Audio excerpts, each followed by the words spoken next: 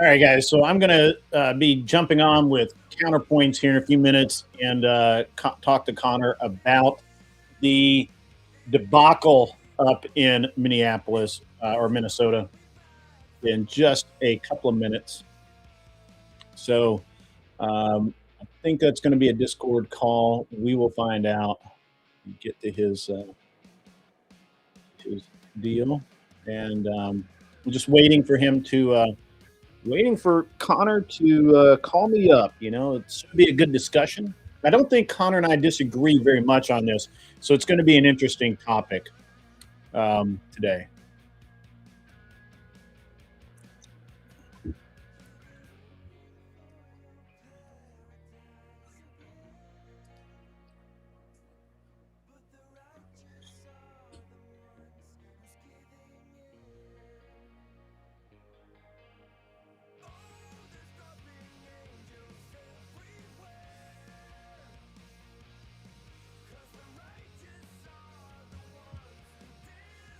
So just going to chill out for a couple minutes. Obviously, I'm back from SHOT Show. I barely got back because of all the bad weather here in the South. We have snow. We've got a lot of stuff going on. It's kind of ridiculous right now. So so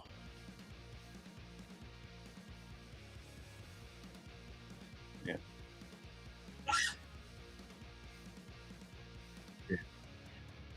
But I am back, and we're going to have a good time.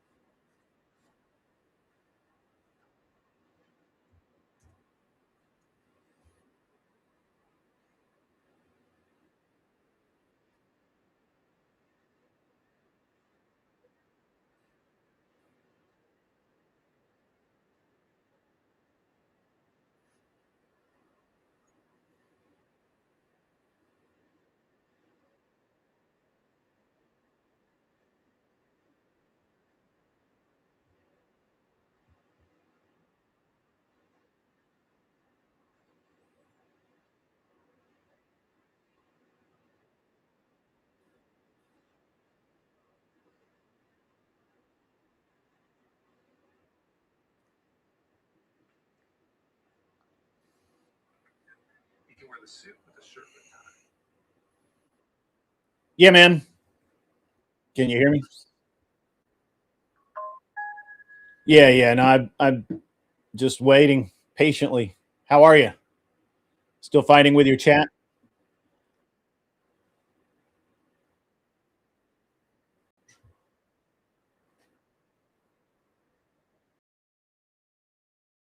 Why am I not? Why am I not cammed up in you on your side? Give me 1 second. I think it's because I went to your waiting room and cammed up. Give me 1 sec. Let me hop out over there. Maybe, maybe not. I don't know. All right, whatever.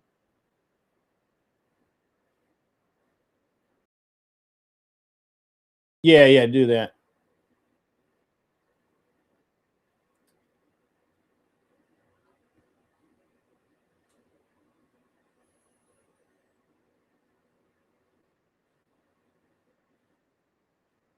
There we go.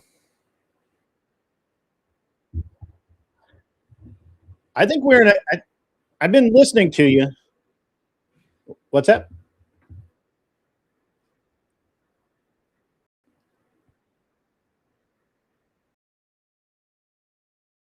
Well, I am part of the crucible, right? But I don't represent the crucible, right?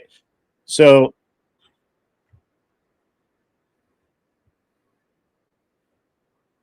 yeah, sure. So I'm Grid One Motorsports. I have a political channel. I do some satire, a lot of debates, some social issues, that sort of thing.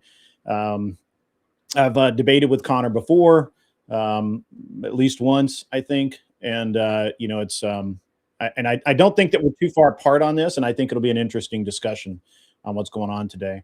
I just got back from SHOT Show. I have a gun channel called Gun Prattle that I've launched, and I just spent an entire week surrounded by armed men and women. So yeah, I'm in Tennessee. Okay.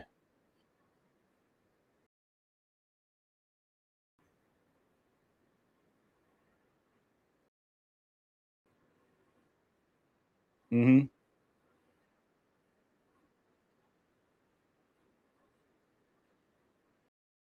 Mm-hmm.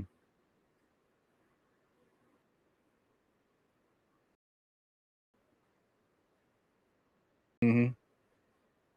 Course, we have a man who's been disarmed getting shot Yeah. and killed. And so that's obviously where like the immorality of the situation is. So where are you on the topic? So I think it's probably going to come out as a good shoot, but it's very messy. It's very, very messy. And and I had to actually watch some more video this morning again. So I've been at SHOT Show, and then I was traveling for a full day, so I didn't see all of the videos. And there are people that are now telling me, well, they think that the officer that removed the firearm from Petty actually may have accidentally discharged it. And there's a slow motion video somewhere. I haven't seen it yet, so I'm not gonna. I've seen it, but it's so grainy that I didn't want to necessarily like rely my arguments upon that. Sure. But I do think that regardless of whether or not that was the first shot fired, where he's running away, and then it's supposed to be a SIG P320. SIG P320s are prone to NDs. Well, negligent. But we can see his finger in the trigger guard as well. So. Oh, okay. Yeah. I didn't. Yeah. That's the sticking point for me. 320s do not ND outside of the holster unless you're manipulating the gun, and the trigger has to be manipulated, and that's a whole other subject. But I wouldn't say my argumentation is reliant upon that. What I would say is, regardless of ND from the officer or whatever, I don't think that the firing officer knew where that gun was. Right. Yeah, correct. And that's the thing. And that's, you know, my mantra has been this whole time is, look, if you carry a gun, one of the very first things you're taught as a private citizen, or should be taught, or should look up on the internet and watch a couple of videos, and they'll tell you this: you do not fight with law enforcement if you are armed. Ever. As a matter of fact, you don't interact with law enforcement, if at all possible, if you're armed, right? One of the most basic things I used to teach was, you're armed and you see an officer confronting an individual. Do you run over there, draw your gun to back that officer up? Fuck no, you don't. Fuck no, you don't. Because that officer is going to shoot you. Okay, that's what's going to happen.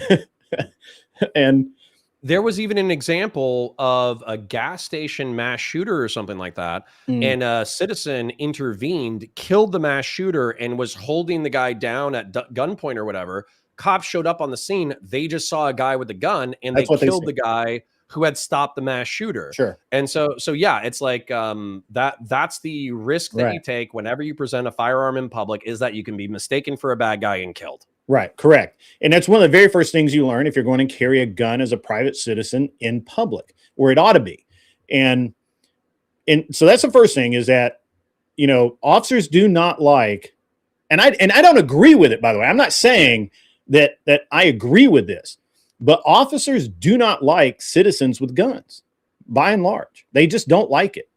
I mean, I do, but I'm a gun freak. Well, but you're no longer an officer. When you were patrolling, and you saw a guy with a gun, did you level up your alert status, or did you calm down? So hold on. I should be specific. So what happened was, if I see a security guard that's armed, then I know that that's the guy who's going to back me up, right? So context matters. And then same thing with a concealed weapons carrier. So concealed weapons, bear in mind the law has changed in Florida since then. You no longer need a permit to conceal carry. Sure. But at the time you needed a permit, and a permit involved a background check. And so I kind of knew that anybody who was concealed carrying, they want to be a responsible citizen. Sure. They want to be responsible for their own self-defense. They've gotten a background check. So if I'm going to get shot in the face, it's not going to be from a concealed weapon carrier. Okay, fair enough. If I pull a person over and I say, hey, do you have any firearms in the car or whatever? And they say, yeah, I got a concealed weapons permit, blah, blah, blah, blah, blah, blah. I didn't even run their concealed carry, because they do this thing where like the concealed permit like had an expiration. I didn't even fucking run it because I was like, okay, keep your gun wherever it is. You know, don't break it out or whatever. I'm going to go run your info real quick. If everything's Gucci, then I'm going to cut you loose with a warning or whatever the fuck was going to happen, right? So for me, because I basically know that if I'm getting my ass beat on the side of the road and a civilian's going to come help me, the number one class of people who are probably going to help me are the same people who are concealed carriers. You know, that's, and there's some truth to that. But let me give you my experience. I was in, I was younger then. This was probably in 2000. Probably it's like 98, 99. I was out in the Reno area, and I just come through the Washoe Valley and coming into Reno. And I lived out there, but I hadn't changed over my tags or anything, because I'd only been there a few months. And I get pulled over by the sheriff's deputy, who comes to my passenger door, and I'm rolling up the window because I was thinking that she was going to come to the driver's door.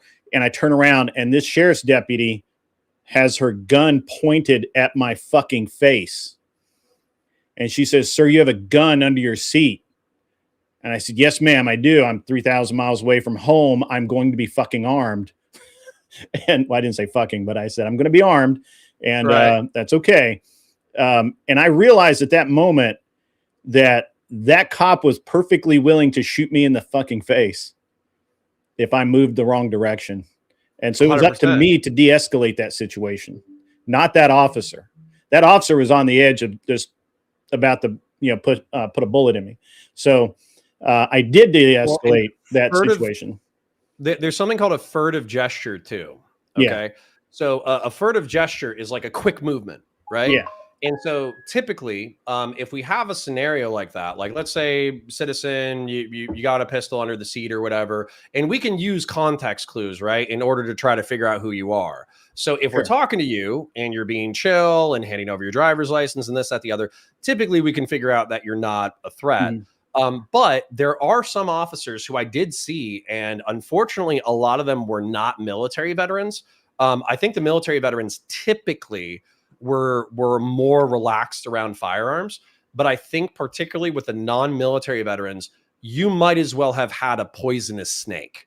Like that's the way they treated it, right? Because they're kind of like freaked out, and they want to like grab it at the exact right angle, and they're worried it's going to randomly go off, and they want you to surrender it to them, which involves like a whole bunch of handling where you have to pull it out of your holster and hand it to them, and also assume that you're not going to like just all of a sudden just point it at their face and blow their head off. So that there's this like whole thing with, I would say oftentimes the people that I found to be most jumpy around guns were non-military veteran law enforcement officers who did conceptualize firearms effectively as this like omnipotent threat. And I feel like that's an incorrect way to perceive things. I 100% agree with you. It's just, I'm just offering an opposite, your experience as an officer versus my experience having a gun pointed at me as a citizen. And so in this case, there's a couple of things that bother me about this. First, the officers could not have known anything about this guy. They don't know they don't know who he is, right? all they know is that he has inserted himself in their operations, and they're trying to handle these two women, and now this guy is now inserting himself, right? And now I could be wrong about this. I was watching the video earlier this morning. Again, I haven't seen all the videos, so there may be a better angle or something, and I'm certainly willing to be proven wrong. But it looks to me like everyone's saying that the officer did a two-fisted or two-handed shove on the woman, and she fell, and that's when the guy intervened. But the angle that I saw, it looked like that he was already intervening when as the officer is kind of pushing on this woman, and she steps back and trips over a curb or something and falls down. So that's kind of and little things like that in a narrative. There's that officer probably, or the agent. I keep saying officer. He's an agent, guys. He's not an officer. I still think if you use the term law enforcement officer colloquially, you know what I'm saying? Yeah. Like just as like a vague concept, because a law enforcement officer, like a deputy sheriff, is not a police officer, but you can colloquially refer to them as a law enforcement officer. And like most sheriffs won't get ass mad about it. Some of them will, but some of them won't. I would say though that the push for me, it starts a little bit earlier, because what happens is walk me through it, because I haven't, again, I've only seen a few of the videos, and I have what I think is the version, but I'm certainly willing to listen. Yeah. So in my opinion, what happens is there's ICE vehicles, and it looks like they're on the verge of leaving the area. Okay. There's a bunch of protesters around. Some of them are on the street. They're blasting whistles, talking shit, this, that, the other. An officer who is about to get into his vehicle effectively turns around on two women who are approaching him in the roadway and tells them to fuck off. Like, I don't hear the exact words, but let's just use that. He told them to lawfully F off and get out of the roadway. Sure. And so the women don't. They keep blasting their whistles and all that kind of stuff. Okay. Now, what ICE and CBP are authorized to detain for is, number one, CBP has like the border thing, but if they're operating within the United States, I have to presume that they're like cross-deputized or cross-sworn in, where whoever, if it's a CBP officer, an ICE officer, it doesn't matter. They have detention authority for two things. They have detention authority to investigate and to incarcerate and detain illegal immigrants who are overstaying their visas or whatever the hell. But then they also have anyone, doesn't matter if they're a citizen or a non-citizen, if they interrupt a lawful federal law enforcement operation, then they're allowed to detain and arrest that person. And so I almost guarantee you that those women walking into the roadway, being around said vehicle, etc., the cop was saying like, you need to fuck off or I can arrest you for interrupting a law enforcement operation. It could be weak. Okay. It could get thrown out of court. Sure. But I guarantee you that at that point, he thinks he has detention authority. Right. And then not only that, the guy, Mr. Preddy, who got shot, he was in the street as well, directing traffic around the women. So he might have thought, like Mr. Preddy might have thought like, oh, well, I'm just trying to direct traffic to keep everybody safe. And I'm just videotaping to keep everybody safe.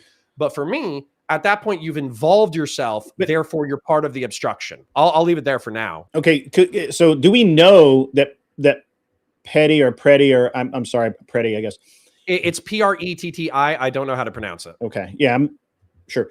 So the gentleman didn't or wasn't involved with these women, or was he part of their group, not. Or were they a group? Who knows? Right. Okay. All right. So, okay. So, but for me, I could see how the law enforcement officer at that point would say, you're interfering with my lawful operation. Therefore, I have detention authority on all three of you, including Preddy. Okay. Now, once again, it's loose. It could get thrown out in court, but I think he has the authority to detain. Okay? Right. Okay. So what happens is the cop starts marching forward, and I would say he's probably giving them lawful orders, right? So cops are kind of trained to, you got to go do Y, and if you don't do Y, I'm gonna make your day shitloads worse, right? Sure. But we don't hear any of this, right? Correct. Right. No, okay. I don't hear any of this because it's a cell phone. It's further away, et cetera, et cetera. But what happens is he starts walking towards the women, and the women retreat, but they don't retreat all the way out of the roadway. They retreat to basically where cars are parked on the side of the roadway. So they're still in the roadway, and as soon as he starts walking back to his vehicle, they could just follow him again. And so as a result, he's probably telling him, like, you need to get the fuck out of the roadway. You need to get away from me, and you need to get away from the cars because I'm conducting a lawful operation and you're interfering with that, and I could arrest you right now. So what it seems like is that push or trip, I don't care. I saw a push. So what I see is the officer gets pissed. He knows that he can arrest them. He also knows that he can use force to make them disperse. Okay. Do you think that officer at that point knew that he had 5 or 6 other agents around to back him up? I think the other agents were like still around the vehicle or whatever, but I would have to check the vehicle. Okay. My presumption is that the other officers had probably gotten out of the vehicle at this point and were approaching the scene, but they weren't there yet. He was by himself. Okay. Okay. So he's there, and I think he's pissed, and I kind of memed about it a little bit, and I do think he has like sand in his genitals, and he's mad because these ladies are not obeying his lawful orders and leaving him the F alone. So he does, in my opinion, based off of what I saw, he does do a 2-handed shove, and she does trip over the curb and then fall down. Well, what ends up happening is, I agree with you that as he's going to shove her, Mr. Preddy walks up and he basically like puts his arm out, kind of stiff arming the cop a little bit. He's not punching. He's not elbowing. He's not doing anything. But at the same time, don't put your hands on a fucking cop if you don't want to be involved, right? Don't put your hands on a cop while he's interacting with somebody in a physical manner. That always ends badly. But this is morality versus legality that I want to concede to the critics, okay? So this guy is apparently a VA nurse.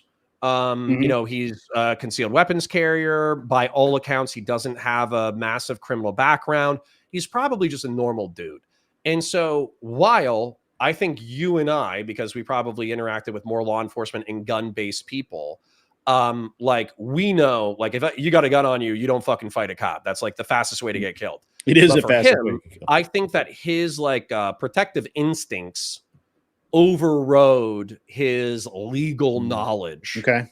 And then therefore he goes to protect the woman by number 1, stiff arming the cop. And then number 2, wrapping himself around the woman as they both get pepper sprayed. And so morally, I think he has good moral instincts, but legally, I think you and I both know he's kind of fucked. Okay. Yeah. Okay. So hold on. What a bunch of cock fluff girls for fascist Jesus Christ on a bike. Okay. Bye. Sorry, I have people who are not watching the content jumping in, saying wild shit, and then dipping out. Well, I mean, I'm forcing them to dip out, but that's okay.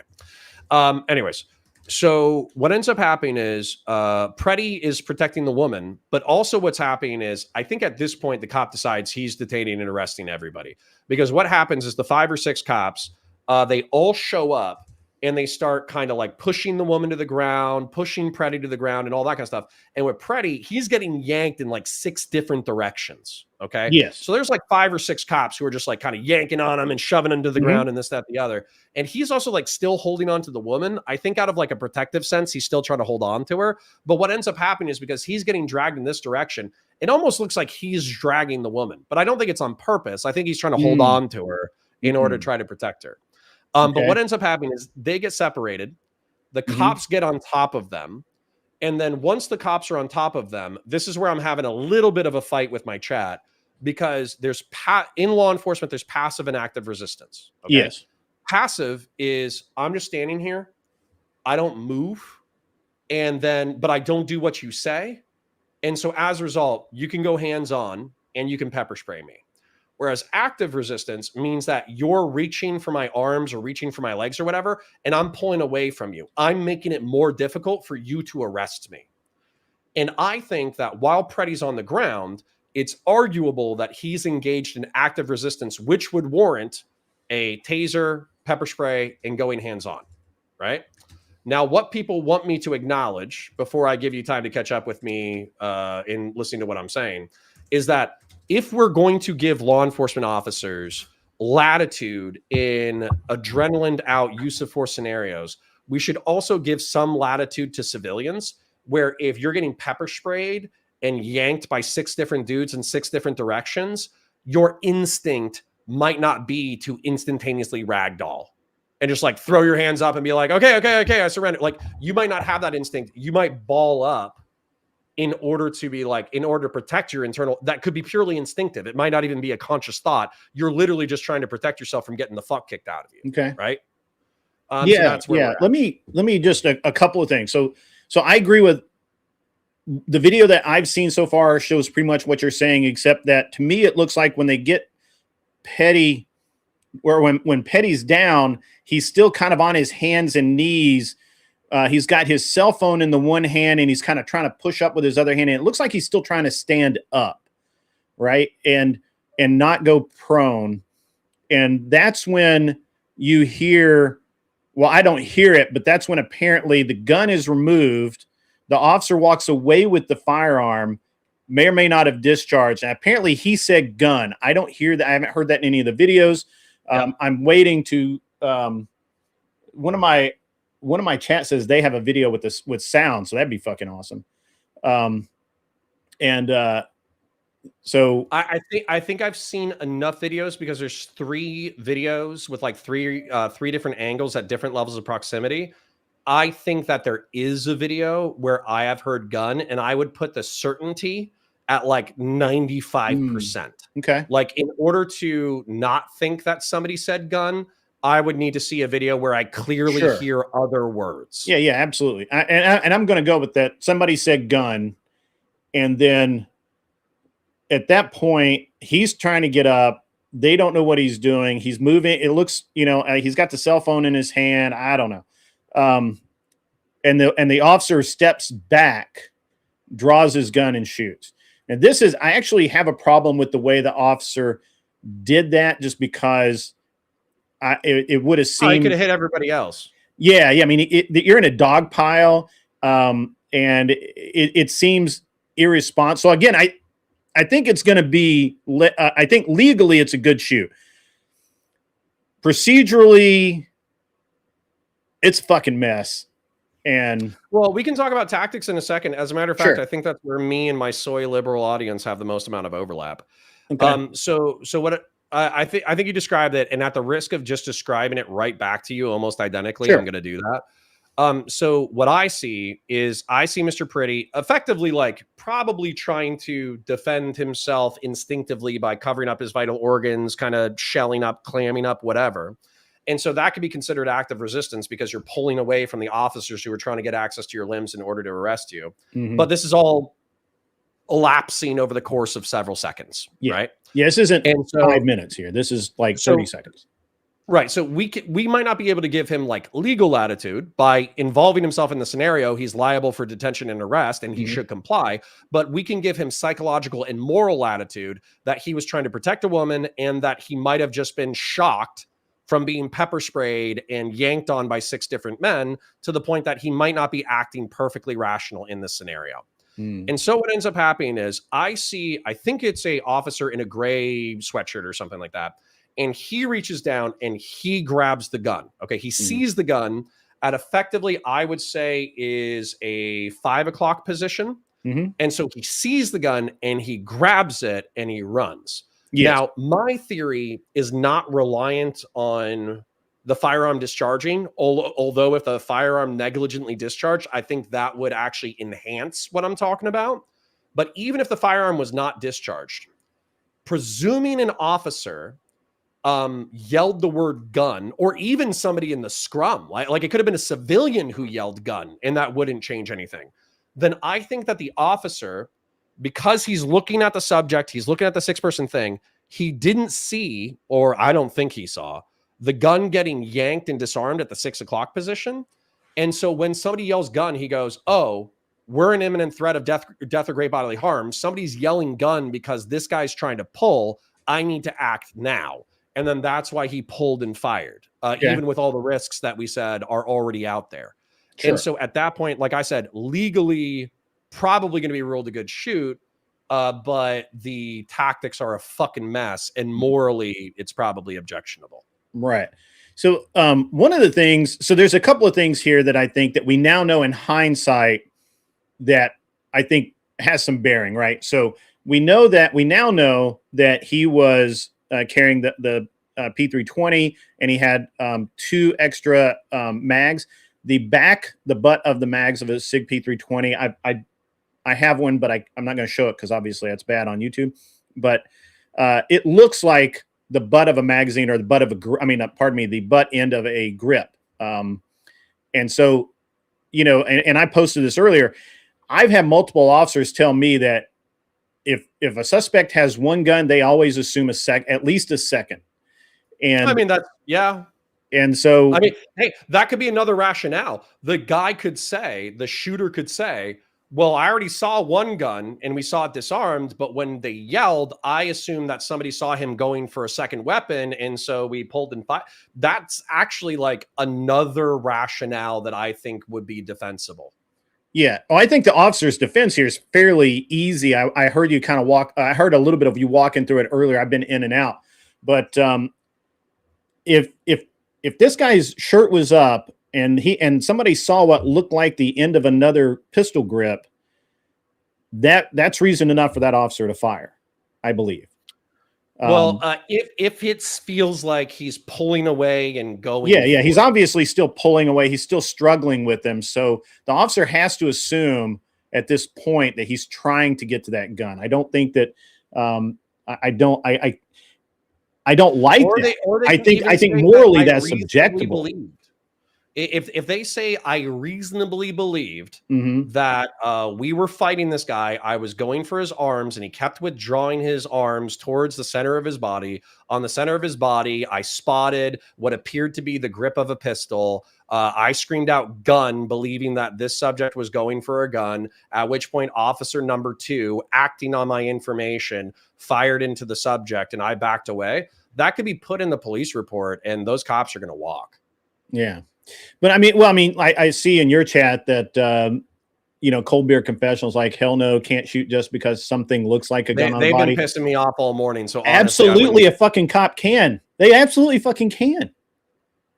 They absolutely how many people have been shot because they were carrying a cell phone? What's wrong with you people? You guys don't seem to understand how this works. Stop fucking around with cops. Fight them in court. Don't fight them on the street. It's wrong. So I want to bring up though, just for the sake of productivity, because a lot of people are being twats, which is fine. But I made a drawing that I think is accurate, and I kind of want to run you through them to see, if you agree or disagree and how. Okay.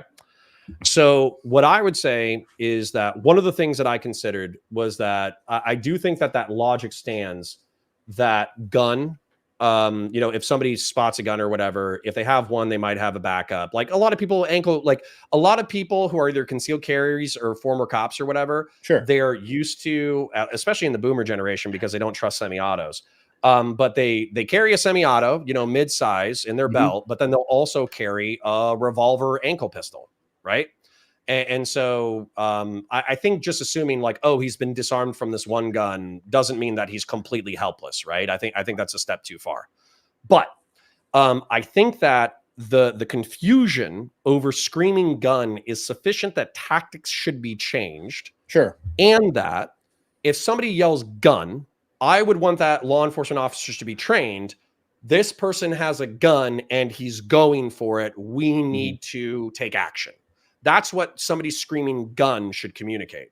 Okay. Whereas disarmed, if a cop screams disarmed, then what they're effectively saying is this person had a weapon, but I have secured it. And so that way, like we can kind of cut through the fog of war where somebody who like, so for instance, let's just say that Mr. Pratt, like there's no other perception of a second weapon. And that cop who seized the weapon and secured it is the person who yelled gun. Then at that point, even though it's not illegal, I would view him as contributing to the monkeys fucking a football that resulted in Mr. Preddy's death due to improper communication. Okay. That should be codified and trained for. I mean, my personal opinion is that most police training, most law enforcement training is complete shit and it needs to be revamped. But that's an argument that we could fight. I mean, I don't know that you would fight over that, but I'm willing to fight that argument a lot. But and I don't know. I mean, so and just again, I think legally it's going to be ruled a good shoot. I think procedurally, professionally, as you're saying, tactically, it's a clusterfuck of mega proportions. And I mean, the idea, the fact that the officer shot into a group of people and used lethal rather than less lethal is problematic for me. But maybe they didn't have. Maybe I don't know. I don't know the agents have tasers, right? So I mean, I can't second guess this guy too much because I don't know what equipment he had. I don't know what training this guy has. It's probably going to be ruled a good shoot. Even there though, so imminent threat of death or great bodily harm, you're allowed to use deadly force. I understand. I get it. If somebody's pulling a gun, you can go for it. But I understand, right? And I mean, again, and I know that guys have just gone for their cell phone and have been shot, and it's been ruled a good shoot. So I'm not arguing. I won't argue that this is not going to be ruled a good shoot. Sure, but let's talk about the tactics then for a second. Yeah. So I already went over my yelling gun versus yelling. Before we get to tactics, can we talk mindset for a minute? Because what we have, and I think this is the most important thing. The most important thing is the agents in that area have the local government telling their citizens to literally fight against federal agents. That sets up an oppositional atmosphere that law enforcement, if you did that with local police, for example, and set up an oppositional if you set up such an oppositional metric where you had the public literally, you're telling the public to go fight the police, that's wrong, right? And so it just amps dynamic. Thank you. It just amps everything up so much, and it changes the agent's mindset between I just want to go out there and do my job and go home to not only do I have to go do my job, now literally every person that I encounter could potentially be, out there trying to throw rocks at me or whatever. Shit. No, I mean, I 100% think that the officer telling these people to fuck off, and realistically, these people could have fucked off. But then he was like, they're not fucking off to the degree that I want to. Therefore, I'm going to go arrest them or detain them or pepper spray them or push them. I'm sure it's coming from the heightened tensions related to ICE in recent stuff. The reason why I don't want to jump into I guess the environment that we're at is because effectively I think that I could have a soy point where I'm like, well, it's Trump and the violent rhetoric and this, that, the other. Sure. And it's also, the Gestapo and this, that, the other, at which point I'm proving your point. And then you could say, well, hold on, it's actually all these lefty creators who are calling ICE Gestapo. And basically we still have laws on the books in reference to immigration enforcement. And these guys are just enforcing the laws on the books. If you don't want them to enforce the laws on the books, then you need to change the laws through the electoral process. Sure. And then we just kind of go back. I agree with you. Whereas, unfortunately, we're both trapped in the heated dynamic of the current political moment, regardless of who's correct on whose fault it is more. Right. So with all of that being said, for me, the reason why I'm getting frustrated with my chat, I suppose, is because I think they should win at the ballot box. Right. If you want to take a totally different approach for immigration, you have to win at the ballot box. You can't just, you can protest, you can go film. Sure. You can yell at them. You can even blow whistles. I think that's one of the things that we found in the law earlier today is that you can make disruptive noises because that's part of the First Amendment or whatever. Mm-hmm. But once you start blocking roadways, blocking officers, all that kind of stuff, if you want to do that as a part of civil disobedience, that's fine. But you have to know that you're subject to arrest. So for instance, during the, what would you call it? During the civil rights movement, people knowingly disobeyed laws so they would be arrested, so they could call in the injustice of said laws, right? They would sit in the wrong part of the bus, or they would sit in a whites only establishment, and they would wait for law enforcement officers and locals to beat them and arrest them so they could call in like attraction to this moral injustice that was legally enforced.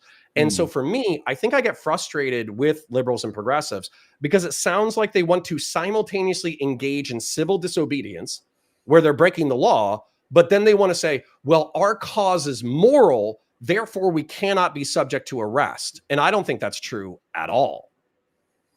Okay.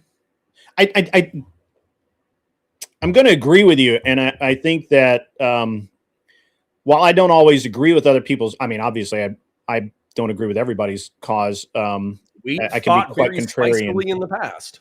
Yes, I can quite I can be quite contrarian. And I can call out bullshit where there's bullshit, right? Like there's no reason for these ICE agents to be as amped up as they are. There's no real reason that it serves no purpose to antagonize people who are just trying to do their job. And so I actually honestly find it very interesting that the same people who want peace and on all of this stuff are the same exact people who are throwing rocks at other people and who are, screaming and yelling and acting like complete blithering idiots out in the street. So I find that very interesting. I don't know what to make of it quite yet. Well, it's the same thing I was telling my friend the other day.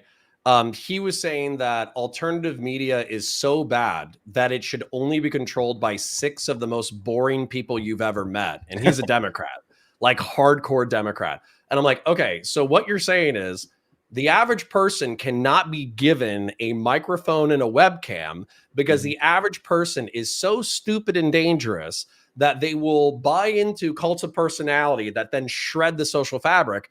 You're not a Democrat. You don't believe in democracy. That's like the very notion of like demos, the people. The very notion of giving maximal power to the people is rooted in democracy. And so it's like, you don't believe in the rationality of the average person. Now, I don't. I'm a Republican. I think that we should have representative democracy because people are there. It's like the Men in Black quote. It's like an individual or a person can be smart and rational, but people are like panicky, dumb, dangerous animals. And that's how I feel about the mob. So I do find that to be quite ironic as well. Yeah. So, yeah. All right. So I think we're kind of, we seem to be pretty aligned on a lot of this stuff. But continue on. I'm sorry. I interrupted you. I took you down a different path. No, it's all good. I'm tangenting all over the place. My brain is a little bit soup at this point just from trying to explain everything. But I mean, we did all right. We kept all the people we needed to keep in the community. Let me ask you about the claims. How much credence do you give the claims that one of the problems we're having with ICE right now is that they're trained by the IDF and that their training budget has been shortened or their training periods been shortened to shortened training period, maybe. Trained by the IDF, 0. I don't care about that. IDF effectively, regardless of even if you think they're like the biggest Nazi ethnic cleansing douchebags, that has nothing to do with the IDF effectively fighting like counterinsurgent warfare that like goes across the spectrum of violence, where it could be as simple as somebody resisting his arrest, or it could be something as complex as an improvised explosive device attack. Like IDF has done everything across the entire spectrum of violence. So just saying, oh, you're getting trained by competent bad guys actually has nothing to do with whether or not you're getting competent training. So I put 47-day training pipeline. If that's true, that I think is not great. Like I didn't know my ass from my elbow, arguably for 2 years. And that was after 3 months of academy, probably another 3 months of FTO, having senior officers watching my back during my early career. I still felt like I did not understand the job of law enforcement for a full 2 years. So throwing rookies onto the street, I actually think is kind of dangerous. I mean, I just find it an interesting claim because we share training with so many different organizations, so many different countries. We send our people all over the country and world to train, and so I just found it an interesting claim as to being a contributing factor. That's just lefties trying to take pot shots at Israel. That's all. Yeah, sure, and I agree with that. But the 47-day training. Do you so legit question here, and I don't know that we will ever actually find out. Do you honestly think that the superiors at ICE are actually sending in rookie newbies, guys that haven't been on the job 3 or 4 years or 5 years or whatever, into these areas, these hot zones where they're on the street arresting what are potentially very dangerous people? Do you think they're sending in rookies, or do you think they're sending in like veterans that that've been on? It's probably a mix, right? Like they probably don't make a team of rookies, right? Sure. It's there in Warhammer 40K terms. There's the Sword Brethren for the Black Templars, and effectively what they do is they take a veteran, they make them the sergeant of the squad. That way, they can pass down their experience to the noobs, and then they put the intermediate and the noobs underneath them in order to get field training. So I actually have like no idea if, due to manpower shortages, if there's like an entire team of noobs. That would be like the deaf leading the blind. But I have to assume that if they're even halfway competent and they do have a 47-day training pipeline, what they're probably doing is they're doing all of the classroom work in the 47 days. Sure. Then they probably do firearms separate, let's be real. And that's nowhere near enough training. But then I presume that if they're hitting the road at that time, they're effectively in an FTO scenario. And an FTO is where you have a field training officer. They're basically your battle buddy the entire time. Like when they piss, you piss. When they shit, you shit. When they eat, you eat. And so if you're fucking something up hard, you probably have a senior officer saying like, hey, you just fucked that up hard. Let's talk about, what we did and how to do it better next time. Sure. And that makes sense to me. It's just an interesting data point that is just repeatedly brought up, is that, wow, it's 47-day training period. And it got shortened, apparently maybe under Trump's watch. I don't know. I don't actually follow that kind of stuff. So sure, I'll grant it. But it's an interesting, it's just an interesting data point that people keep bringing up. But I can't believe that they're going to send a group of newbies into a hot zone. That would just seem to be complete. I can't look at Twitter right now, man. I can't look at Twitter because I see the dumbest arguments. So as an example, like the Kyle Rittenhouse thing makes me want to kill myself. It makes me want to kill myself. And I swear to God, liberals, because there's probably a few people in my chat who are like, no, that's a good point. No. Okay. The difference being, Kyle Rittenhouse showed up with a gun to a protest, not to participate in a protest, but protect his life and property. Okay? Yes. He's effectively acting as a part of the militia. He's not there to protest the government function. Correct. And he never even interacted with law enforcement. What happened is several other citizens decided that he was a threat and physically attacked him, and he shot those people for attacking him. Yes. That's what happened. In this scenario, an armed man went to record a law enforcement officer, which is in his First Amendment right. He had a concealed weapons permit, which is a Second Amendment right. But then he interjected himself into a detention and arrest, therefore gaining the attention of law enforcement and was potentially detained, and then therefore incurred the wrath of law enforcement justly or unjustly. These scenarios are not comparable, in my opinion, neither in the morality that motivated them or in the technicality of like how the people who got killed. And so it's like a totally disanalogous thing that everybody is soying out about on Twitter because they see guns, people, and they're like, these are the same things. There's guns and there's people. And it's like, no, that's not even close. It does seem to be quite contrived, right?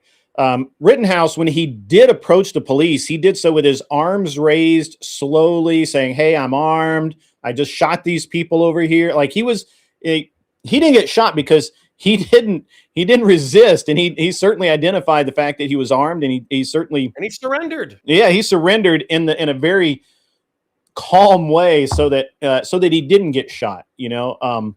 And Yeah, if you it's would have done the interesting same thing, because you I see, go to a lot of places where there are armed people, and some of them are fairly keyed up. And I like I've been in and I say this in gun stores all the time, right? So um, literally everybody in a gun store is armed, and a lot of times somebody will say, "Hey, can I see this?" or whatever, and I will literally look them in the eye and say, "Don't you fucking shoot me," as I pull my gun out, because I don't want them to fucking shoot me. Right? Like I literally I've said, seen people say, "You take it out," and they'll literally open up their holster so yeah, the gun store person can take it out. yeah, So yeah, like there's safe firearm handling, and we mentioned earlier in this conversation. If I had to guess, the amount of cops like me who love concealed weapons carriers and don't get jumpy around guns, it's probably 10 to 20% of the law enforcement population. I sure. would say like another 30% are probably neutral to ambivalent, where Hmm. depending on the day, they could jump in either direction. But I would say probably like a full 40 to 60% of cops do get jumpy when civilians have guns, Hmm. because they've been trained that effectively, like, a civilian with a firearm acting quickly before you have time to react is the way that Hmm. you're going to die in three ways in law enforcement. You're going to have a Right. heart attack, you're going to get into a car crash, or a civilian's going to get a drop on you and shoot you in the face. So the second that they hear gun plus civilian, they think they're going to get shot in the face. So they get real jumpy about it. The Yeah. only reason why I don't get jumpy about it is because despite my prior claims of autism, I actually think I read people pretty well. And so, like, if I have an 80-year-old grandma with no criminal record and she says, "Oh, yeah, I keep a 380 in my dashboard," or I keep a 380 in my purse, I already know that woman is 99.9 not going to shoot me in the face unless she's possessed Hmm. by a demon. So I'm not Yeah. going to treat her as an imminent criminal who's going to kill me. Yeah. So I guess the best argument that I've heard is that he was pepper sprayed and therefore he was disoriented, and therefore him resisting was just him resisting, and everything that happened after that is kind of on the officers for. But at the same time, I mean, he would, I don't know. It's tough for No, me no, to it's tough for me to armchair quarterback this one and not come up with that the cops didn't, that the agents didn't do what they're trained to do and handled it, in a way that legally, but tactically unsound. legally, yeah, right, legally correct, but tactically just completely fucked up. I agree with you that saying disarmed might be something that could be trained in, and it Well, might and be Alex Purdy, I think what a lot of people object, the reason why they don't like my coverage of it is because the Trump administration, I think Kristi Noem and Donald Trump specifically, have castigated Mr. Pretty, Mhm. as a domestic terrorist who showed up Mm, explicitly to gun down as many ICE officers as mm, possible, whereas the video doesn't bear that out. And also, when we take a look at the breakdown or whatever, like I broke it down, like there could be a perfectly patriotic reason to go film law enforcement. And if you think that they're exceeding or abusing their authority, it's part of your First Amendment constitutional mm. right in order to film them and document them and protest them. Okay. Absolutely, And then sure. same thing with the Second Amendment, right? It is Um, absolutely his you, right to be you armed while he's there. Absolutely. well, right. And if you're going into a rough area and you don't Sure. know if there's going to be criminals, you don't know, maybe there's like a horrific cop who's just by the way, I think this is bullshit, but I'm just saying. Right. Maybe there's like this horrific cop who's just going to start murdering everybody and you're going to have to take action or something, but you'll be able to justify it in court, right? Like so because we're supposed to be able to defend ourselves against a tyrannical government as well. So let's say that you're just going into a rough area and you just want to carry it for self-defense. And let's say Sure. that you kind of think maybe a cop could do something crazy that you'd have to take action on. Well, guess what? That's still part of the Second Amendment as well. Where it crosses the line for me, though, is where we're moving into I'm going Mhm. to intervene on a law enforcement action. And then that to Mhm. me, it's like if anybody asked me, brother, sister, cousin, wife, whatever, hey, I'm going to take a concealed weapons carry in order to go downtown in Mhm. order to film law enforcement. But I'm also going to do some civil disobedience or some protesting or whatever. I'm not just documenting. I'm actually going to become involved. I'd be Mhm. like, don't take the gun.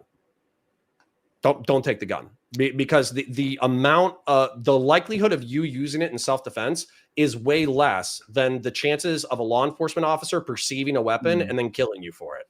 And so it's just like, it's not even a matter of legality. It's a matter of probability. Yeah, that's a fair point. By the way, I'm in Tennessee. We have an ice storm going on, and I have internet flickering in and out. So if my camera's dying, that's probably what's going on, is I'm dropping in bandwidth at some point.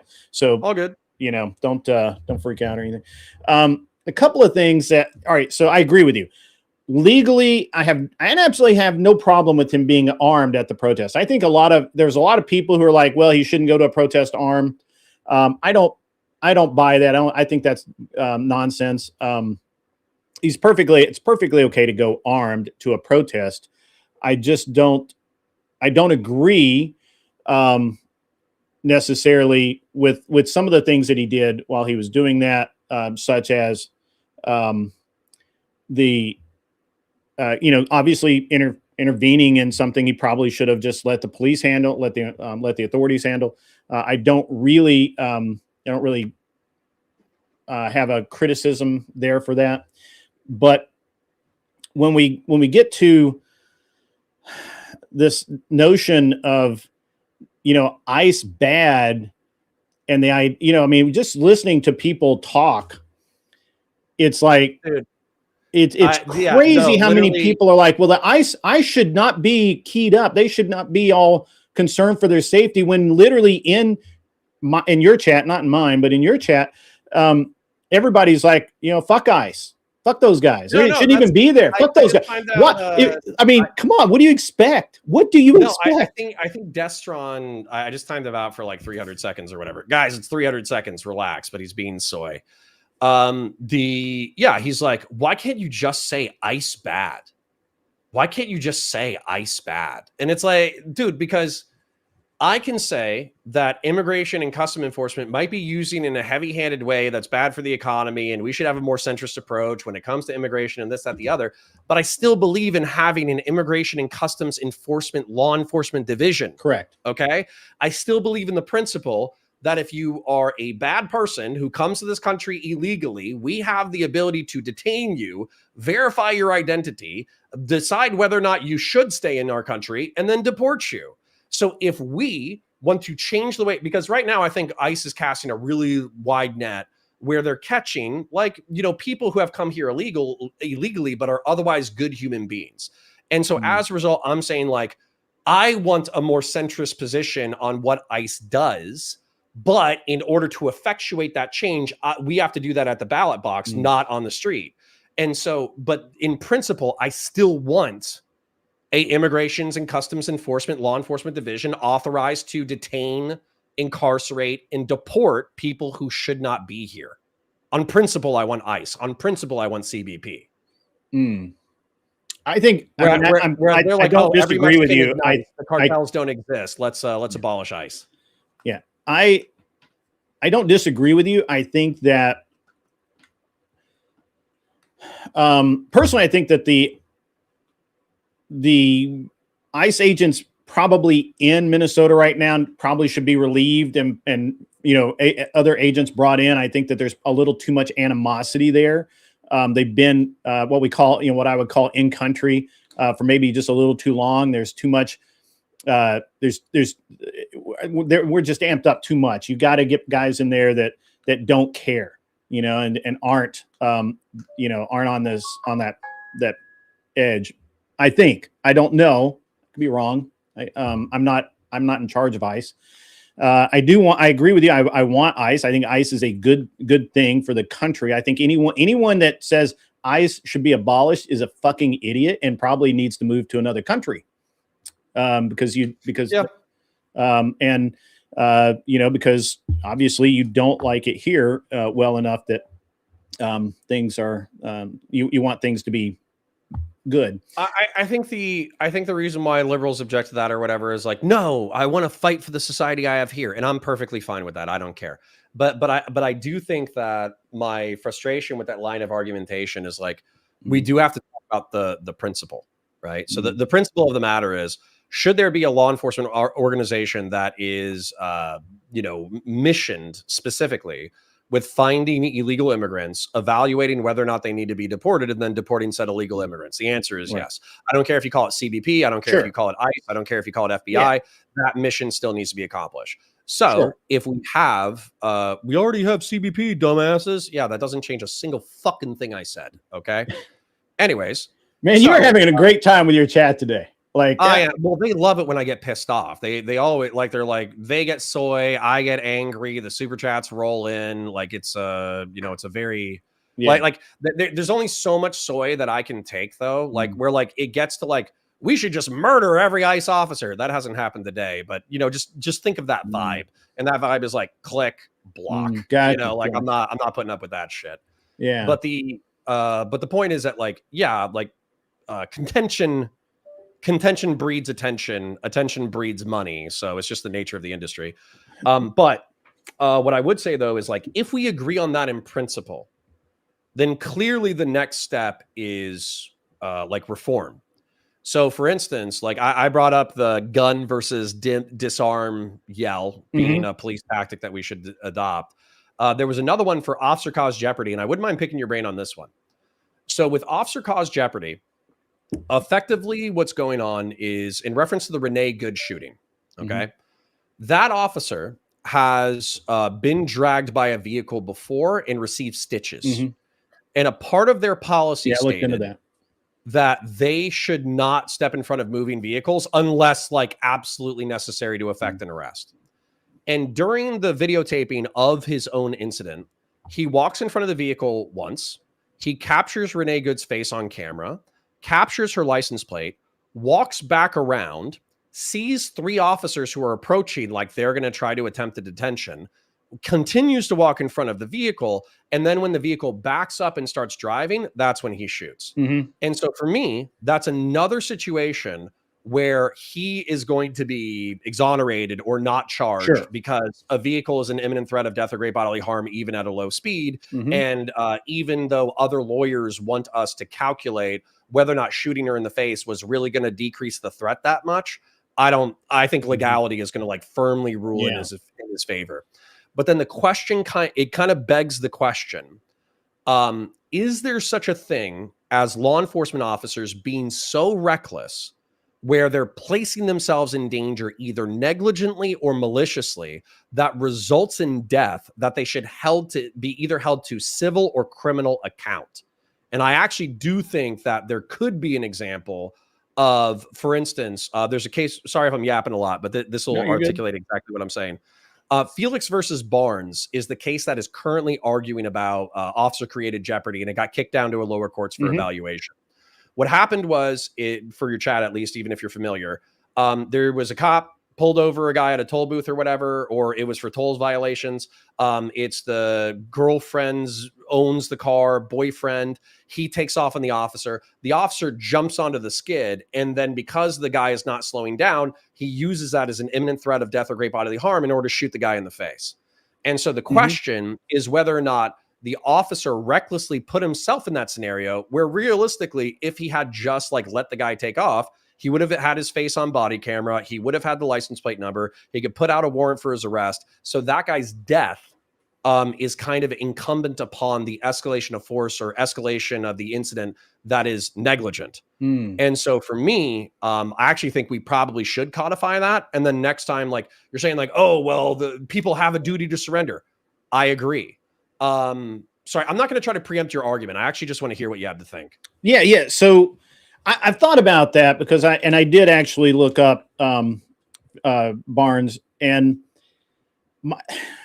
so I don't think that him crossing in front of the car would create officer involved jeopardy in and of itself.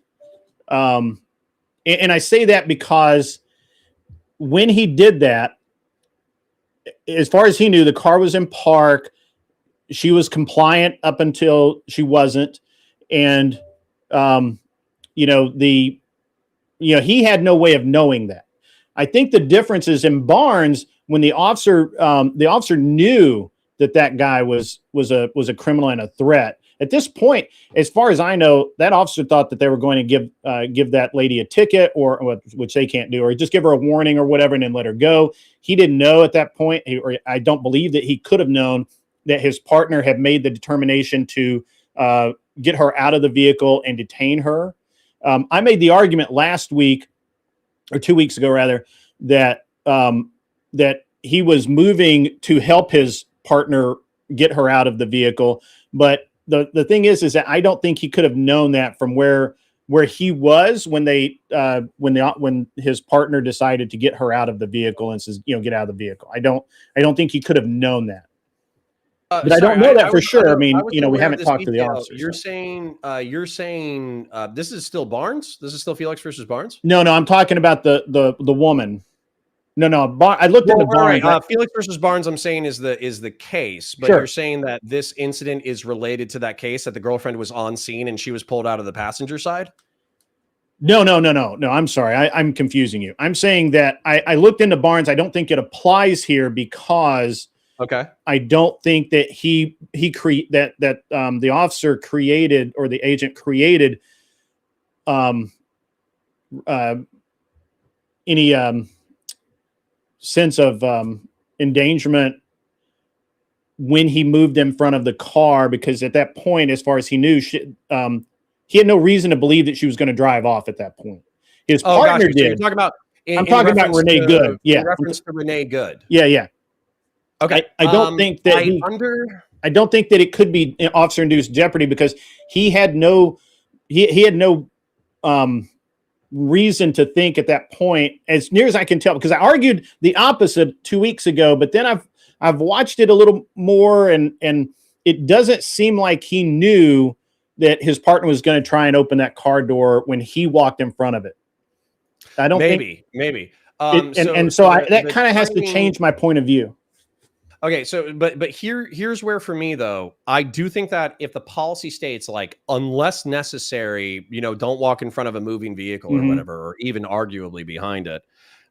So for instance, like when we, as patrol officers, when we did a traffic stop, we were told, unless it's absolutely necessary to do so, do not walk between the two vehicles. And that's for two reasons.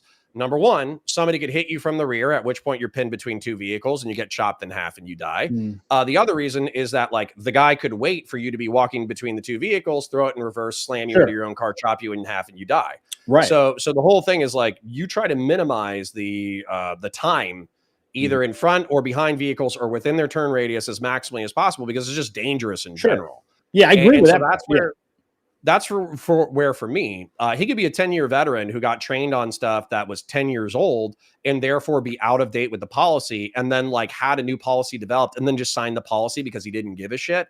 But I'm saying, like, training going forward based off of the Renee Good shooting should be like, you cannot recklessly or negligently put yourself into danger in order to instigate a use of force scenario. Sure. And also, don't walk in front of moving fucking cars, even if the person looks chill. Because there's another scenario with this where, let's say Renee Good was like a total sociopath who was off her fucking meds, and she just decided that she wasn't trying to flee and elude. She wanted to kill a cop because they were like Nazi Gestapo, right? So instead of turning her vehicle to the right, clipping the officer, and then getting hit with bullets, and then she's the only person dead, what if instead she threw it into drive and she's like, nah, fuck it, I'm gonna take one of you with me, and then she guns it and runs over the cop? We're still in the same scenario where, based off of trusting the vibes of another human being, you're putting yourself, relatively speaking, I would say, in unnecessarily in danger. Whereas, once again, if you had, let's say, approach from the rear, which that officer could have done, approach from the passenger side, gotten the Renee Good's face, gotten the license plate, if she takes off, that's fleeing and eluding. That's fleeing and eluding on top of, whatever, the obstructing a law enforcement operation or whatever. And I guarantee you there's statutes that you could put out for her arrest, and then as a result, go get her when it's safe. Because oftentimes, like, if we're serving a warrant, what we're doing is we're like watching. We did warrants multiple times at my job. I worked with the marshals a couple of times. Well, not a couple of times. I worked with the marshals once. Once. Okay. I shouldn't exaggerate it. Okay. But all the marshals do is they just sit outside addresses of record waiting for people to leave that they know are criminal, and then they ambush them when they know that they're least aware of law enforcement being present. And that's a perfectly sound tactic. Sure. I mean, I guess I see that. Again, I'm not really sure how we would be able to really determine officer induced jeopardy. That seems like a very legal sort of thing, and not. I don't know. I think in the Renee Good case, there are problems I have with what. Again, it's just like this, and I guess my problem with ICE is that they're federal agents and they have a very narrow scope of work, and so they do, even though they may be trained to do certain things, they don't use it very often, so they don't know how to do it. They don't perform traffic stops, so they don't know how to do a traffic stop properly, right? And while Renee Good wasn't a traffic stop per se, it should have been treated as one, right? Yeah. And they don't know. They were trained how to do that at some point, but they don't do it every day. That's not what they do. Well, and that's why I dislike the defund and abolish types, because it's like, no, we should focus on the training that is going to minimize the amount of Americans that are killed either accidentally, negligently, due to poor tactics or whatever. That's what we need to focus on. But what ends up happening is, because law enforcement feels so entrenched, because they feel like they're under constant attack, they don't want to reform because they think that reforming is a concession. And then you go to the people who they're begging for reform the most, but they don't want reform. They want abolishment or defunding. Sure. And so it's like the two parties that you need to come to an agreement in order to move society forward, they're both not interested in the solution for entrenched reasons. And we typically had, the reason why I'm a Republican and that I believe in a representative democracy is we used to allegedly have technocrats who would craft policy that was good for all parties involved, that maybe did not make everybody happy, but it made the world a better place. And that's kind of where I'm sad. And I feel like Republicans are not living up to the name, I suppose, because instead of crafting the legislation necessary to improve American society, they're saying, oh, the Democrats are all communists. They're all evil. They're all leftist, Marxist, neo-Marxist, revolutionary, blue-haired, transgender, anarchist freaks, and therefore we don't need to improve society. We just need to point at how bad the left is, which has been a brilliant electoral strategy, but it hasn't improved our society a fucking iota over the past decade. Let me ask you a question. I understand that you were in law enforcement. Would you rather have more officers on the street and training as it is today across all agencies, or would you rather have less manpower on the streets but better training? Less with better training. So there's a deterrence effect. There's actually an NPR I honestly thought you would disagree with me on that one, but okay, keep going. No. So there's an NPR study that says that each officer decreases homicides within a city or something like that. It's like 0.6% or something like that. So if you hire one officer, you're not disagreeing, you're not substantially disagreeing. You're not substantially reducing violent crime. But once you start adding 2 or 3 officers, then there's a deterrence effect that actually you can arguably prevent a homicide just through mere presence. However, through experience with law enforcement, what I would say is how a patrol officer conducts his shift determines how the night is going to go. And so, as an example, there's a tactical cop. I think his name was McKenzie or something. No, it wasn't McKenzie. McCulloch. No, it wasn't McCulloch. Fuck, I forget this guy's name. Anyways, this guy was the star. He was the star of my police department because he knew all the tactical stuff. He knew how to do all the drug stuff. He was on the SWAT team. He was a star police officer in the administration. But what he did is he went into the northeastern sector, which is effectively the predominantly black neighborhood, and he would find somebody who had drugs on them and he would bust them. And that's what he would do. And he would bust them, and then he would be off the road for 2 hours. Then he would come back and he would bust somebody else, and he would be off the road for 2 hours. Then he would come back and he would bust somebody else, and he would be off the road for 2 hours. Well, a shift is 12 hours. So half of the shift, he's not even patrolling his zone. Right. And not only is he not patrolling his zone, the quality of the rest that he's getting are dog shit. They do not, the guy is out the next day with a $500 bond. And now he fucking hates cops because you're not changing anything. All you did was you just gave him like a $500 bond. You're kind of a dick. But anyways, so what would happen is that cop's zone, because we're short a cop for 6 hours out of a 12-hour shift, it would get annihilated throughout the night. And what would happen is there would be a ton of burglaries in that neighborhood because the patrol cop who's supposed to be patrolling it, and it's the roughest neighborhood, is not patrolling the fucking neighborhood. And so as a result, we just get annihilated with burglaries. And then the next day, we have like 30 to 50 vehicle burglaries in that sector because there's no patrol cop in there. And the other patrol cops are busy humping other calls. And so as a result of that approach to law enforcement, well, guess what? When there's a ton of crime in the city, do you know what the mayor wants? More cops. And so even though we're doing our job in a dumber way and we're increasing crime, we're also increasing the demand for our services. And so as a result of that perverse incentive structure, we don't do what I did, which I think is, indulge me just another minute. So the way that I patrolled the zone is not as sexy. It's not as cool. It's not as fun. But what I did is if you weren't obviously breaking a law, I left you the fuck alone. Okay. I left you alone. If you're walking down the road, you got your hoodie up, you're listening to your Walkman or whatever, and maybe you smoked a little bit of weed or whatever, I still leave you the fuck alone. But what I do is I just hit the same 3 or 4 streets over and over and over again. I'm on the same 3 or 4 streets until like 2 a.m. I'm just listening to a podcast, hitting those same streets. And so as a result, the drug dealers and the murderers and the stabbers or whatever, they're like, hey, there's a cop a block away. I can't do a burglary right now. I'm going to get caught.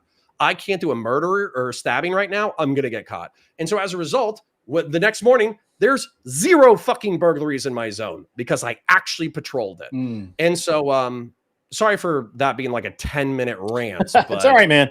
It's all right. So but quantity is its own quality. Quality is its own quality. So I agree with that. So, you know, obviously I'm a competitive shooter, and I'm on the range a lot with law enforcement officers, and by and large, they are the worst at gun handling and that sort of thing. So I always wonder about their professionalism in other areas.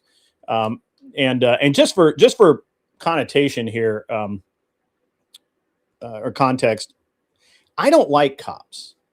I'm around a lot of them. I know a lot of them. A lot of them, you know, I'm cool with many, but by and large, I don't like cops.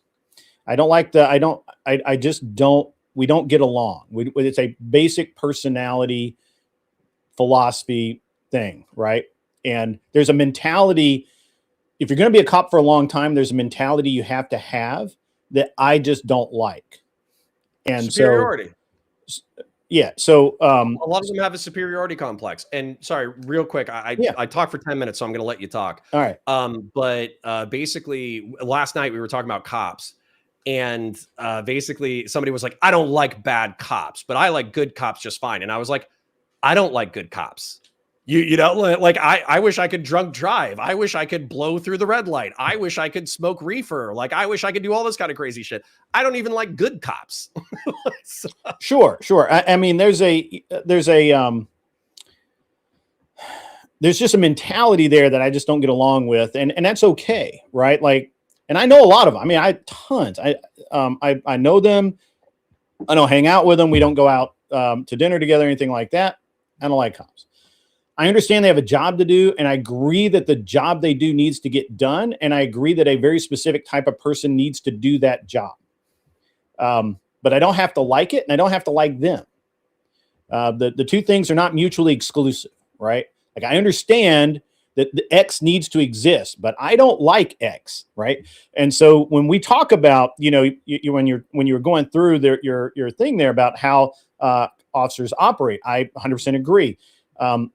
The higher the crime statistics are, the better the cops in your area are, because they're making more arrests, and they're interacting with more and more citizens about crimes that have been, about laws that have been broken, or crimes that have happened. So when somebody says this is a high crime area, it may be the safest area in the street, because literally everybody is talking to the cops, and the cops are doing their job there and arresting people, or whatever. But that doesn't mean I have to like it. It doesn't mean that I enjoy being around those people. But I think if you're a libertarian or conservatarian, you should have a mild antipathy towards law enforcement, because they're still ultimately representatives of the state. And we are a liberal or libertarian society that values freedom. And these representatives of the state are there to curtail your freedom. So a healthy amount of skepticism or hostility, I think, is healthy. Well, I mean, I'm a constitutional conservative, so I believe that all three-letter agencies should be banned, because they're not part of the Constitution, and so none of them should exist. However, I will freely admit that, at this point, we do need such things, right? I don't like it, I don't want it, but I very often have to have things that I don't like or want, but I need. Right. Well, I love I understand your antipathy. I sympathize with it. I think I would be a conservatarian if the world was a more ideal place. But the thing is, like, I would also challenge you. Maybe I don't know if you read a lot, but I would actually challenge you to check out the formation of some of these agencies. So, for instance, in reference to the FBI, there's a Johnny Depp movie. I forget what it's called, but it has Christian Bale. And it's about like the first FBI agents who were actually charged. I think it's the Dillinger Gang. Yeah. That movie is effectively like the formation of the FBI as a federal law enforcement wing, because there were like cross-state bank robbers who were using submachine guns and machine guns that were modified in order to, and also they were using like the first race cars. They were using like bootlegging cars in order to rob banks. And I mean, it's actually just like cool. Like, obviously, like innocent people died and stuff, but it's a really cool like aesthetic and time, and that's kind of like where the FBI emanated out of. And then also the U.S. Marshal Service has this reputation of being like manhunters, where they go after bad guys and they hunt them down relentlessly and all that kind of stuff. The Marshal Service in the 60s and 70s was viewed as glorified court police, where bored federal civil servants go to retire and die. But what happened was a bunch of Vietnam vets came into the force as young guns, and some of them were like the one guy who wrote this book. He's like the descendant of Wyatt Earp. And so him and a bunch of other Vietnam veterans decided, like, hey, there's actually nothing in our mandate saying, like, we're law enforcement officers, we could enforce federal law. So how about we figure out our staffing for the court, but then why don't we actually go execute these warrants on some really bad guys? And then that's how the Marshal Service shifted from a sleepy court defense force to an aggressive, like, man-hunting law enforcement force. And even if you think cops are douchebags, like, shit, I think cops are douchebags. There's something fundamentally cool about it. Yeah, fair enough. I think I just dislike most of the federal agencies because they do not serve. I don't believe that they all are set out to serve the people. And I think the only reason for such an agency to exist would be to serve the people and not the politicians. So that's just my point of view. I think we're stuck with that world, unfortunately. Yeah, obviously. I mean, I'm not saying I acknowledge what is, but I'm free. I will freely say that this is the way it ought to be. At any rate, we kind of lost the train here, but that's okay. Again, I think that the training of the officers, most of police academies, I'm not going to say they're all bad. Most of them suck. And there's no excuse for that in today's society. And I understand, I understand that they, I know somebody will always make the argument, well, they're doing more psychological testing, they're doing more evaluation before they allow people to enter and all of this other stuff. But how much effect has that shown, right?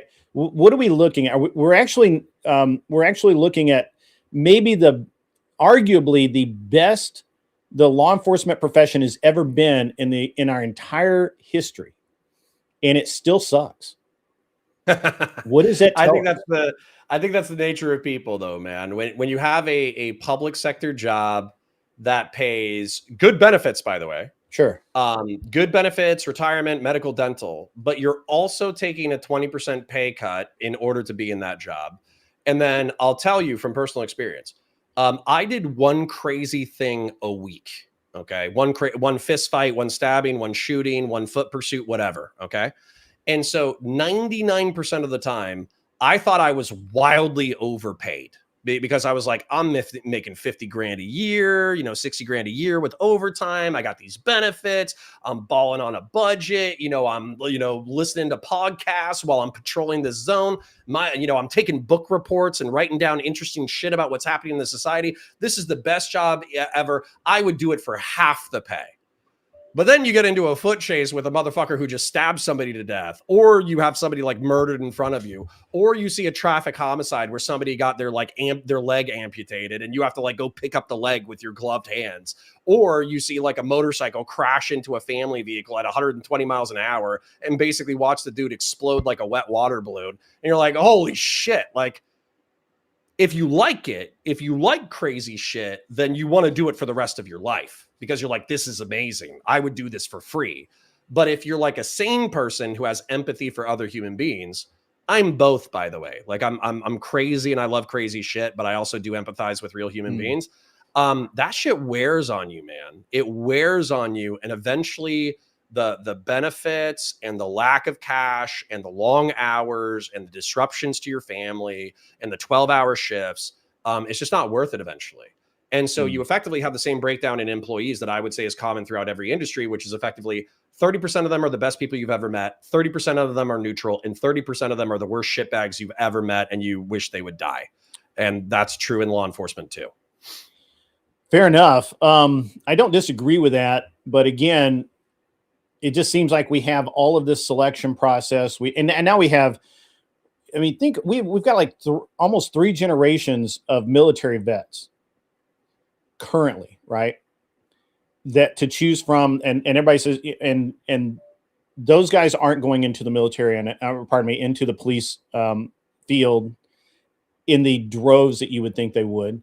Although it seems like everybody's, oh yeah, we have all these military vets. Let them be patrol officers. And I'm like, well, that's a really stupid idea because their rules of engagement are vastly different than what officers are. It's both. I would say that the war on terror was, because it was a counterinsurgency operation, I actually found like a lot of analogs between counterinsurgency warfare and law enforcement. And I did find that infantrymen in particular, people who were like taught to close with and destroy the enemy by firing close combat and repel the enemy's assault. I found that those people oftentimes, like, they just wanted to be cut off leash. But I do think that veteran cops who participated as pogues, like they were either military police or they were security forces or they were translators or they were something not like, and I had good infantry cops too. But non-combat arms didn't really have that like desire to get pulled off the leash.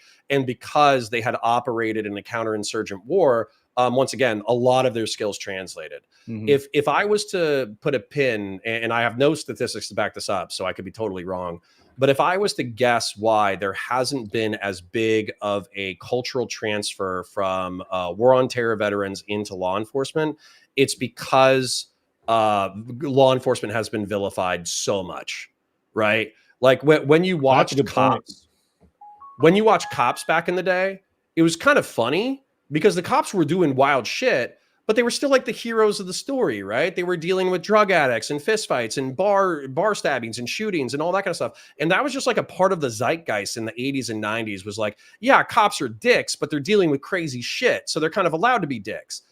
Whereas I think that for the past 20 years, with the exception of that body camera show, I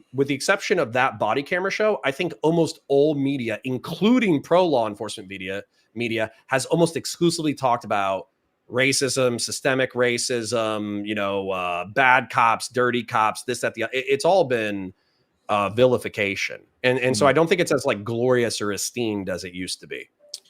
I can agree with that. That's actually a really solid point. I'm not trying to go too far afield here, but I do think that it's worth talking about the mentality and the training and all of that behind the officers. Do you think now the way public sentiment has changed and shifted? And a lot of it is because of body camera footage and these the First Amendment auditors. Look, and this is, you don't have to watch a lot of that to understand that there are a lot of either really poorly trained or really ambivalent cops out there, right? Like just got cops that are just should not be on the streets interacting with human beings. You don't have to watch a lot of that to understand that, right? So what's the, and I'm curious because you were a cop for at least a short time. What would the fix be like if somebody put you in charge of, hey, we're going to create a standard for all police departments, all metro police departments across the nation. This is a standard. What would it be? What would that look like? I hate myself for saying this, but I would say like a physical fitness test. So there would be like it would be need to be reasonable. Like it would need to be like a 10-minute 1 mile, 2 miles, and 50 push-ups and 100 crunch. Like there would need to be like a minimum threshold to pass. Sure. But the whole point is that like I went to a really good academy, but there's other academies that are degree mills where effectively like they just kind of like pass everybody and give them a diploma and send them out on the job. And then the last time that I worked out, because of the nature of the job, was firefighters have all the time in the world to work out. You can't work out as a patrol officer because you have to be available for a call at any moment. So you can't take your gear off in order to go work out in the gym when you're not on a call. You're supposed to be patrolling. So I would say that there needs to be accommodations effectively where law enforcement officers, and I know that the public is going to hate this, but you asked me how I would fix it. Effectively, I would add like an hour of like paid time before shift, maybe 3 times a week to PT. Okay. You are doing physical training. I don't care if it's lifting weights on the treadmill, whatever, but you're doing something physical for an hour and that standard is enforced. And then you also have to pass like an annual physical fitness test. And once again, physical fitness tests can be bullshit, but it needs to be something to keep, 30, 40-year-old men and women in shape. I think marksmanship and law enforcement tactics, shoot, no shoot scenarios, because we deal with more shoot, no shoot scenarios than we deal with shoot scenarios. Yes. Shoot, no shoot needs to be a part of the firearms training. Christian Valeris brought up Brazilian Jiu-Jitsu. I agree with Brazilian Jiu-Jitsu. There needs to be a shift from combatives. A lot of combatives, just because we're dealing with Generation X, is still focused on like boxing and striking. And I think boxing and striking should 100% be a thing that you train for. But I think the emphasis should be on like Greco-Roman wrestling and Brazilian Jiu-Jitsu. Every Marine who I knew who excelled at martial arts and every cop I knew who excelled at martial arts, they had some kind of either Greco-Roman wrestling or Brazilian Jiu-Jitsu background. And so martial arts, firearms, physical fitness, knowledge. And then I don't necessarily think the pay needs to increase. The pay probably doesn't need to increase, but the job needs to be understood from a street level. And I think that the behaviors that we talked about, as far as like stats chasers versus actual patrolling, those need to be codified. And so, for instance, like I don't think having a TAC cop who's going into the hood in order to, find drug dealers and rip them out of the neighborhood as a cancer of the neighborhood. That's not a problem for me. I don't give a fuck about that. That's probably great. Like oftentimes the people who were the most violent were the drug dealers. But that should not be a patrolman. Okay. Those roles should be differentiated, and a patrolman should be responsible for patrol, and a TAC cop should be responsible for TAC. Okay. I mean, I got another 10,000 page thesis paper, but I don't want to bore you. No, it's okay. So let me, I actually agree with a lot of that. So let me take another kind of swipe at this. Man, my camera is really annoying me. I don't know why it's being such a, I mean, I can hear you just fine, so it's fine on my end. Yeah. That it's just a camera's wigging out for some reason. It could be a cable issue or something. I don't know. So at any rate, I agree with that. So actually, one of my good friends, and now I don't have camera at all. Can you hear me okay? I can hear you just fine. All right. So I'm just going to do that for a minute. With a friend of mine is actually working right now. His day job is he's enhancing the lethality of Marines as if they need enhancement. Right. You're already taking the most lethal people on the planet, and let's just make them more lethal. But a lot of it is actually what you're talking about is no shoot situations, timed fire, scored fire. So you're not just qualifying with your weapon. You have to, engage on a course of fire, much like in like a competition shooting with a hit factor. So you have a given amount of time, within a given amount of time, how many hits do you score? And do you hit no shoots, targets that you should not hit? And I don't think that most officers train enough with carrying deadly weapons. And that's actually one of the few times that I actually agree with the kind of more left leaning is that I much more trust armed civilians in most cases than I do armed police officers. And that sounds weird to say in my situation, but I'm around very competent shooters all the time. I was about to say that might be selection bias. It is selection. Look, hey, I will admit my bias. I choose to, but then again, I also choose not to associate with stupid people. Right. I don't go. I don't go there. I'm not around those people. If you have a thrust to that point, I want to hear it, but I also want to respond because I do think that's pretty funny. Yeah. So I guess the thrust is that I would, if I were to wave my magic wand and something that would fix all of the situations that we've been in, I would say that number one, officers absolutely need better training, officers and agents. And they need to get paid for that training, because otherwise, even when training's offered, a lot of them won't go because they're working OT to pay bills. Right. Yeah. They have bills to pay. They don't feel like they get enough off time anyway. So you're never going to get the level of competency that we as a society deserve out of law enforcement without paying those officers to go be more competent. And while I know officers that pay on their own dime to go to various things. Absolutely. The exception, not the rule. That is the exception that proves the rule that we need to pay officers to go take this training. And it needs to be better training. I really do believe that. I know, but this is where we get into incentives. Okay. Sure. So for example, like if I have an ordinance that's coming down the pipe, because like a lot of this is property taxes, right? We're talking about municipalities. We're talking about county sheriffs. So if there was an ordinance coming down that said, we're going to increase, your property taxes by 5%, but as a result, we're going to completely revolutionize the police department. We're going to give them 3 hours of PT a week that's paid. We're going to enforce a physical fitness standard. We're going to make sure they have universal body cameras. We're going to pay for them to go to training for firearms and shoot, no shoot and mixed martial arts. I'm signing up for that because I'm a former cop, right?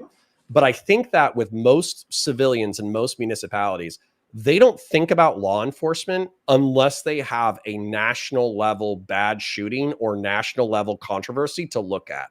Because I think that I would be in the minority of people willing to increase taxes to get increased quality law enforcement. I think most people would think, well, I already pay enough in fucking taxes. They need to figure it out. And I swear to God, even amongst like Republicans and conservatives, there would be a ton of people who would check the no box on the increase in taxes to get higher quality law enforcement. And then the left would check no as well because they fucking hate cops. Yeah, so I agree with that. And I mean, I can't disagree with it. But here's okay. So I don't disagree with it. I think that there's how to put this? When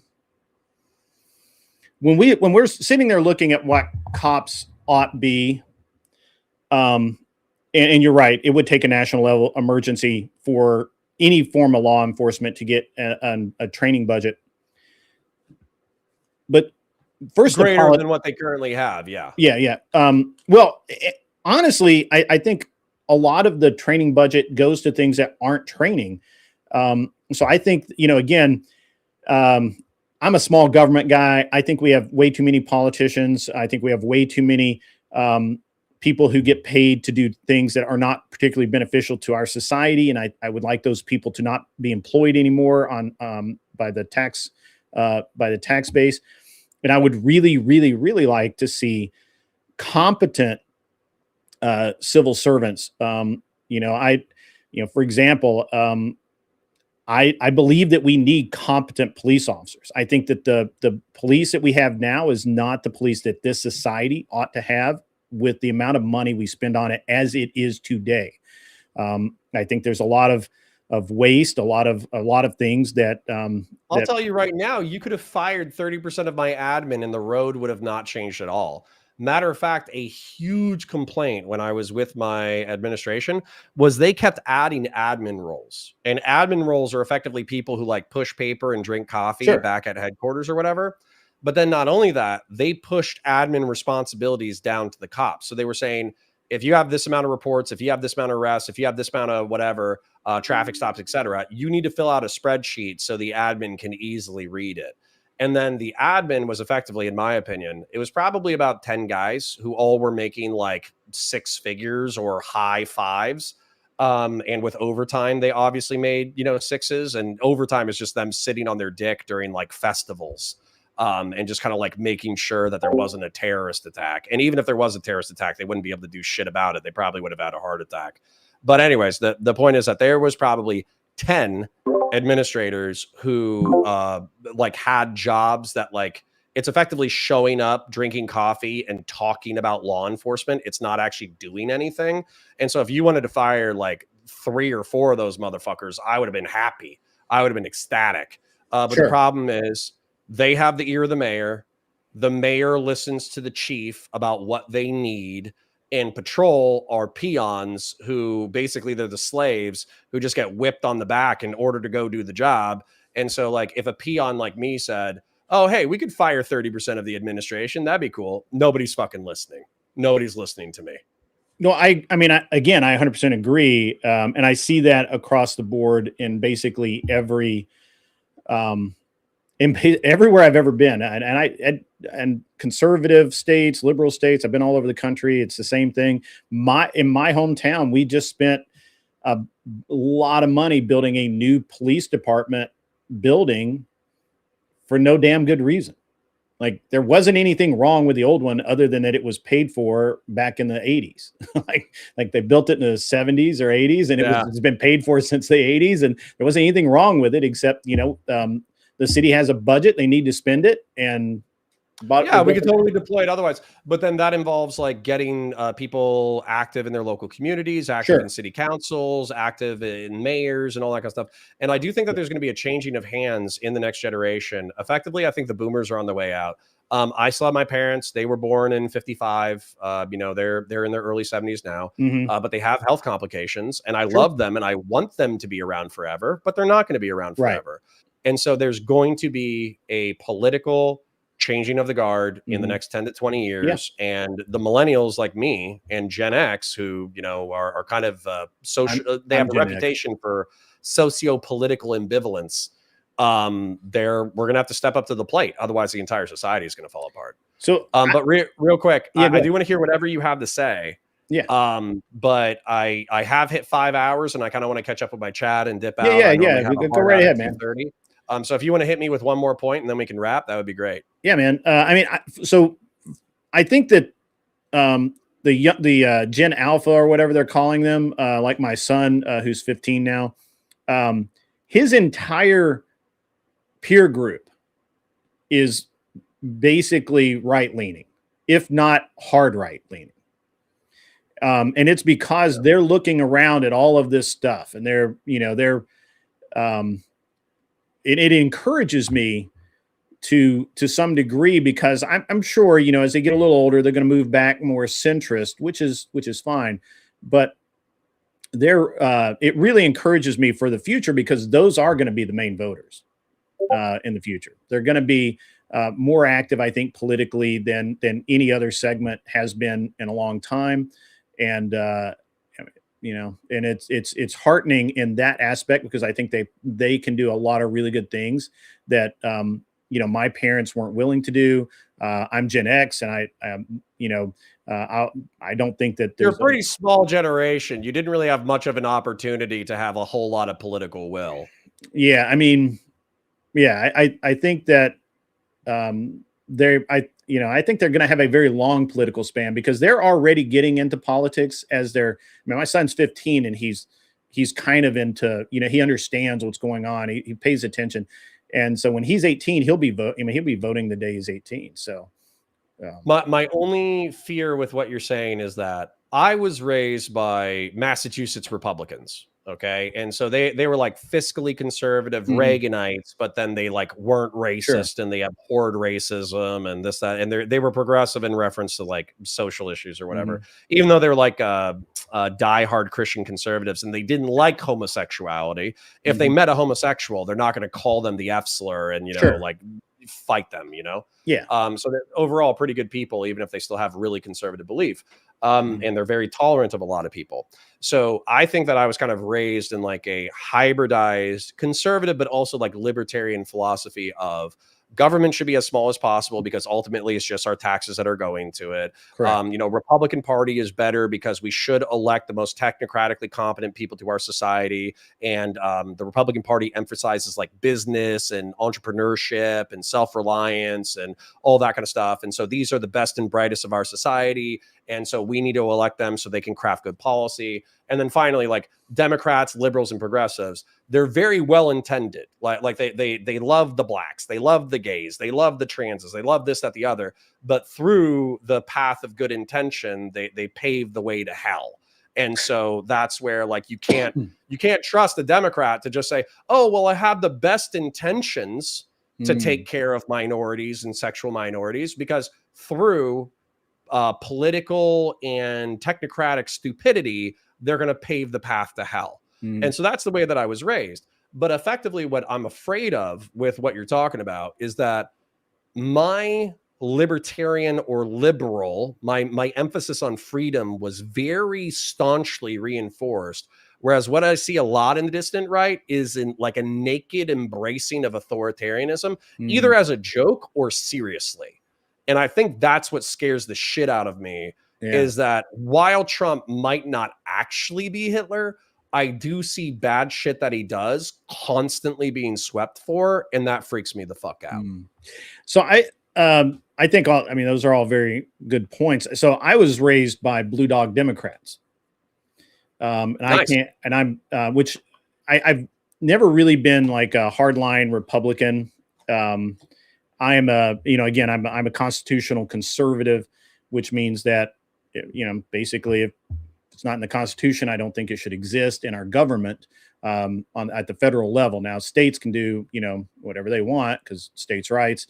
And so, you know, I'm constantly at war with kind of agreeing with some of the stuff Trump does and then disagreeing with like some of the stuff he does. So I'm constantly kind of in this like, yeah, he's good at this, but he's bad at that, which to be honest with you has been the story with every single politician that I've ever encountered ever.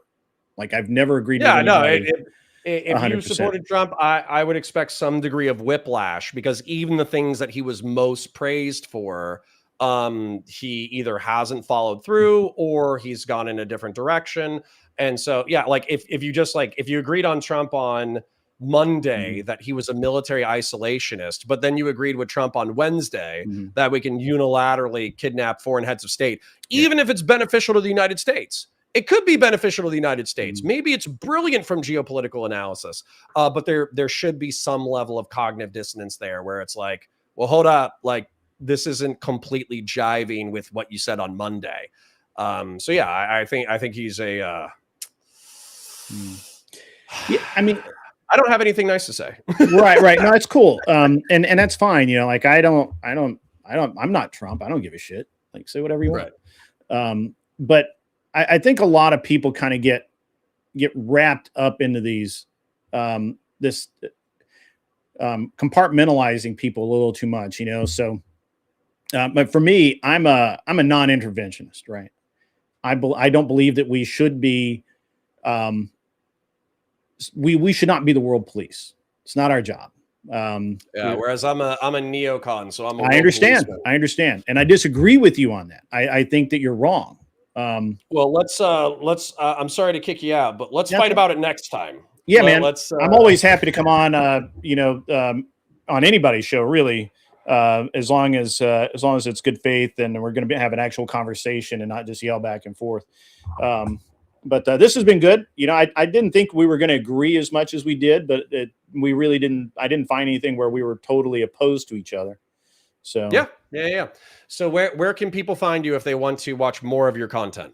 So you can find me at An Unreasonable Man on YouTube, Gun Prattle on YouTube, and basically all platforms except on Kick. It's Gun Prattle TV. Gun Prattle is all about guns. We should have talked about SHOT Show.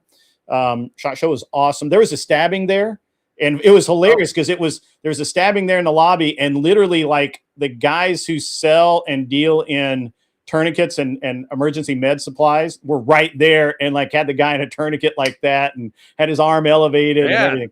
They looked like two drunk brothers. Just marketing ploy. Yeah, well, it was two drunk. Apparently, it was two drunk brothers. Weren't even connected to SHOT Show. They were just there. They got in an argument, and one of them stabbed the other one in the arm. So, nice.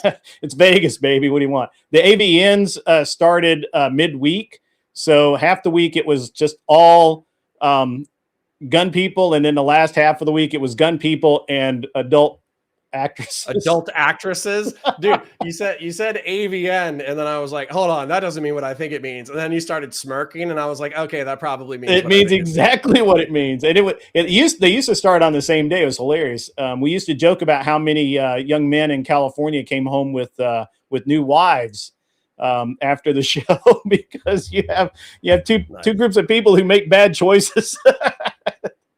Nice.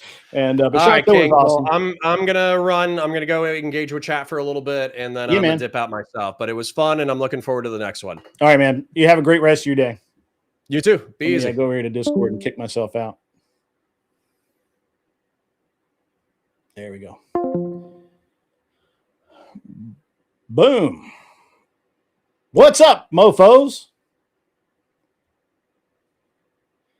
Charles doesn't wear pants. It's probably true.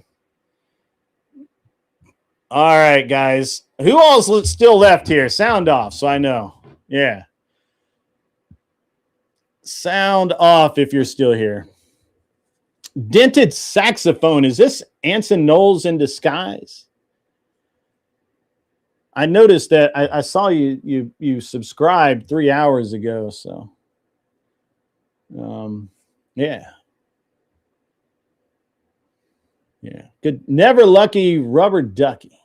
Hey, man, it was a good show. I honestly didn't think Connor and I were going to agree that much, but yeah, we did. Anson would have a dented saxophone. That's true. What's up, Stephen Akari? Still alive? Yeah. Don't fight cops. I don't understand why this is such a hard concept, right? Like there's a lot of things that I think that you ought do, right? But I would think that it's common knowledge that two things that you ought not do is you ought not punch politicians. And you want to, right? And they're people too, so you can punch them, but you ought not punch them because what's going to happen is their security detail are going to beat the shit out of you and then you're going to go to jail. Okay, so you ought not punch politicians. I know you want to. I want to. Everybody wants to punch politician. Don't do it. It's not worth the ride.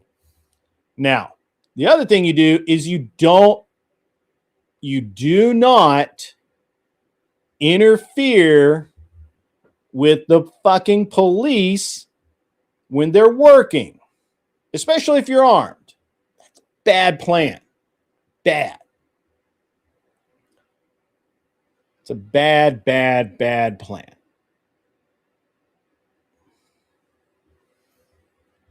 So, anyway.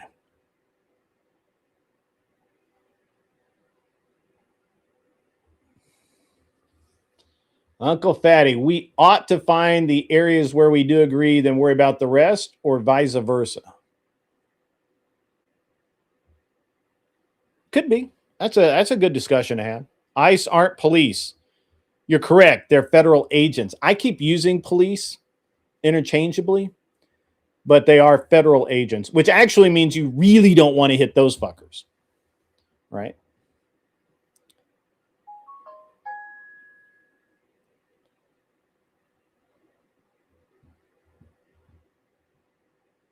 Yeah, optically, I think it's bad. I think, I mean, look, I just had a very long conversation about this. Not Lowe's 2, you're a fucking idiot. And I don't know that I really want to deal with you today. You are literally a fucking idiot.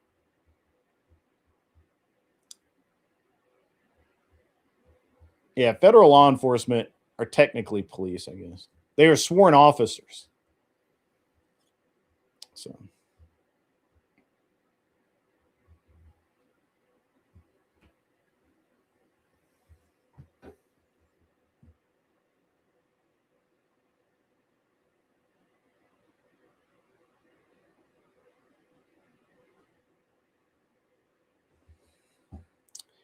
All right. Well, I was going to talk about this anyway. So are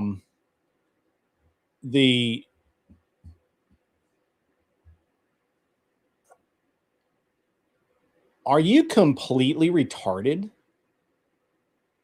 Are you dumb? Are you mentally ill, sir? Should we call your local law enforcement agency for a welfare check? I feel like you're unwell.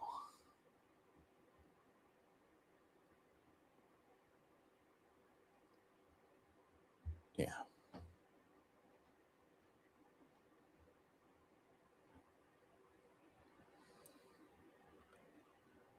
Uh, 6 to 8 weeks would be roughly 47 days. But again, that's as I was just covering with Connor, I think that he thinks that 6 or 8 weeks is basically classroom, and then they do the firearms, and then they do they stick them with a vet. So somebody, anyone not Lowe's 2 is it probably needs a welfare check, but I don't know anything about him. So I know he's in Canada. Do they do welfare checks in Canada land? So, yeah, we can 100% agree with that. We can absolutely agree with that. However, I don't think that that's I don't think that's the defining factor.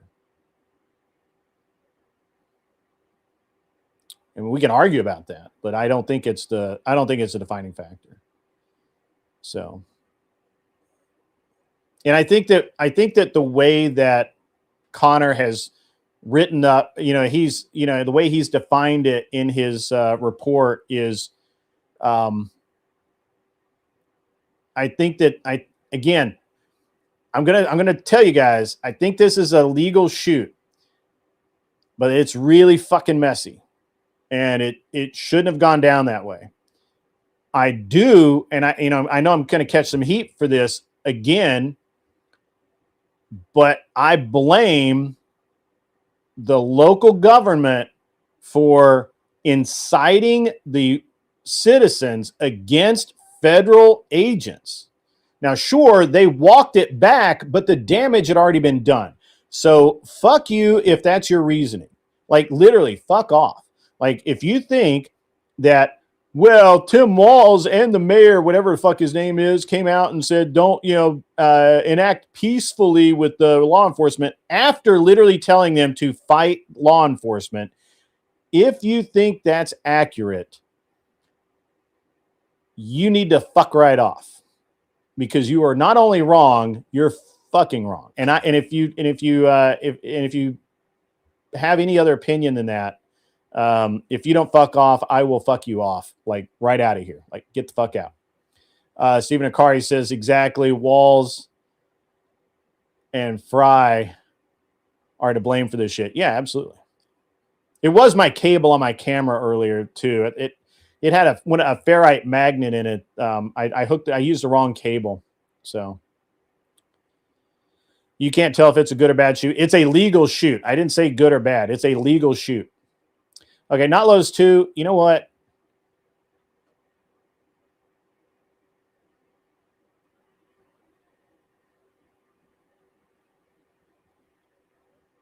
Not Lowe's 2 has been timed out for 24 hours. Stop spamming my chat, you dumb fuck. Okay? Go the fuck away. Come back tomorrow. Actually, we can't come back tomorrow because I won't be on tomorrow. Come back another time. All right, everybody. So I don't know. If somebody, Abe, if you want to come up and talk about this, I'm happy to. If anybody else wants to come up, that's fine.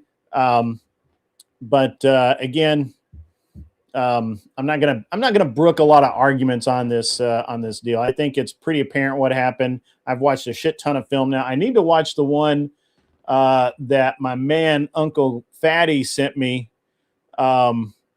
About there's a couple of different versions of this, and Fatty, if you want to jump up, I'm gonna throw out the link, guys. So Fatty, if you want to jump up, my man, and show that video, that's totally cool. As a matter of fact, if anybody that I know wants to come up,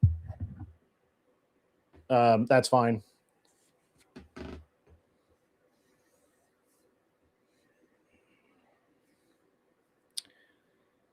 Stephen Akari says officers don't have benefit of hindsight in slow motion video. They have split seconds to decide if they want to go home that night. While I agree with you, it's just a really messy shoot. It's really, really messy. Really messy. Like, terrible. For a lot of reasons, right? Like, I'm not saying that, look, the cop, I don't understand why I mean, all right, so let me break this down. Let me break down my viewpoint to you guys, okay? From my viewpoint, I don't actually understand why the officer, the agent, didn't just get in his car and roll off and let other officers handle it. But apparently, as Counterpoints said, that officer, seemingly all evidence shows that he felt like he could, that he needed to get out of his car and interact with those people. Apparently he felt like, hey, you know what? I can arrest these people if necessary. And I think that it's a very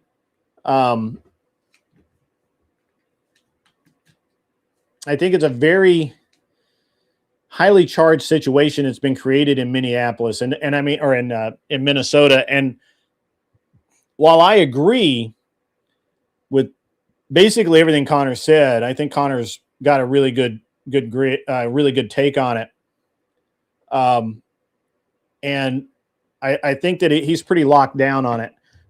My problem is that I have to wonder, with the local government having called for such having such a negative attitude towards the ICE agents, I don't know what to do about that. Like it's really a bad situation that's been exacerbated. Naomi says, "Hope you are having a great day, Grid." I am having a wonderful day, actually. Anson says it was messy, Grid. They missed the other 1,000 libtards in the surrounding area. Yeah, that's true. That's true. Steven says Preddy committed multiple serious felonies and resisted while wearing a gun as well. We can get into that a little bit. We can get into that. I did drop the link for Uncle Fatty to come up. Fatty, if you're out there, come on up, my man. We'll talk about this. Tyler, if you want to come up, you're welcome to as well. Anybody actually that I know is welcome to come up and hang out and chat. If I don't know you, probably need to hit the button. But yeah, so that was a good interaction with Counterpoints. I'm honestly kind of surprised at the interaction with Counterpoints was so even. I had in my mind that we were going to disagree more, but so yeah. You're saying both sides are wrong. Why pick either one? They want us to fight. Sure.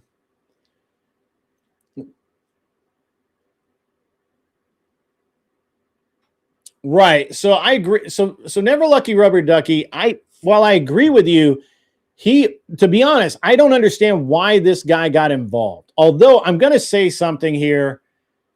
I don't think that this is particularly groundbreaking. I think I think it's out there. I think that there's plenty of evidence out there to show that this is, not fabricated. And that is, first of all, apparently the guy left his wallet at home, and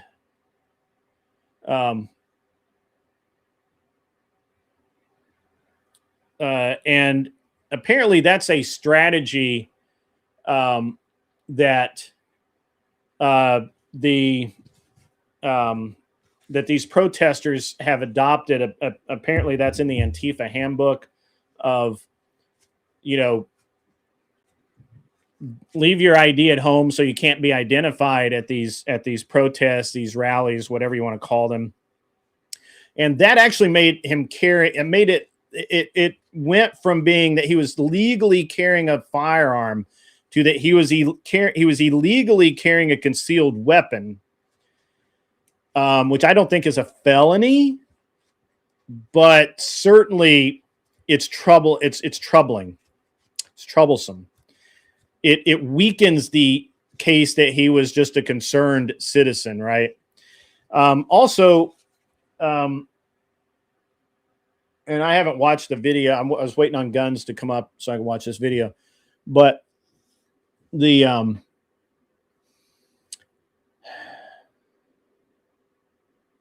don't know. Well, we've got the average Sarah enjoyer up in the house today. What is up, my man? All right. So I was chatting with you last night about some stuff. First off, I was watching as much as I could of fucking. I know you don't like Counterpoints. I was shocked that he and I agreed so much. Yeah, well, that's the thing. It's like he's gonna have a rational view every now and then because he's not like completely irrational. But if you get him on certain subjects, man, his TDS comes out, he starts fucking spurging out. Yeah. I could safely assume that. Sure. Yeah. He has me completely blocked. Won't engage with me anymore because we got into a debate and. That's what I was doing to him is what he was banning his chat for. He was going off on an unhinged conspiracy, having emotional meltdown at the time, and I was asking him to actually give detail while I was providing it. Asked him for citations. He told me he hopes my bloodline ends, had a fucking complete meltdown and blocked me on everything. So yeah, I can see that about and I've seen the Rob Nort debate and all of that, and that's I'm hesitant to interact with certain people because if they disagree with you, you know, that you get your stream nuked. But you know, I don't know how he I don't know how he perceives me, but again, I actually didn't think we were going to agree. That I actually thought that we were going to disagree in some places. That he was like, nope, that makes total sense. Yeah, no, he was good on this particular subject. I just know that the reason he's cultivated that soy left-wing audience is because on several other subjects, he is that person he was banning from his chat. Sure. So he's just, you know, oh, you don't agree with me on this thing, you got to go. But come back tomorrow for the TDS stream where I call Trump a PDF file. So, yeah, so that is what it is, you know. But hey, he's at least more rational, intelligent than fucking Ducky. He's in the chat having a meltdown. But yeah, I don't know. I don't think Never Lucky Rubber Ducky's having a meltdown. Oh, he always does when he gets proven wrong. But that's the thing that, like I was saying yesterday, man, I can't in good conscience. I've come on here multiple times and talked about, maybe that's not the same Ducky, the one that used to come on your. Oh, you're not Duck. Yeah. My bad. Duck is unhinged. Yeah, that guy's. He doesn't come here anymore because I don't know. He's unhinged. Yeah, Duck is unhinged. He only goes places that enjoy the drama. Sorry, wrong Duck. My bad.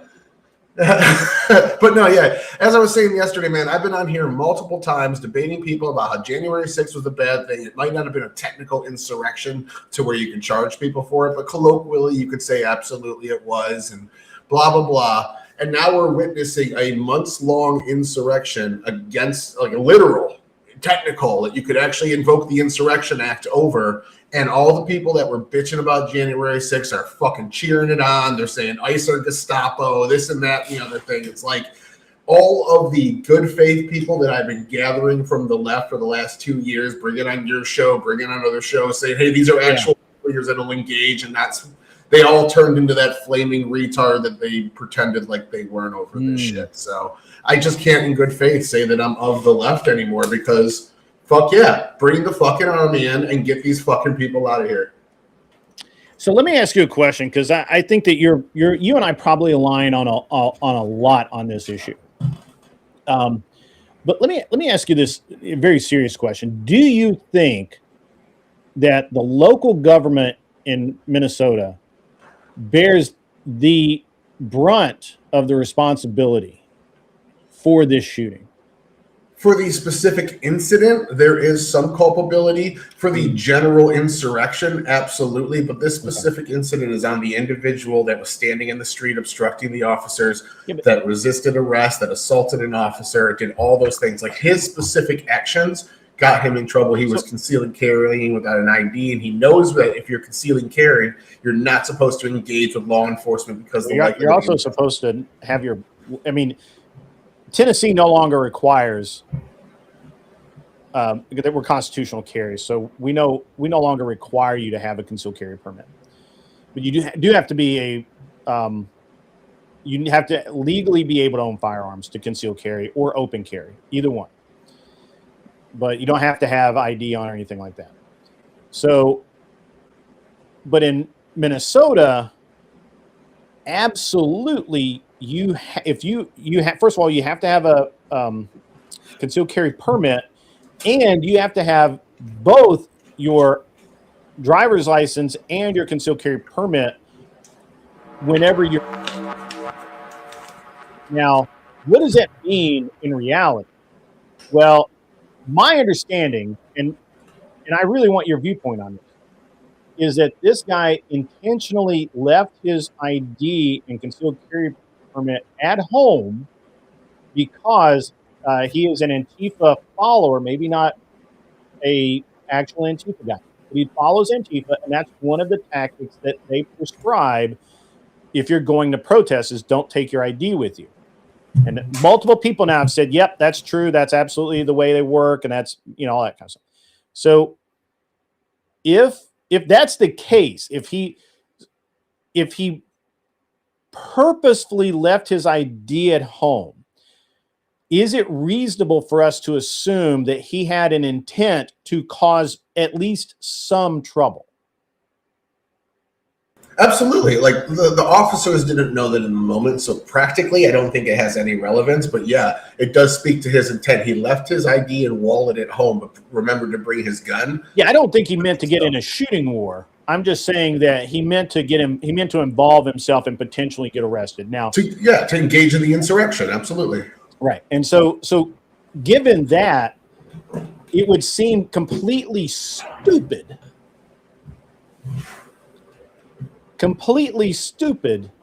to then carry your firearm with you, because you're now intending to cause some sort of angst.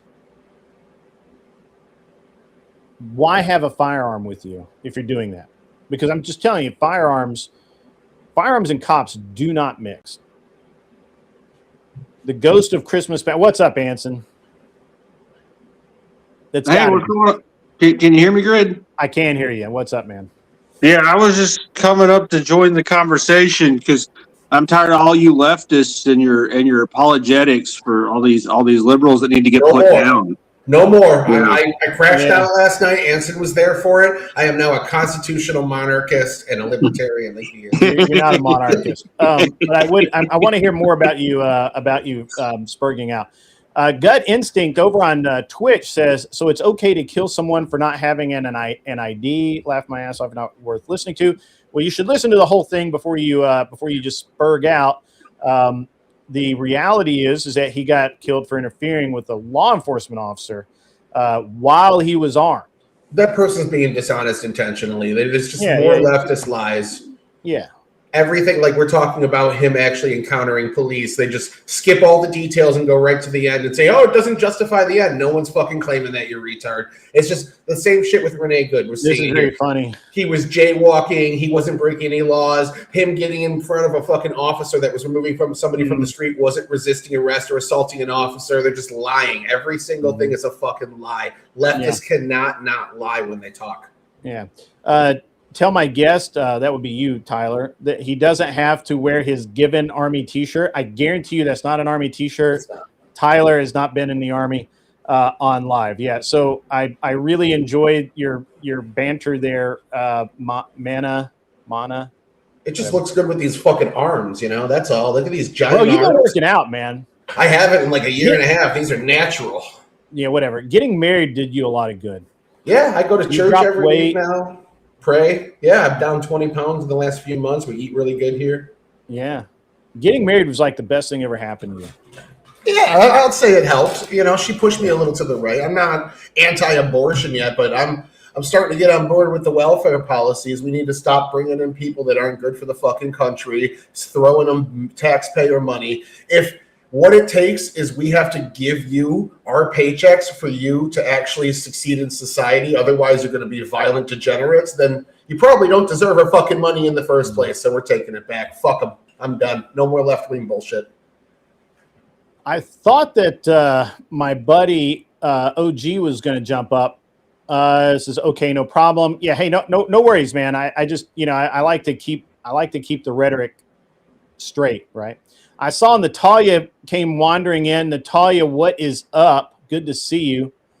Natalia is one of my old OGs, like really OG. Same color. Yeah, I actually have an Oakley shirt in that. Actually, I have a lot of shirts in that color, but it's a good color. It's a good color. So for some people, personally, I think Tyler's a little pale to be wearing that color, but that's all right. It looks better on Anson's floor. Yeah, it does. Yeah, Anson is in full film noir. Yeah, well, I'm in color today, Grid. I see that, but you got the black shirt on and the black background. Man, That's pretty legit, actually. I like. Yeah, I've been going to the gym too, Grid. I want your approval from. I want Dad want approval for working out. Are you married? Have you been working out? No, I'm not married, so it's even better. I don't have to worry about a woman. Well, he's talking about my transition away from. I can't, in good conscience, degeneracy. He was a degenerate. What's up, OG? OG. OG was there when I was giving Bob a hard time about the Andrew debate yesterday. Which Bob? Too. The little kid, the 22-year-old, 12-year-old that Andrew debated like 2 weeks ago on Best Channel yesterday. Oh, Bob. Yeah, that little guy. Yeah. Dude, that was fucking boring as shit. Yeah, it was mostly just an Andrew hate fest from some fucking guy that calls himself a witch. Like, I don't take that shit seriously. Bring back Salem. Get rid of that fucking queer.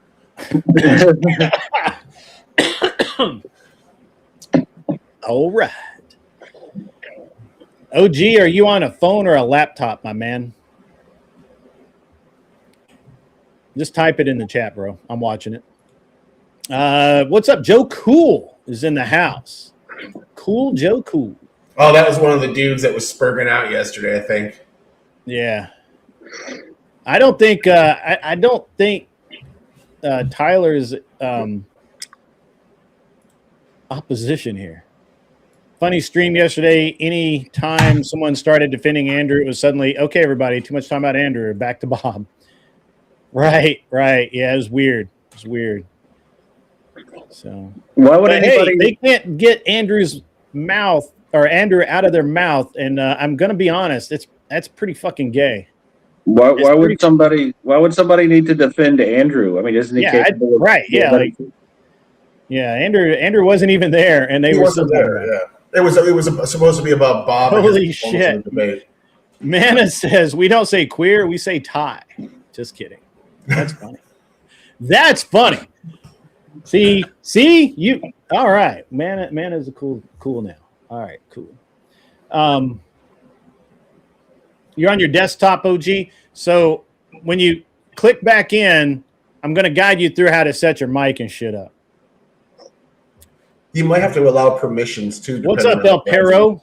If you're not using Chrome, you have to enable permissions for that browser. Yeah. Use Chrome. Definitely use Chrome. Yeah, you might have trouble since you're a Fed. I don't know if the firewall at the agency is allowing you to get through also. OG could be a Fed. OG could be. No, it's time to stand behind the government against the insurrection. The insurrection. There you go. All right, you heard it here first, folks. It's definitely an insurrection. It's not too far away from it. The leftists get a little more unhinged. It will be. People following the police around like Joe Cool. Damn, I thought you were black. That wasn't the same Joe Cool from yesterday, I don't think. He looks white. What'd he do? The other Joe Cool from yesterday was a white dude. What's up, Joe Cool? How you doing, man? It's all good. I got two Hey, people Michelle's here. Hey, Michelle, I heard what somebody is doing for you, and I think it's fucking badass. If you want, I'll keep it a secret, but I think it's badass, and I'm glad that you're getting support at this time in your life. And I won't say much more than that. I know I'm kind of being very vague posting here, but glad to see you out there, Michelle. So since there's no opposition out there, I figured I'll go out. I could have sworn I heard Sarah and Joyer saying that this narrative that people are running with, that the guy was on the offensive, is bullshit. No, he was standing in the middle of the road obstructing traffic. They are lawfully required to move him from the road because it creates additional threat for the officers. So they were allowed to use minimal force, which is hands-on force with no weapons. They pushed him out of the road. They were pushing another woman out of the road that approached them from behind. When they pushed her, he stepped in between, put his hands on the officers, which is assault. I don't think it rises to felony level, but it could under certain circumstances.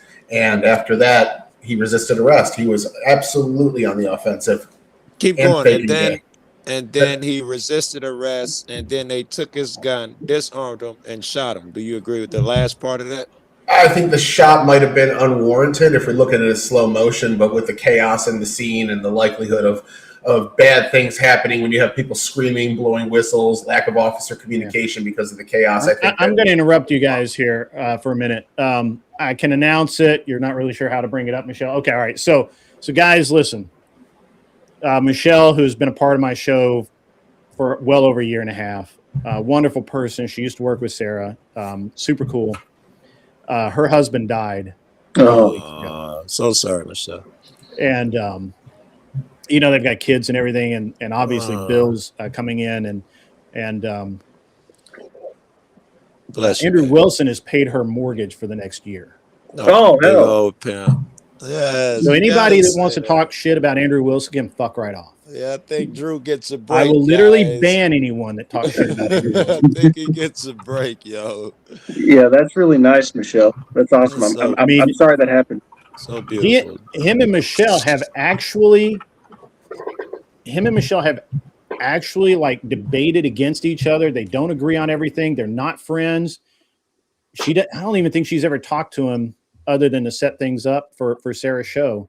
Maybe I'm wrong, but that's the kind of dude Andrew Wilson is. So that's what. I like cop auditors. I think that they serve a very necessary role in our society because the police do attract people that got bullied in high school that want quick authority. So it is a necessity to have people out there. Everybody needs a check in the system, and First and Second Amendment auditors are that check on the police that we need. Civil rights lawyers as well. So I'm not against holding the police accountable, but with the chaos in the situation during the ongoing insurrection, I don't think you can say that the unjustified shoot was anything more than just the chaos in the situation. Yeah, but Joe Cool, yeah. What you do has value, right? Cop auditing. But what these people are doing is taking what you do and bastardizing it and turning it into something that's worse. All these this ICE watch group, they're basically like organized thugs. And they're organized thugs. They're sullying really people like I need to correct myself. Guys, I need to correct myself. Andrew's paying 2 months of her mortgage, not the next year. But that's certainly welcome. And he didn't have to do that.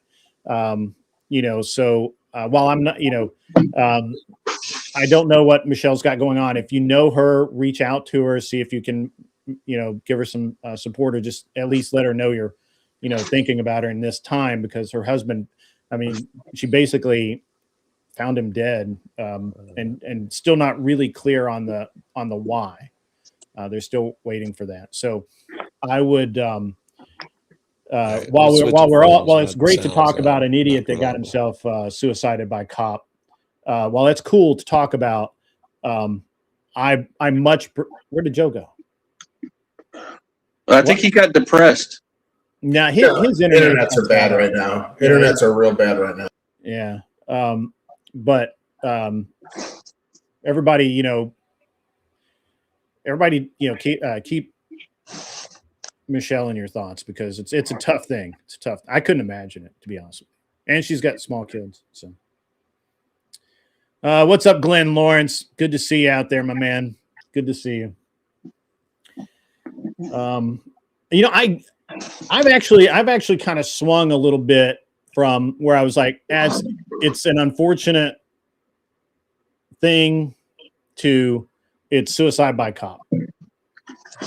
Because I got to be honest with you. I consider and I'm going to be really blunt here. So if I offend anyone, fucking sorry.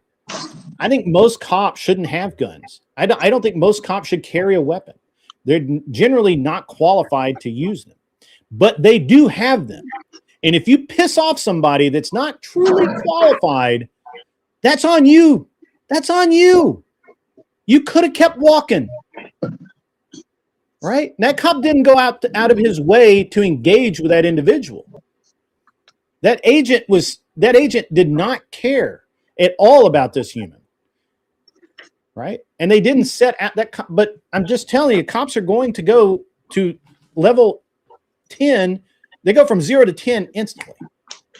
The Signal chat leaks this morning. I haven't dug deep into them, but they show that Alex Pretty was involved in the Signal chat that was telling people where ICE was to mobilize, to obstruct them, telling them how to block traffic. Yeah, so that was a big thing that just leaked today, and Kash Patel said they're looking into it to go after. If you're ordering people to block traffic, that's ordering obstruction. That makes you culpable.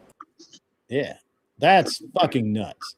Why would you purposefully antagonize? You've never been a part of any kind of aggressive demonstrating or protesting before, Grid? Fuck no. Oh, you've never been told by a police officer while doing that to go the fuck away? Nope. No, because I wasn't there.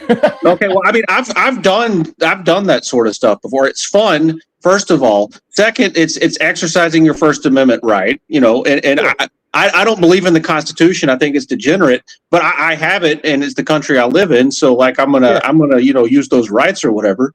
You know, I don't think there's anything wrong. But when you get to the point where you're actively like getting in the officers. Hey, Joe Cool's back. Yeah. What's up, Joe? Can you hear us?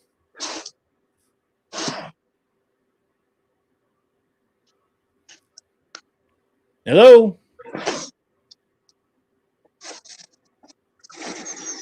Oh, go ahead, Anson. I'm sorry. Yeah, no. But when you cross the line from protesting and being a pain and to organizing with these groups, what they're doing, I mean, they should all get rounded up. And I doubt that the government didn't have access to that in advance of it being leaked.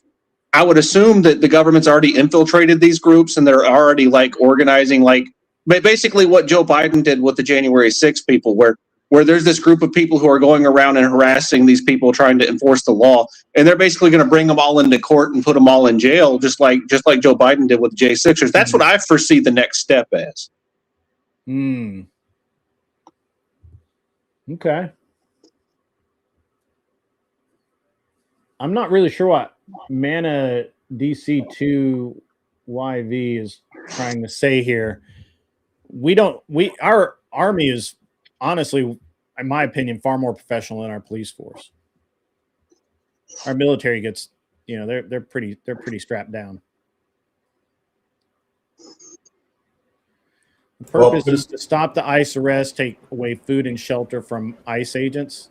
They're attacking them in restaurants. They attacked them in a hotel. They were attacking them in a hotel. The meme video is one ICE agent is in the gym working out while they're outside attacking the hotel and trying to break in.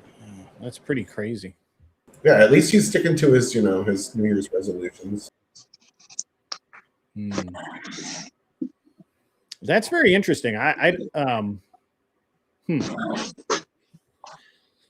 wouldn't. I mean, I just wouldn't. I wouldn't engage with.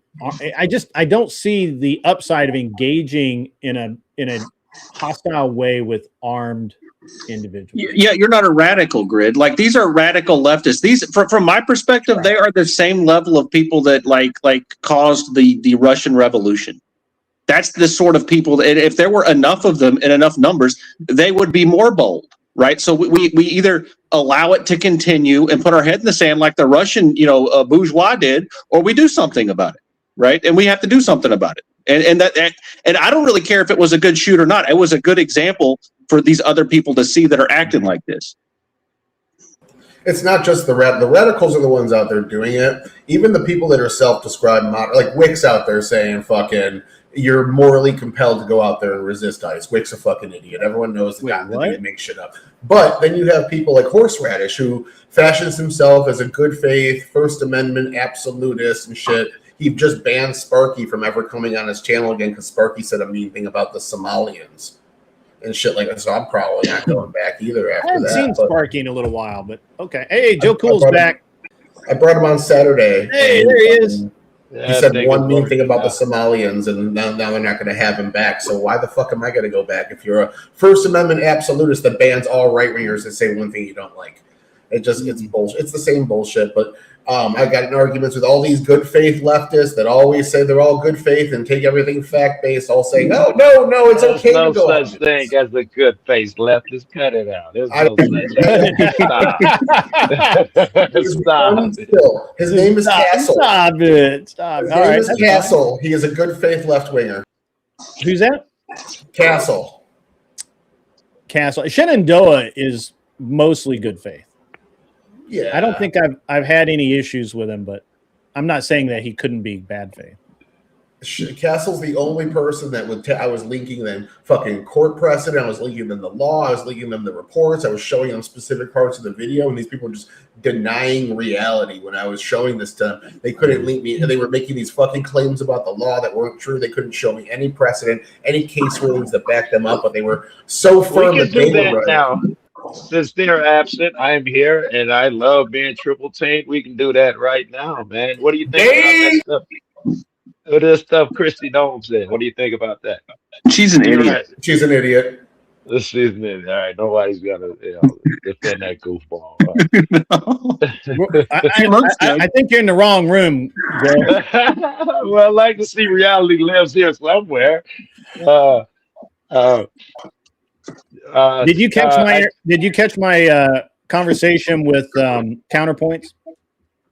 No, maybe 2 minutes of it. I got No. disabled mom too. That's what I've been doing. That's all right. It's all good, man. It's all good. Yeah. I wish I would have. The guy. OG in the house. Good. Are you there, OG? Yeah, let's Can check you hear your me unmute. now? Yeah, We got can you. hear you now. You need to turn your No. volume up. Here, I'll turn your volume up a little bit over here. Four on one now. It gets better. It gets better. Why OG will be are on you the always outside. making it gay, Joe? Why are you always making it gay? Is it a- I'm actually the wild card because I seen some spicy stuff. My friend's dad came in and showed me a tweet from Christy Nome, her official thing, and apparently they're trying to get voter records out of Minnesota for all of in exchange for taking out ICE.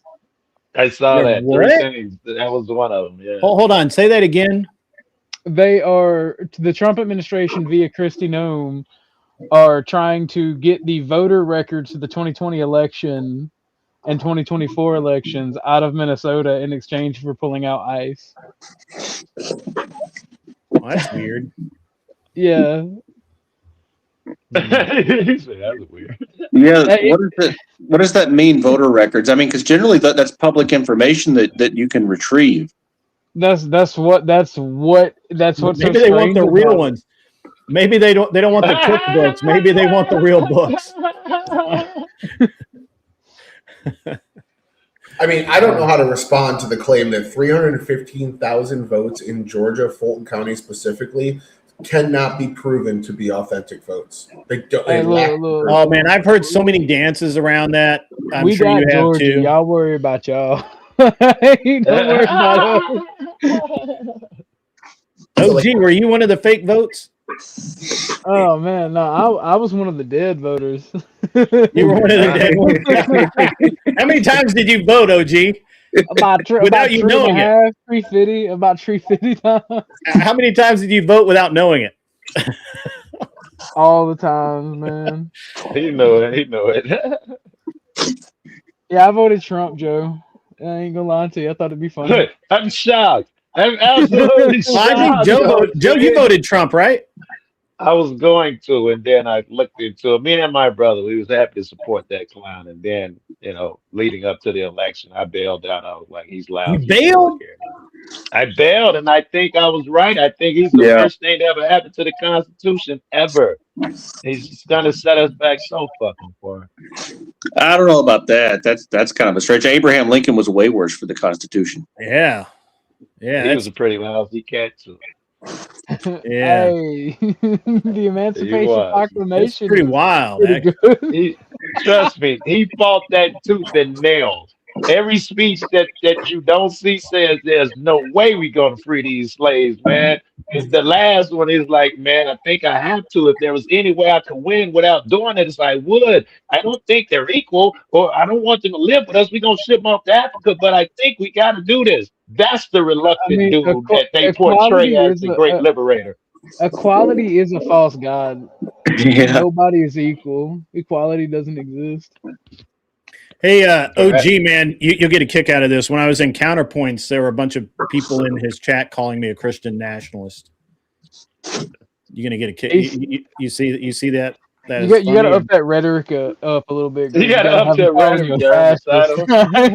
I'm a non-interventionist, and all of a sudden I'm a Christian nationalist. That's fucking crazy. Maybe That's it's that because of fascinating. your relation to Drew. Maybe somebody was just assuming because you're friends with people, they're accusing you of the same thing. Could that have been the case of because Drew's Oh friends yeah, with Christian? because I associate with Andrew, right? Yeah, I I wonder if must that's be all it Andrew. takes. Yeah, that's Guys, all it I hate to takes on tell you, I've got a YouTube. beard. I got a fake beard, right? I am Uh, Andrew. it's a filter. It slips in and out. I've been seeing And the filter you slipping just off. stand I've up after the noticed. show, I've unzip, and it's noticed. Andrew Wilson. In a Yeah. bathrobe. Lights a Jeez. cigarette. Likes a cigarette. Man, guilty by association. Hey, it's a bitch, That's ain't something some damn leftists would fucking do. I know. I'd never get a it? chance to shit on leftists, man.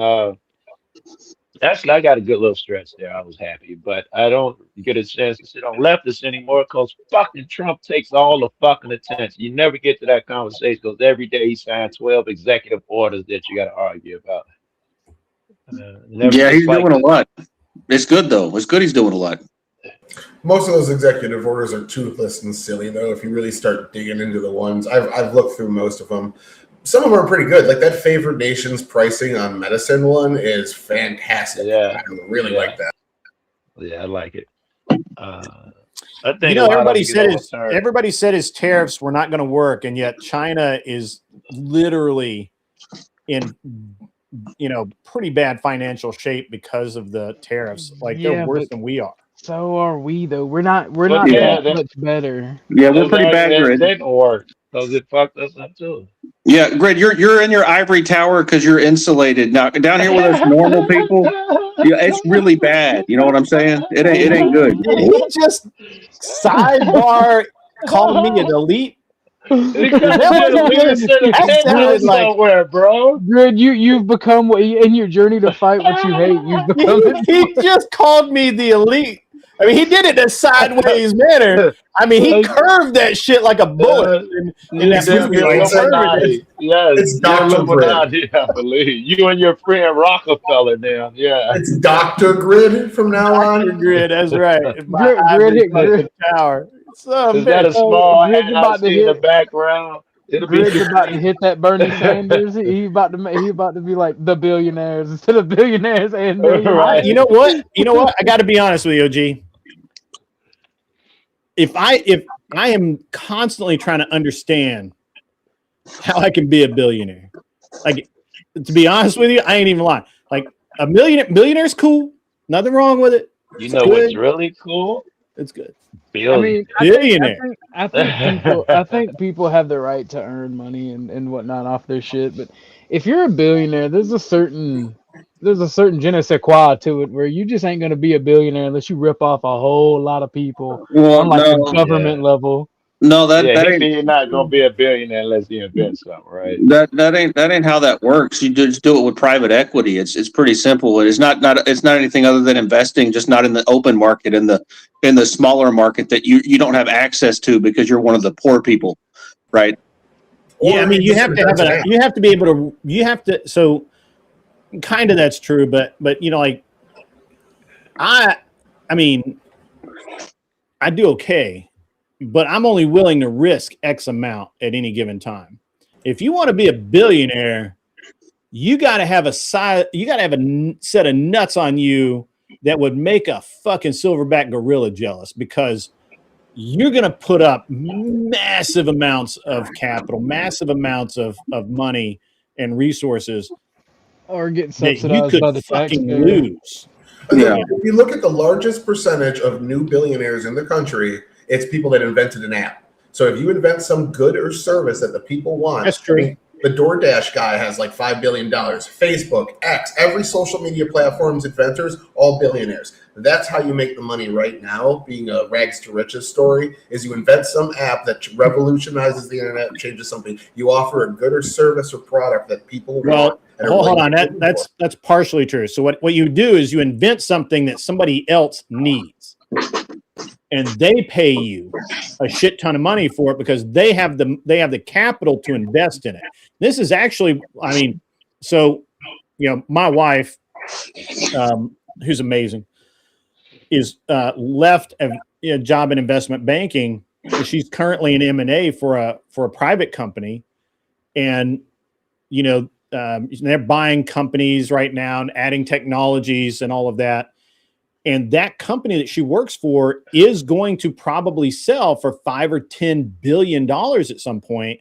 And her cut of that, she'll walk away with $1 million and a half in equity. So, but the people that actually created the company, that put all the money in, that are making these deals to add all of this technology and put it together, that are going to sell it for $5 billion, they'll probably each walk away with $1 billion, $500 million, something like that. So, but again, the market could change tomorrow and all of it drop out and they go fucking broke.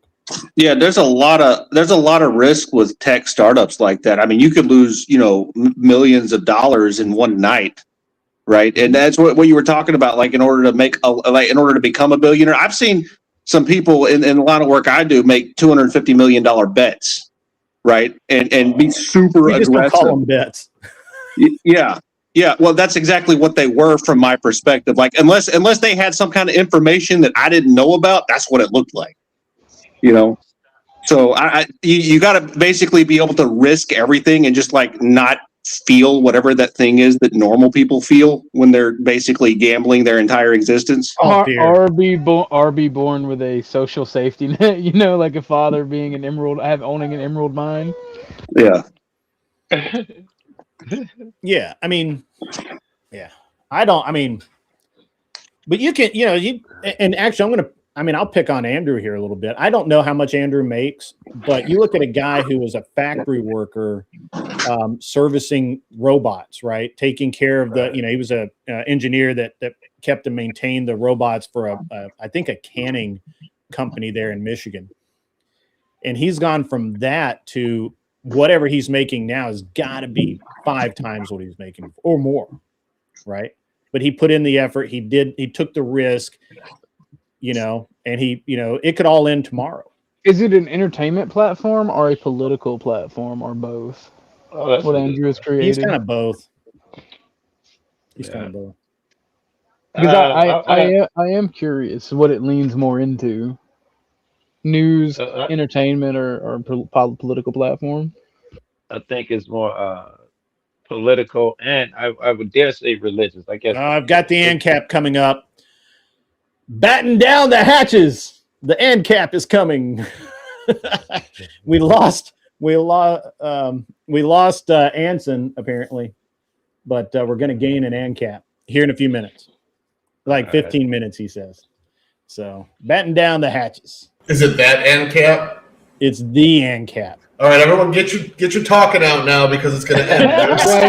Wait. Is he Somalian? Because that's the truth. No, he that's is the not. only truth. No, he is then not. He's not ANCAP because ANCAPistan truly is Somalia.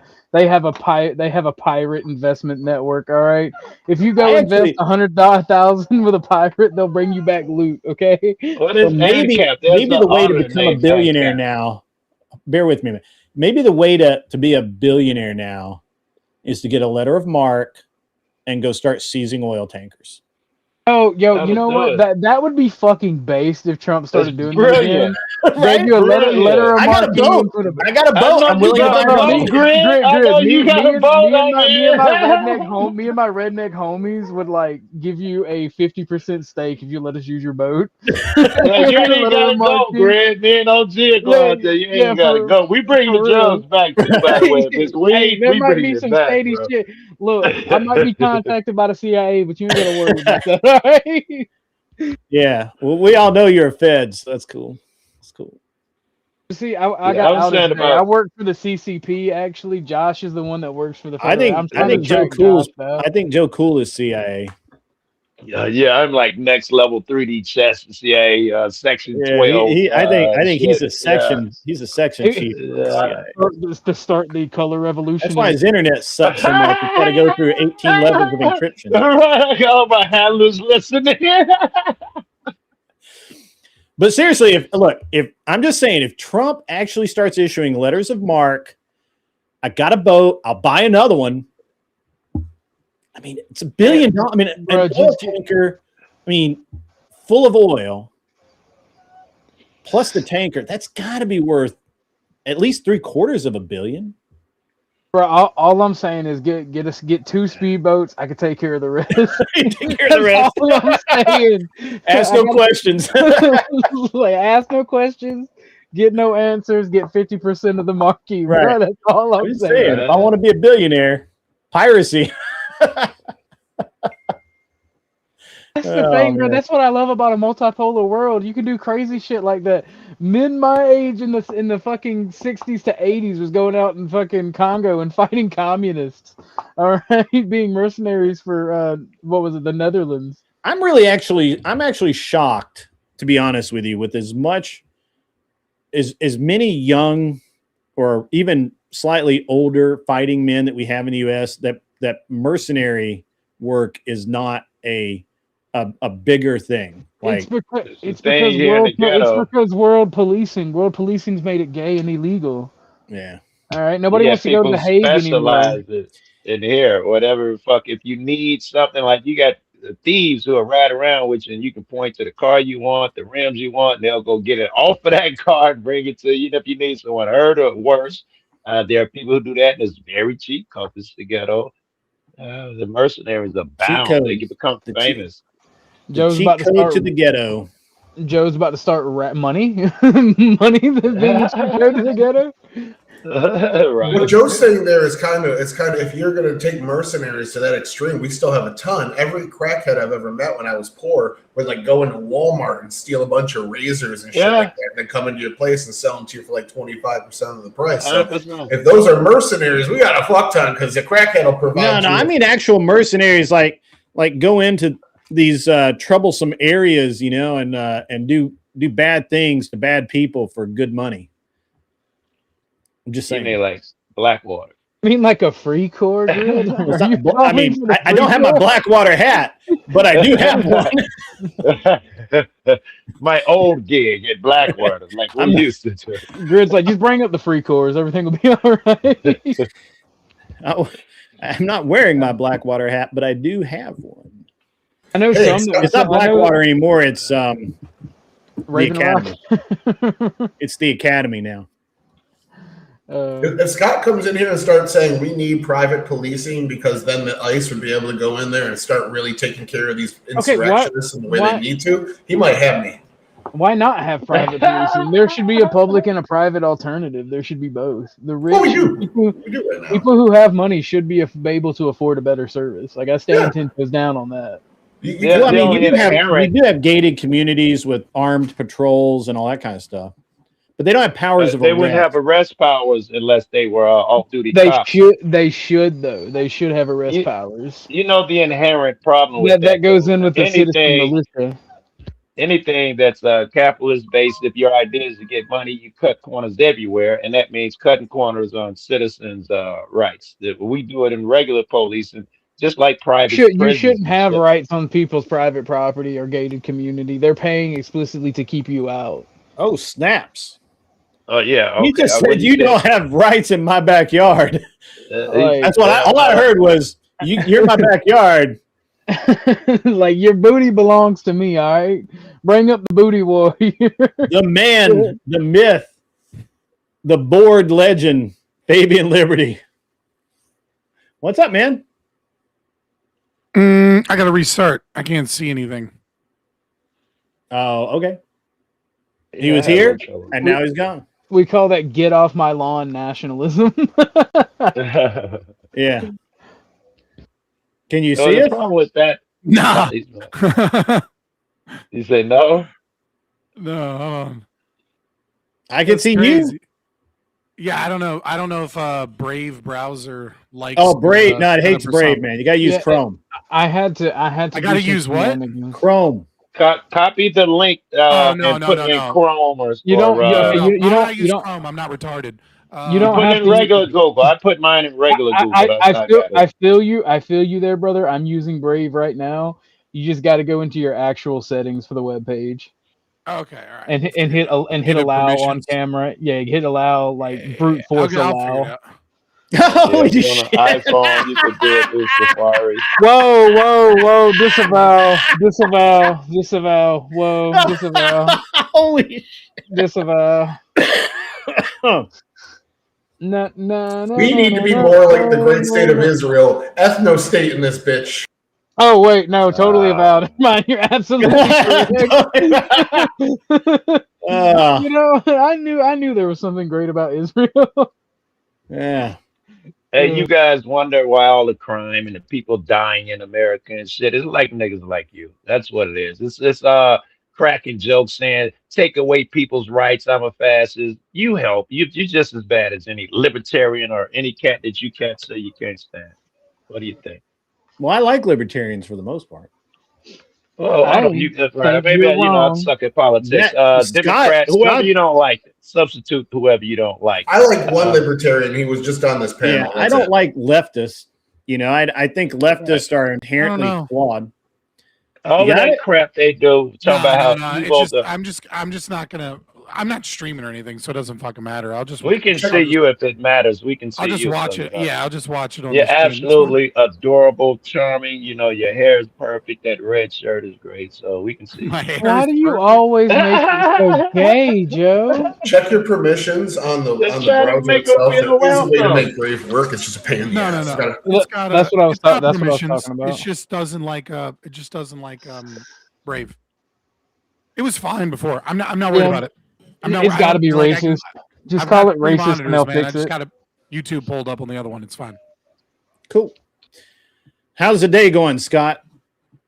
I would like more sleep, but I'm bored, so I figured I'd come in and talk shit. Yeah, let's talk some shit. Hey, what's your before anybody starts in? What's your take on the Minnesota Preddy shooting? I haven't man, it's like I fucking hate this type of question because it's like every single time you give an opinion on this, then like a new video angle comes out like 3 days later, and then it's like, oh, it seems to be right. Like this is very tepid opinion. It seems to be like obviously he was at a protest. He was allowed to be at a protest. He's allowed to antagonize ICE because, you know, fuck ICE. ICE don't have any rights, right? Kill a fucking ICE agent for all I care. They have no fucking rights. I just, you know, I'm not going to support you killing an ICE agent because it would make libertarianism look bad, you know. But if you do it in the name of leftism, oh man, that's like the Bloods and the Crips having a shootout against each other. Who the fuck do I care? But it seems like he had a license to carry concealed. Right, he gets into an altercation with the cops. They remove the firearm, and it seems like he goes to reach maybe out of instinct because they grab it or whatever. He did a dumb move to reach back where the firearm was, but they don't have the firearm. I don't know if the other officers are really aware because ICE have no fucking. They have terrible training. They have no idea what the fuck they're doing. They're incompetent as fuck, and they, like even if you support ICE, these guys are like these guys are bumbling retards when it comes to dealing with shit like this, right? They're fine for going and arresting a random guy at a taqueria. They're not designed or trained to fucking deal with mass protests. They're just not. And like they shouldn't be doing that. They shouldn't even be there. But right. And so it seems like dude went and reached in the back out of some instinct, pulls out a mag. There's a negligent discharge. Maybe. Right, like I can't. Yeah, we don't know. I haven't. I've been counting that. I've not been, kind of hanging on to that because I don't know that there was a negligent discharge. Well, that's why I said maybe, and that's why I say like fucking. No, there was definitely a negligent discharge. But I don't like the Republicans are blaming the gun. All right, I don't like that. Wait. Before you move on, the left blaming the gun. There's definitely a accidental discharge. You guys are saying. Well, the sound, the volume on the shit exists, and the cop already had the gun before any bullet shot ever occurred. Right. So you know he didn't fire anything, right? But like whether or not there's a negligent discharge or not, like I haven't. Like I said, I want to wait for better fucking videos to come out because somebody out there has a better video. Right? No, these got great ones now. The one guy was sitting in a car. You just haven't done your homework. Forget YouTube, trap Reddit and shit like that. The guy Yeah, in but the car and all the stuff. Go ahead. Yeah, I mean, he asked me my opinion on it, and I stated in the very beginning, I hate No, I heard giving you. my opinion I'm on just giving day-to-day you. shooting shit. You know what I mean? I'm Like, giving like you. I'm not You saying you don't have the video. I was just commenting to that Yeah. part. I was So just yeah, saying send me they're a video. already out here. Send me a video if you've got a better one. That because like the Yeah. last one I saw was like I couldn't tell if it was AI interpolation that there was a negligent discharge or if there was like what was going on with it because it was like a really grainy footage. Right. The footage is horrible on the when the officer is carrying the gun because they've blown it up so much. And it's actually really so the only thing that I can see for sure is it really looks like the guy's got his finger in the trigger guard, and you that's hear just one, fucking the wrong. slides you back hear or not. one, I thought you heard you someone hear say the one, slide was Right. back. you hear All right. one pop, and then you hear bang, bang, bang from one, and then when it's showing the other one, you can see him stepping around with his finger in the trigger guard, and you can actually see a puff of gas Is my leaving the audio slide. fucked up or something? People are saying my audio is jacked up. You're good. You're good on here. You're good here. But when people talk over All right, people, cool. it sounds fucked up. So Yeah, you're good. I can't see when shit lights up, so I don't know. I don't know until I don't know until I hear it because I can't see the fucking screen. Yeah, you're really coming through. You're 5 by 5. Man. All right, cool. 5 by 5. Oh shit, that's There you old go. reference. 5 by 5 in The the whole pipe. part. So I mean, Well, no, it's in the pipe. 5 by 5. I kind of echo. I kind of echo pretty much everything you say, except I'm not for the wholesale slaughter of government agents like you are. But that it's a minor. Hold on, difference. pause. I never said I was for the wholesale slaughter of government agents. I just said they don't have any rights. Like you kidnap and traffic people for a living, right? Mm-hmm. Like you're no different than a gangster. That's right. You've gone over to borders don't exist side. So no, okay. I always felt that way about ICE agents. Okay. All right. I mean, you kidnap and traffic people for a living. Like, how do you claim to have rights? By what basis do you claim rights? The only basis you can claim rights is by power, and then that just is might makes right.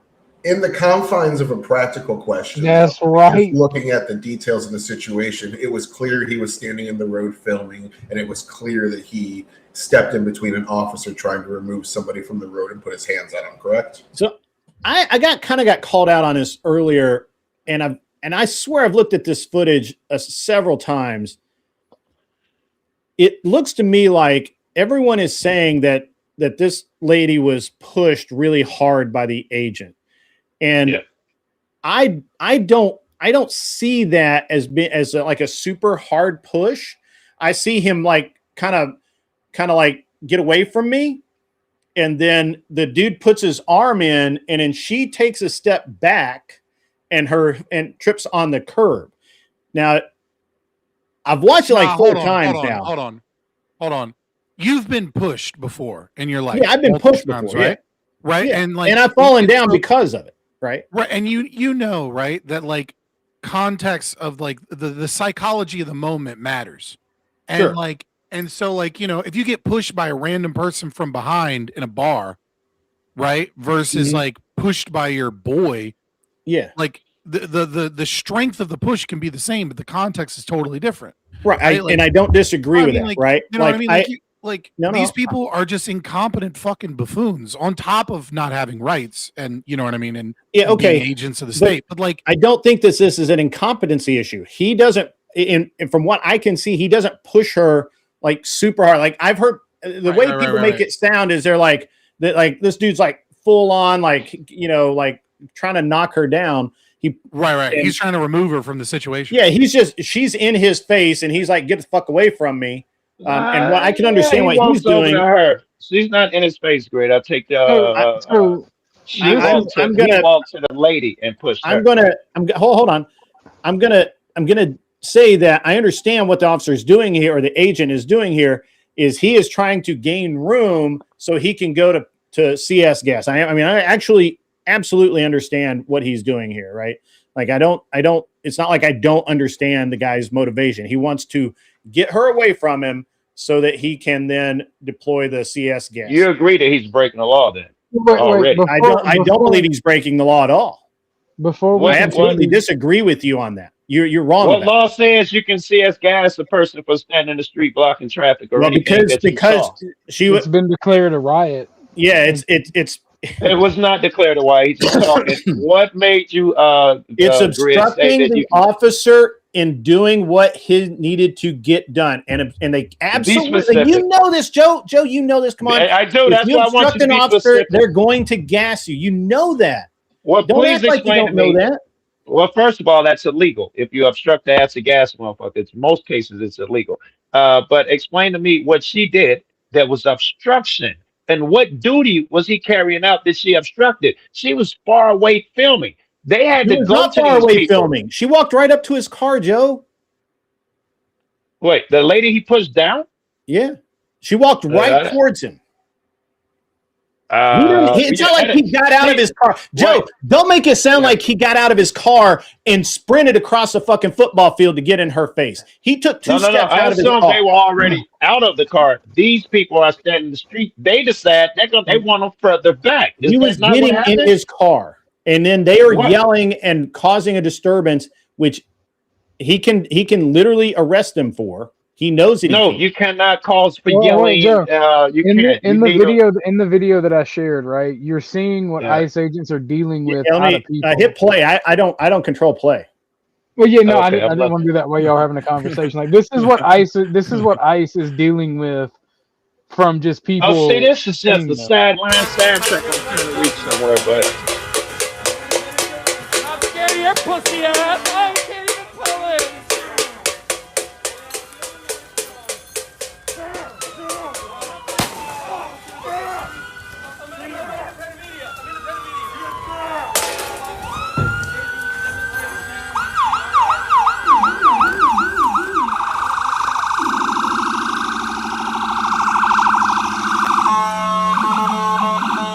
It's mostly peaceful. I'd love to talk about that and dissect it, but right now I'm trying to pin Grid down on what this lady was doing that was illegal. All he has right now is she stood too close to the car, which is 1,000% legal. Phrasing, Joe. Phrasing. Phrasing. See, yes. Can you give me exactly what? Because none of the things you call blowing the whistle, so and so, then you immediately say it's disrupting. Tell me the shit. It's obstructing him in his. Right, so hold on. I understand where you want to go with this, but I'm not going to let you go there. Right. So when he is getting in his car and they're blowing the whistles and whatever else they're doing, yeah. At that point, they're standing in the roadway. Now, they're free to do what they were doing, not in the roadway. I believe he asked them to move. I can't hear what I actually haven't heard a version with volume yet. I have one. I just haven't had time to view it.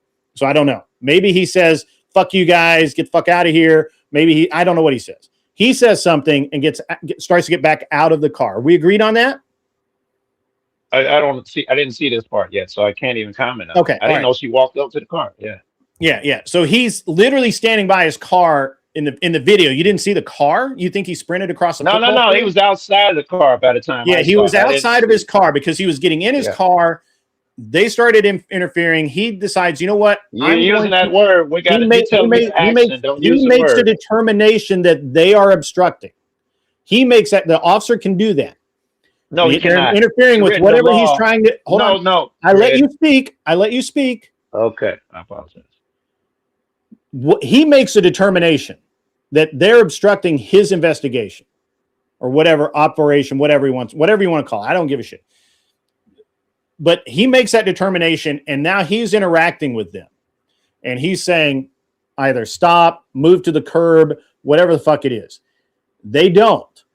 So the first woman that he's interacting with, I wish I don't have this footage. I think OG might have it. I saw it. I don't remember where I saw it, but in the first interaction, he interacts with one of the women, and that dude is standing literally right next to her. And that woman either sits down or steps back or whatever. And then the second woman is literally in this guy's face. He goes to push her back. Bullet Magnet decides to put his arm in between them and that's when the cop backs up and CS's the guy right in the face twice, gives him 2 shots. Okay, well, that's a little different from where we started at. I thought you were saying that the job they were doing required CSing. I think you're saying they were CSing them because they were stopping them from driving their cars. Therefore, they made the action Yes, to they CS. obstructed them, and absolutely, they're allowed to use CS gas if you're obstructing. Now, I don't agree with that. Now, Joe, I'm going to be honest with you. I don't agree with it. But that has not, me agreeing with it has jack shit to do with this. You ever been hit by the CS gas that they use? Yeah, I have. No, but I have been tased. Dude, it is so fucking mild. Is it really? It's like that dude has a massive reaction to it. Like, play the video, OG. I mean, like some people have allergic reactions to it, but it is kind of funny. Because like all right, the CS gas that they use is like watered down. Ladies, OG, the ladies already. If you've ever been in a gas chamber, like in basic, it's like 100 times more powerful than the shit they use on protesters. I haven't been in basic, but I've been gassed a lot by ICE. Did you see the negligent discharge in that video?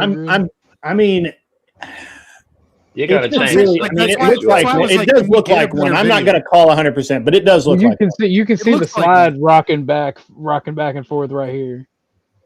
Right. The problem is quote unquote you can see. I need to know the source of the video because I need to know if there's AI interpolation in the video. Dude, have you seen the one that where they had the guy like it looks like it on the ground or whatever? It was fucking hilarious. And I'm not sure that matters anyway because the guy is walking away with the pistol. If it malfunctioned there and they shoot the guy, still murder. Once the pistol's gone, I'm not sure they have any justification for a continual action. And they murdered. Well, it matters. The guy yells, gun. Hold on. Still can't do it. Yeah, you're being retarded. I can't hear, but one of you guys at a time. You're being silly. Like I agree with you in terms of it may not matter for this specific, legal interpretation or whatever argument that you may or may not be making about it. But it still matters to know what happened to. If you're giving commentary on what occurred, no, I was just right, well, okay, legally it's a good my position is very simple. Neither of these people, the ICE agents don't have rights, and protesters, as far as I'm concerned, that are if they're libertarians, if they're fighting to get rid of ICE because they want to down with the welfare state and down with the state in general, then they're martyrs. And if they're a bunch of commie socialists that are trying to stop ICE because they want to balloon the welfare state and import millions of votes to destroy the white middle class and and continue the white genocide of the welfare state, then fuck them, fuck around and found out you're a gang member that went up against another gang member, and I'm glad you're dead. Oh, good to know. I told you. He's my favorite libertarian. I'm talking about the legality of a thing, and you interrupted to tell me how you feel. I'm sure there's a time for your emotional outpouring. Interrupting me is not the time. I was discussing the legality of it. No, you interrupted me. Correct. I yielded. You're being retarded, so I interrupted. I have the video from. You're entitled to your opinion with your ugly ass red shirt. Everybody, calm down a minute. Turn the camera on, Joe. What's your fit? What's your fit, man? I ain't even showered today. This isn't my streaming time. I slept in this shit, just so you know. It's got some dandruff on the shoulder too. That's a white people problem. Did you not see that? Like, did you not see them walk up to the car? Sorry, wrong button. Oh, my bad. All right, let me pull it up on my phone. It's all good. So, the legality. Look, I mean, Scott is. There's not. I disagree with him. Let me just say it because I haven't had a chance to say it to be disagreed with. It's been adjudicated, especially here in Chicago. Judge took all those weapons and said there's no circumstance that you can use that shit on a fucking protester, unless very specific shit. He took them from them. That's why they left Chicago, because they were doing exactly what they done, and the judge found it illegal. If someone is blocking traffic, first of all, interference has a description. It's basically physical. They would have had to physically interfere. There's no, you're just too close. you have an argument with him stepping in between the lady. That is the definition of interference. So he wins there. Yes. The rest of it, I'm not so sure. Brought up to anything that they can do, anything other than say you're under arrest, put your hands behind your back. Joe, Until watch you the try video. that, You you literally can't see the shoot women. Let's motherfuckers. You listen. literally see the women walking to the ICE agent. Okay, I'm all right, I'm zooming in. God, dog, this thing don't zoom in. Yeah. Maybe I'm not zooming in. Hold on, let me get my other phone. You might The have to ICE wait. agent is telling them to leave. They're Oh, now look, 3 seeking a people search. obstructing traffic. Hey, look at that. They're He's in the directing road. traffic. Hey, traffic, come on through. I'm a traffic cop now. I've appointed myself that. Give me a second. OG, I'm getting my other phone now so I can zoom in. So the woman that just got into the car, you don't see her. Oh, they're pissed about Man, it. I'm not even looking. Okay, I got it now. I'm zoomed in. Woman gets out of her Hopefully not car too while late. the camera's down. There she is. Approaches the officer from behind. He pushes her out of the street. That guy steps in the way. Wait. You're gonna have to back up because dude's narrating, but I need to see what he's talking about. Can you back it up, OG? Yeah. Because it's already happened. What I'm looking at. All right. So you see the women approaching the ICE agent.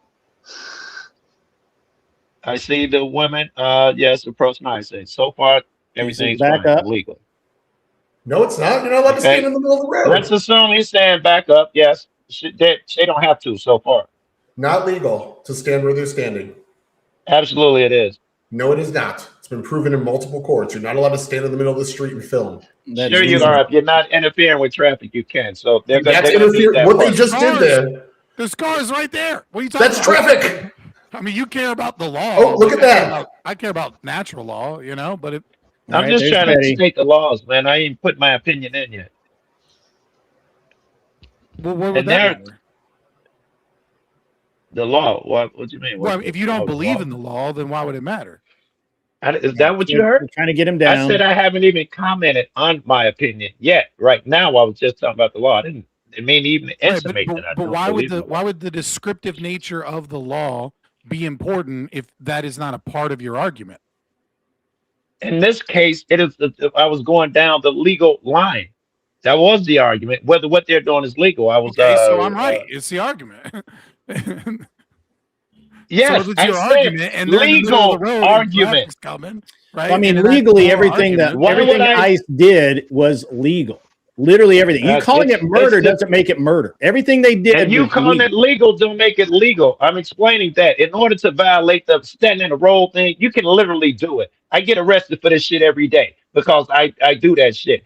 Yes, and the cop attempted to effect an arrest. Excuse me. It's really easy to rebut when you hear one sentence. And if you have a fucking weak mind and afraid of something, you should absolutely jump on the nigga first sentence and interrupt him. I mean, the so only thing if I start jumping to conclusion, you know why? That sounds pretty dumb. Now I'm saying that the law itself says that you must be in the street where you can impede with traffic. That is the second part. Now, if you're saying their argument is the guy couldn't pull out because they were blocking, that's a different argument. But unless there was traffic to impede with, no, you can't necessarily. You just saw the video. You just saw a car coming and then stop, and then another guy try and be like, "Oh, come this way." Average ICE enjoyer over here was like, "Oh, look at him. He's a traffic cop now." She's in the middle of the fucking road, in the middle of the fucking way. If your argument is about the law and the descriptive nature of the law, and you're arguing, for why this is a bad, why this altercation is a very weak argument. Illegal from the ISIS perspective, and then you appeal to the law that says you can't impede traffic, and you can see in the video she's impeding traffic. You're defeating your own argument. I'll repeat it. I haven't even gotten to my argument. I want to listen. I want to get your tools. I want to hear you break down. Every time I speak, it cannot be your fucking light bulb going off to interrupt. Okay. Joe, calm down. Let me just let me. I got $1 Canadian from Mana. Thank you very much. Appreciate that. I want to hear Joe Cool's entire position on this, and then you rabbit hyenas can tear it apart. Yes. Okay, first let me just state that I was only trying to rebut Grid's words that whether it was legal or not, that one act alone on its own. I wasn't trying to make a bigger commentary. Personally, I believe that they were in the street. And if you say they were blocking traffic, I'll give you that. I didn't see the vid whether they was actually cars trying to get them around. Well, I don't have to get into that. I do know what the law says because I walk up on the police every day and do a lot of protests. And what they can do is they can tell you to leave. If you don't, and you are obstructing traffic or something like that, they're ICE agents. They can hold you and call a cop, gassing you and stuff. None of that comes in for standing in the street.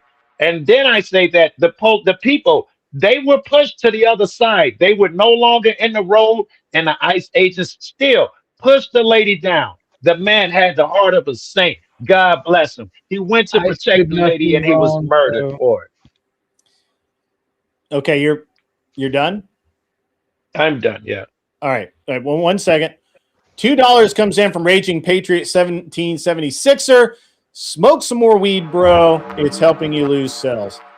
Ouch. All right. Hold on. I'll take his advice right now. You You know, take his advice I'll right take now. his All right. advice right now. I'll reach for the ball. All right. So I'm gonna give you my breakdown, Joe Cool, and I'm gonna tell you why I think you're wrong, and then I will let everyone else tear me apart up there. Tear you apart. So, Joe, here's the thing. Yes, when that officer exited or that agent exited his vehicle, I think he had enough to detain and have those people arrested for interfering with his investigation. Okay. There were other agents there as well. I'm sure that he felt like, hey, man, I've got everything going. So next up is so at that point he is in good faith, right? Because he believes this. I don't know, and I don't see anything to say otherwise, that he believes he is going to arrest these people. That numbnuts interfered with him. Yeah, his numbnuts interfered with him making his arrest. Right, that numbnuts was then sprayed with CS. Now I don't know. Maybe I'm going to believe Fabian Liberty that it's not that strong, but he got a double shot of it. He starts flailing around. Now I'm going to be generous and say he's flailing around and not fighting back with the officer. Okay. I'm not going to ascribe intent here. Just to be clear, it still sucks to get hit with CS. Like, sure. It's not fun. I'm not going to say that he was fighting with the officer intentionally or whatever, but I am going to say that he starts flailing around and he is resisting the officer that is trying to take him to the ground to put him in handcuffs. So, and then move on with the process. Now, we've all seen, and I don't think anybody will disagree with me, that at some point in that, about 20 seconds in, maybe, a gun is discovered on this guy's person. The gun is removed.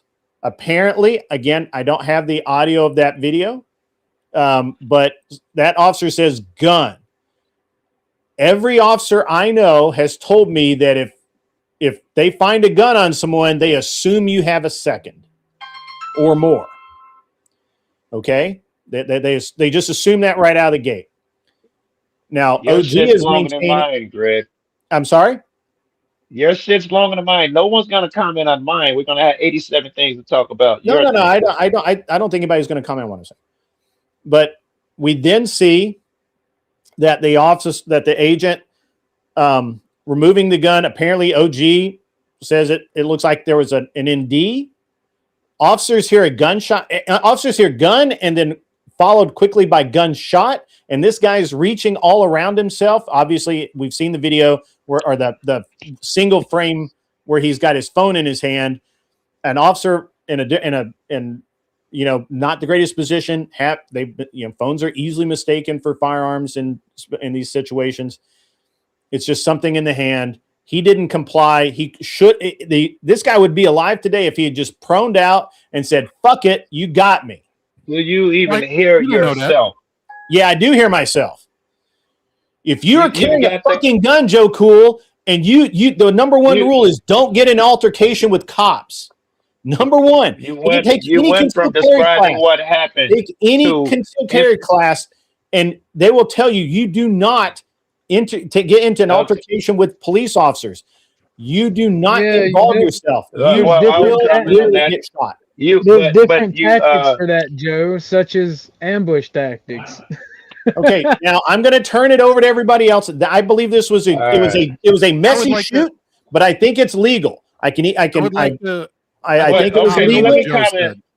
I want to comment on Grid for 1 second. Grid, what I was saying was that you went from giving up your version of what occurred to if he'd have just stayed his ass on the street, right? So you said if he just laid down, you're no longer giving me your version of occurred. Now you're adding on shit, which fair enough. Fair enough. You can remove. You can discount everything I said about my opinion, my analysis, and position. Done. But I'm just going to tell you that. Go ahead. So I have a question, right? Like just kind of piggybacking off Joe here, right? Yeah. If this wasn't an ICE agent and this wasn't a protest, right? Let's just assume these are, local PD cops, right?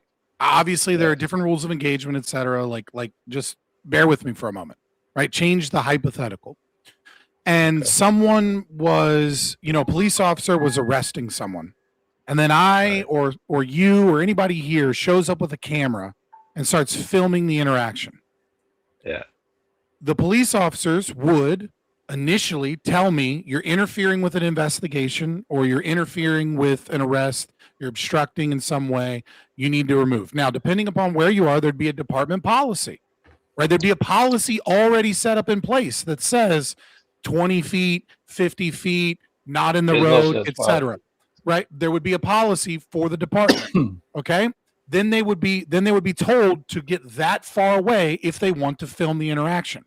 What they wouldn't do is immediately be shoved, berated as they go across the street, then shoved harder onto the ground. If any police officer did that to you and you were, let's say, I don't know, like a First Amendment auditor, you'd have $1 million lawsuit on your hands in a second. So why the fuck is ICE, with less training and less experience in these situations, allowed to immediately start pushing people as soon as they don't do what they want them to do, follow them where they're now a safe distance away, where they're no longer obstructing, push them fucking harder? This is ICE starting a fight.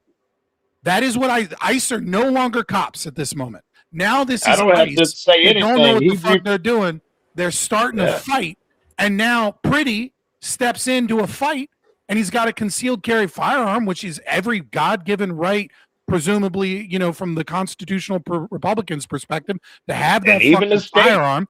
Then he gets the gun removed. Someone screams gun. Then these retards that started a fight have a fucking discharge of the firearm they're supposed to be taking because they got no goddamn trigger discipline, because they got no fucking training in this bar fight they started.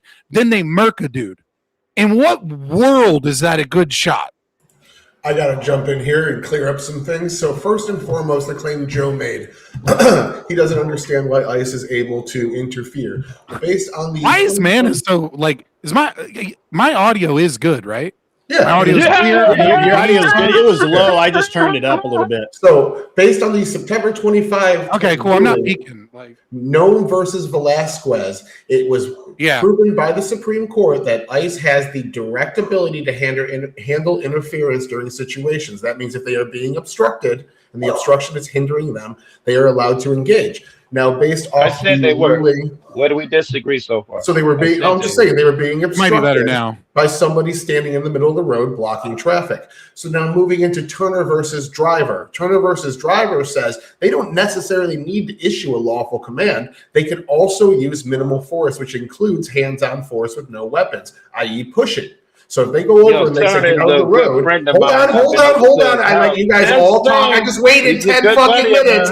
I just waited 10 minutes, Unc. All right. So I love it. Now going Turner versus Driver. This says that police and law enforcement officers retain qualified immunity if they A, give a lawful order that's ignored. So we don't have the audio, but there's a very good chance he gave a lawful order. But B, they don't even have to give that lawful order. They can use minimal hands-on force to move that person out of the road or detain them. So ICE, in that point when they were pushing people, were acting within their authority. I think that was fair. I agree. When they pushed that woman, she had already approached ICE from behind while he was commanding one officer was commanding two other people to to get out of the road that were not yet out of the road. She approached him from behind in the road. He also pushed her. When he pushed her, she was still standing in the roadway. What happened after? I'll give you all the pushing shit. Yes. What happened after is Penny stepped in. Now, Penny doesn't actually have to lay his hands on the officer, but based on the video, it looks like he did stiff arm him. But he doesn't even have to lay his hands on the officer for that to be assault against an officer. You just have to show the intent to. So when you step between ice, pushing somebody out of the road, and put your hands up and potentially touch them, that is considered assault on an officer. That was when he got pepper sprayed. All of this falls under ICE's jurisdiction. But hold on. Right there, though, there's still an argument remains. Real quick. I want to make something clear real quick. I made the argument from a hypothetical of a police officer and how there are department policies and restrictions on police behavior to stop this type of thing from occurring, because my argument is that this isn't a good thing that happened.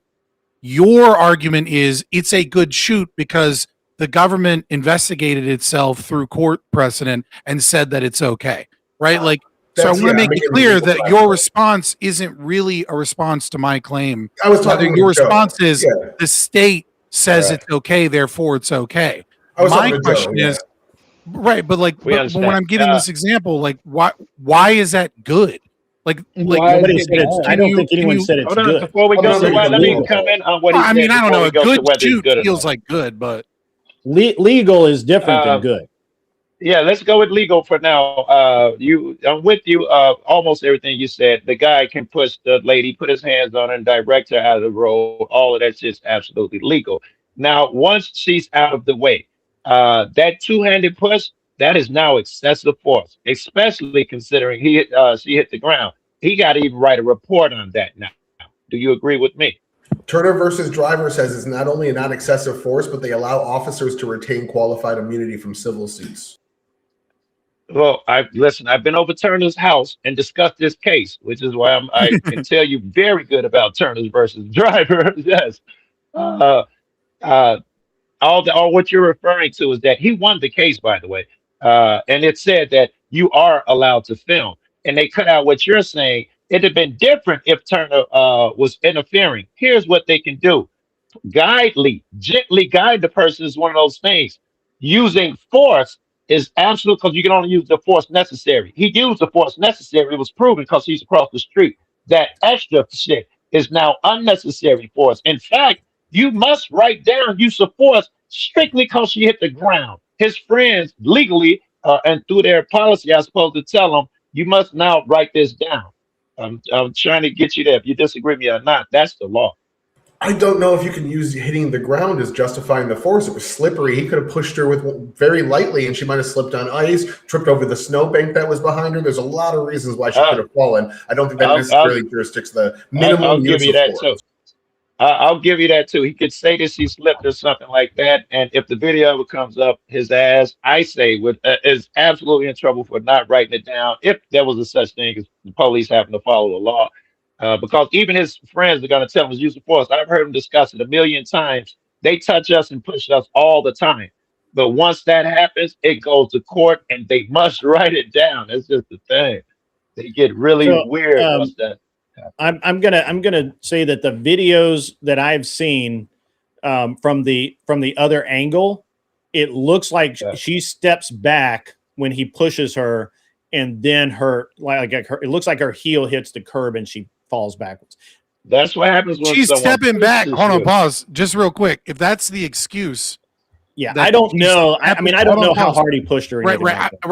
But like, if the claim or the defense of the push, right, is she's stepping back, maybe she fell, and that the push wasn't that hard, right? Right. Then why would the push be necessary if she's stepping back?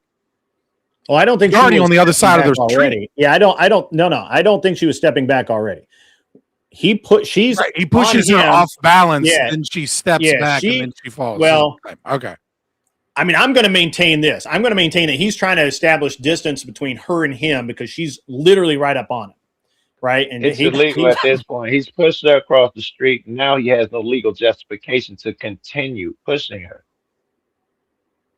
Yeah, okay. Right, but I'm just saying, like she steps back because she's pushed. Sure. But why? Yeah, Like, I don't think she was stepping back because she wanted to. I think that she was trying to step into the officer's grill. Right, but like if I'm gonna have to be forced to compromise with a bunch of you socialist statists, right? Like, can we not agree that that regular police departments have fucking policies so that shit like and ICE does too. ICE has a what policy. fucking policies when like are you saying it's a good shoot? I said it's a legal shoot. I've never, and it's really messy. It's really, really messy. There's a lot of things that could have been done better. Let's discuss legal shoot. So it's legal. Topic. So let's assume it's illegal. It's legal what they did, right? Yeah. And all of the court cases. Let's just assume for the sake of argument that if we were to adjudicate this, there would and a rational jury was to read every case involved and everything involved, that this would be a legal shoot. And at the same time, we recognize that we shouldn't be in a scenario where we're pushing a woman because she's obstructing in some way, and then we're moving her all the way across the street. But I can't do anything about psycho women. I can't do anything about psycho women. I can't make women less psycho. You're asking the impossible. You could not start bar fights with them. That's one thing you could do. Well, he did. Well, hold on. Who approached who? Yeah, she approached the officer from behind, getting out of her car when he was dealing with two other people. I think that's why she got pushed. I mean, that's illegal. Well, hold on. We're not talking. Right, hold on. I'm addressing starting the bar fight issue. So hold on. Okay, sure. It's totally legal for her to do that, just like it's totally legal for him to shoot that dude. But it's problematic, right? Like, it's problematic. I would give you that. Yes. Yeah. Right. Right. So that's why I'm asking. Maybe we should have stricter policies on ICE, or at the very minimum, better training, because this is shit that shouldn't be happening. No one could disagree with that.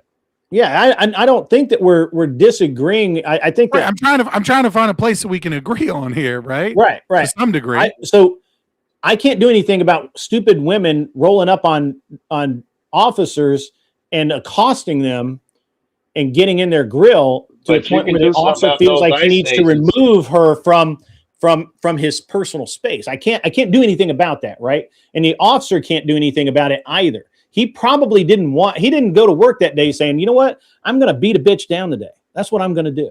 I mean, you don't know that. Think he went? I don't know that, but I'm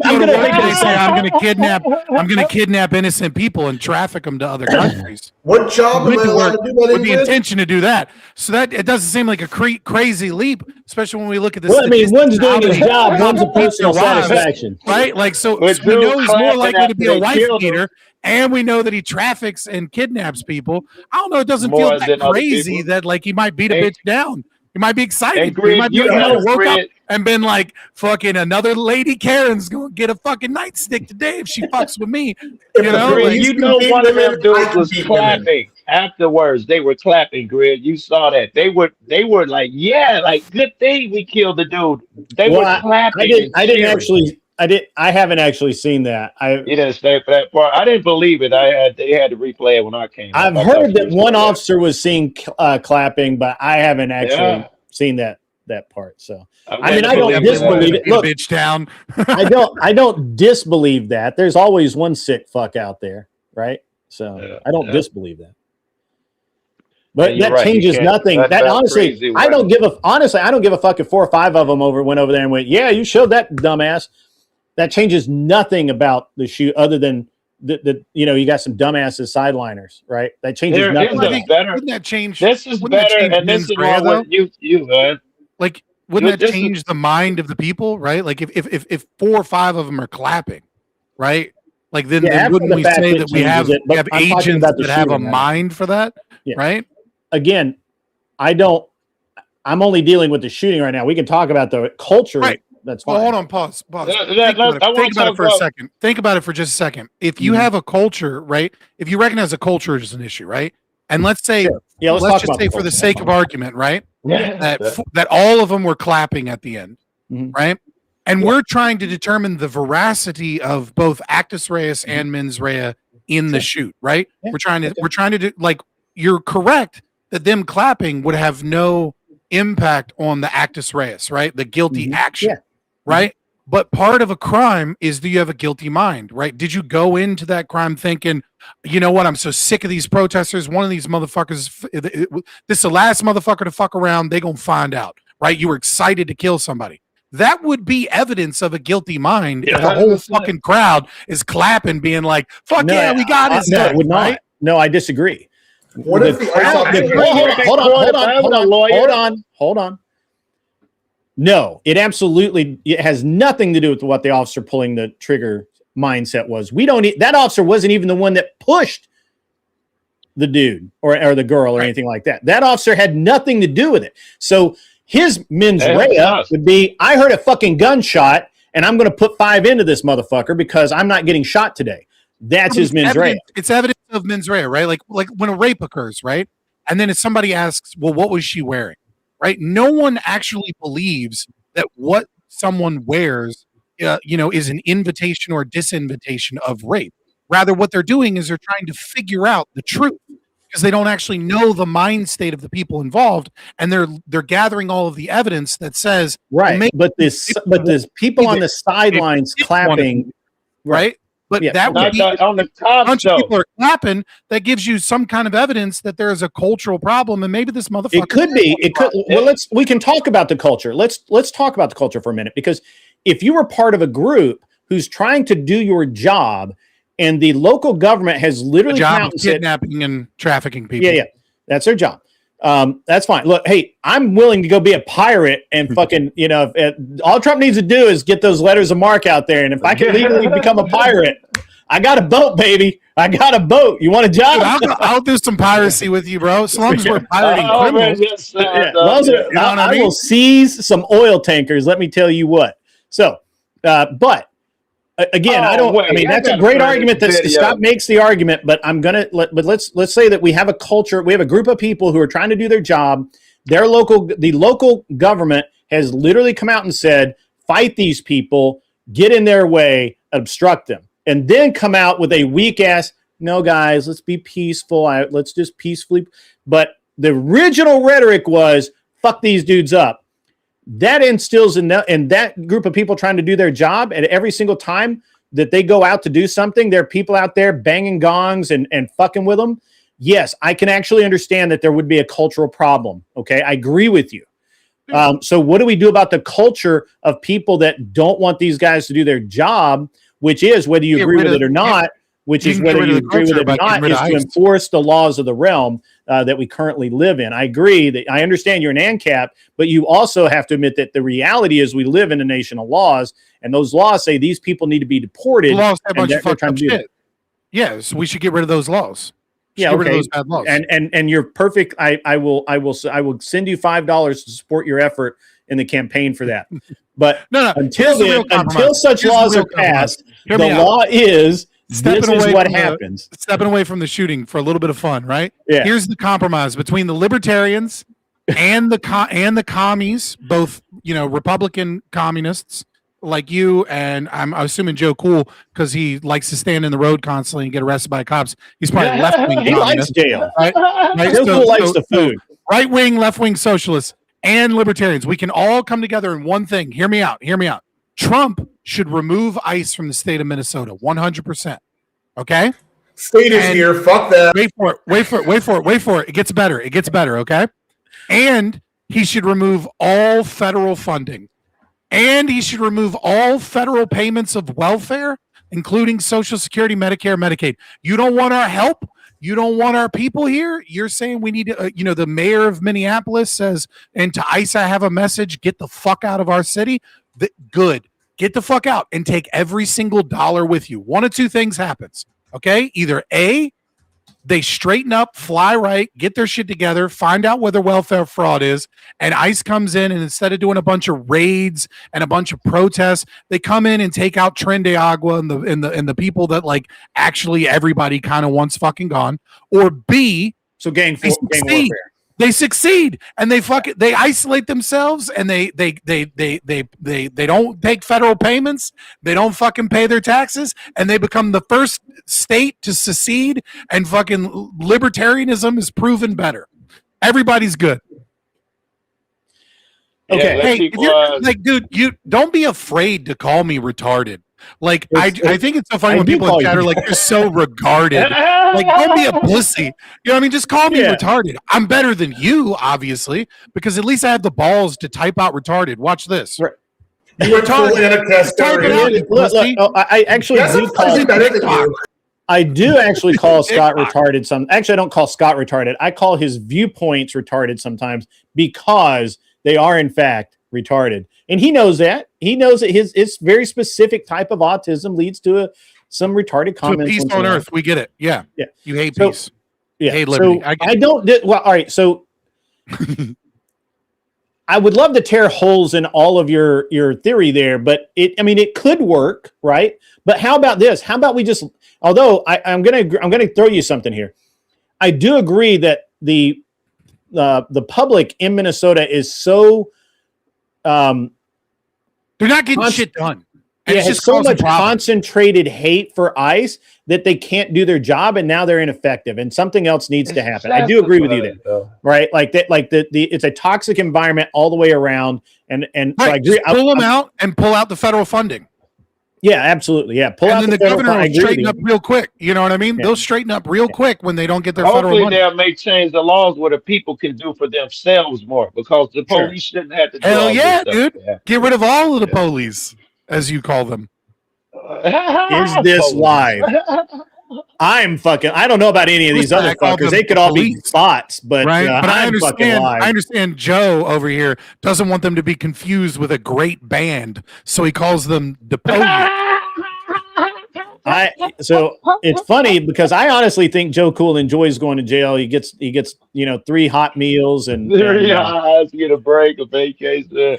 And he gets a vacation. He gets to watch TV in the day. They call it a day. What do they call it? A day room still? I don't know. I'm 25 fucking years. Yeah, it's still a day room. I think it's been years since I've been. Yeah. Honestly, since I hit the day room, I don't go past the front. I ain't did nothing horrible in years. Okay, all right. Yeah, I don't know. I'm going by 25-year-old movies, brother.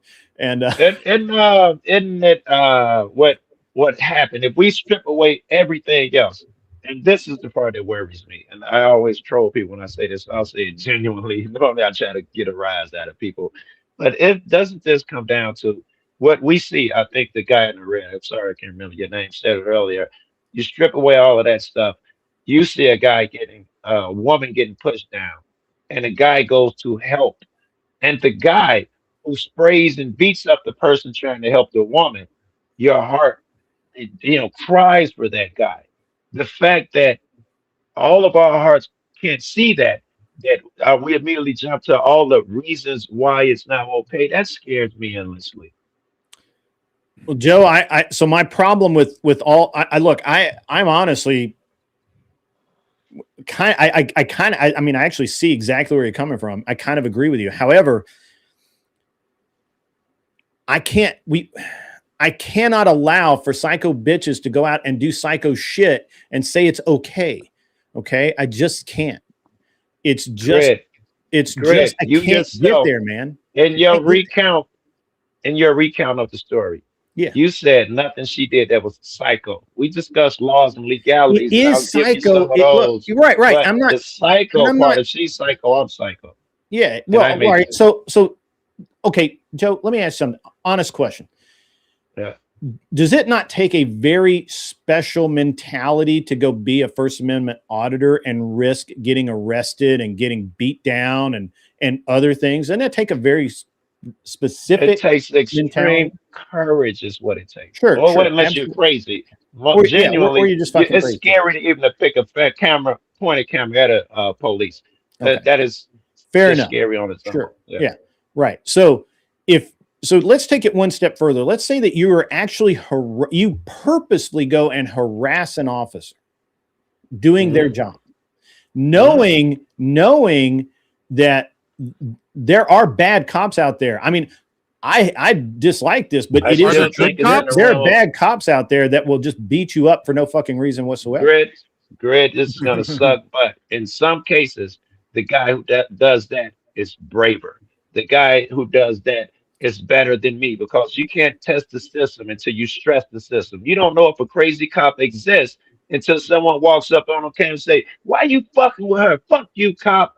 A normal cop, a normal human being, they ignore the fuck out of you, and that shit dies quickly. The crazed lunatic that pushes you and say you're interfering with my job. Watch him. He's dangerous. He shouldn't even be out there. Yeah, I just think it borders on the insane for what those ladies did and continued to do. All right, and you know what? I can actually agree with you. All right, walk up on them, yell at them, call them bastards or whatever, but then walk the fuck away. No, the type of person who sees that, who's moved because they see in their heads. I'm just fantasizing here. They saw a woman get shot, and in their liberal minds, she was a princess, and the guy did this horrible thing and murdered them. Wait, hold on. Who got shot? Which one? Good. The last shooting. Good. Yeah. These people are out here. They're still fired up over the Good. Yeah, Renee Good shooting. They're like, this beautiful angel got shot. I can't believe they did this horrible thing. For them to get up there, and she didn't carry a sign or something, it's just filmed. If you're protesting or filming or whatever, you ought to raise it amongst us. Yeah, that's a small thing when someone got murdered and someone says, but you blocked traffic, right? You're out there protesting because so-and-so got killed. They weren't protesting. They were literally following ICE officers around to interfere with their operations. This is something I've done myself. It may be 100 of us walking down the street protesting and all of that, and someone will argue they're blocking traffic. True enough, but you got to look past so much to make that comment. I mean, if you have a permit, I have a different emotional pull here, right? Because I do think suicidal empathy, where is obviously one of the biggest downfalls of our nation, is the very idea that you're talking about, Joe, where you strip away the principle, you strip away your thought of whatever it is that you're holding on to, the law, and only react to the emotions and the vibes of the thing. I think is a recipe for the downfall of Western civilization. But I do have I do have a different emotional pull, which is, I'm coming from this position of like, I don't give my empathy to socialists. I don't give my empathy. Like, I don't have enough empathy to go around to people that are fighting to make my life worse. Right.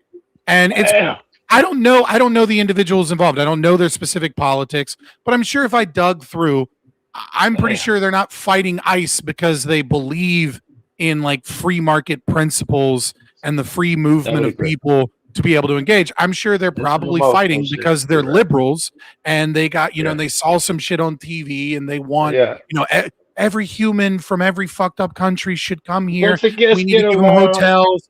We need to help them. We need to get kids. Probably more of that. They want to destroy me and my kind, right? That empathy, me and my kind, bled and choked in a system that's ever becoming worse. And what I think about, but on the other hand, right, a little bit to your point, I also see these conservatives, Grid, no offense, but I'm going to lump you in this group as well, that are like, well, if they hadn't had a gun, or if they just laid down and complied, like they would have been better off. And it's like, man, we used to pull local governors out of their fucking house, pour boiling oil on them, and cover them in feathers because we were going to have a 3% import tax on some goods. Like, that's I agree with you. This nation is we fuck up and kill politicians and cops. Correct. When they threaten us with a 3% tax. We didn't do that. Hold on. I agree with you. We live in a world where we're taxed 40, 50, 60%, depending on our income. Agree. So I agree with you. These pigs. I agree with you, Scott. And matter of fact, the Second Amendment. My favorite comment is when people talk about the Second Amendment. I repeatedly say that the Second Amendment does not give me the right to shoot Bambi for food. The Second Amendment gives me to shoot the right and responsibility to shoot politicians as necessary. So maybe the Second Amendment is for when the federal government is coming in and kidnapping and trafficking people that have committed no fucking crimes. If not, then when? Well, I mean, if they come across the border illegally, that's a crime, is it not? I understand you don't believe in borders. I believe you don't understand. My answer is very simple. No. Okay. Yeah, I know you don't believe in borders. Unjustified. It's a contradiction. Yeah, I understand you don't believe in borders. That's okay. I believe in private borders. I believe in private property. What I don't believe in is contradictions. You believe in contradictions, which makes you no different than any other communist. Your philosophy is the philosophy of communism. You want the destruction of Western society. That is the logical conclusion of the belief that contradictions exist in reality. They don't. A public border and public property is a contradiction. How can it be property that is owned by a bunch of people? Property is the right of exclusive control. You can't have. So you believe? Hold on. I got to explore this with you, Scott. I got to explore this with you. So you think that no nation that there are no nations? You believe there's no nations? I believe that there are nations. What do you mean? What do you mean? I'm asking you. I mean, they exist. No, I'm asking you. I can find them on that. Do you? So the fact that believing in a nation makes you a communist. It's just as socialist as being a commie. Yeah. Okay. It all stems from the same philosophy of contradiction. Interesting. What about monarchy? Wouldn't it be more monarchist? What about it? A monarchy that was entirely voluntary could exist. No, I'm saying that a monarchy of one. This is all of this land belongs to this monarchy. Yeah. And all of the people in here are my subjects. Right. So that is the argument that Hoppe puts forward in Democracy, the God That Failed, right? Is that monarchies, while flawed and while obviously having problems and being a state and being aggressive and being unjustifiable, were better than liberal democracies because at the very least they were often treated like private property. But like a king isn't worried about enriching himself in a 4-year stint in the Senate or Congress and doesn't give a fuck what happens to the country afterwards because the king wants the country to succeed. And let me take this argument from a different angle.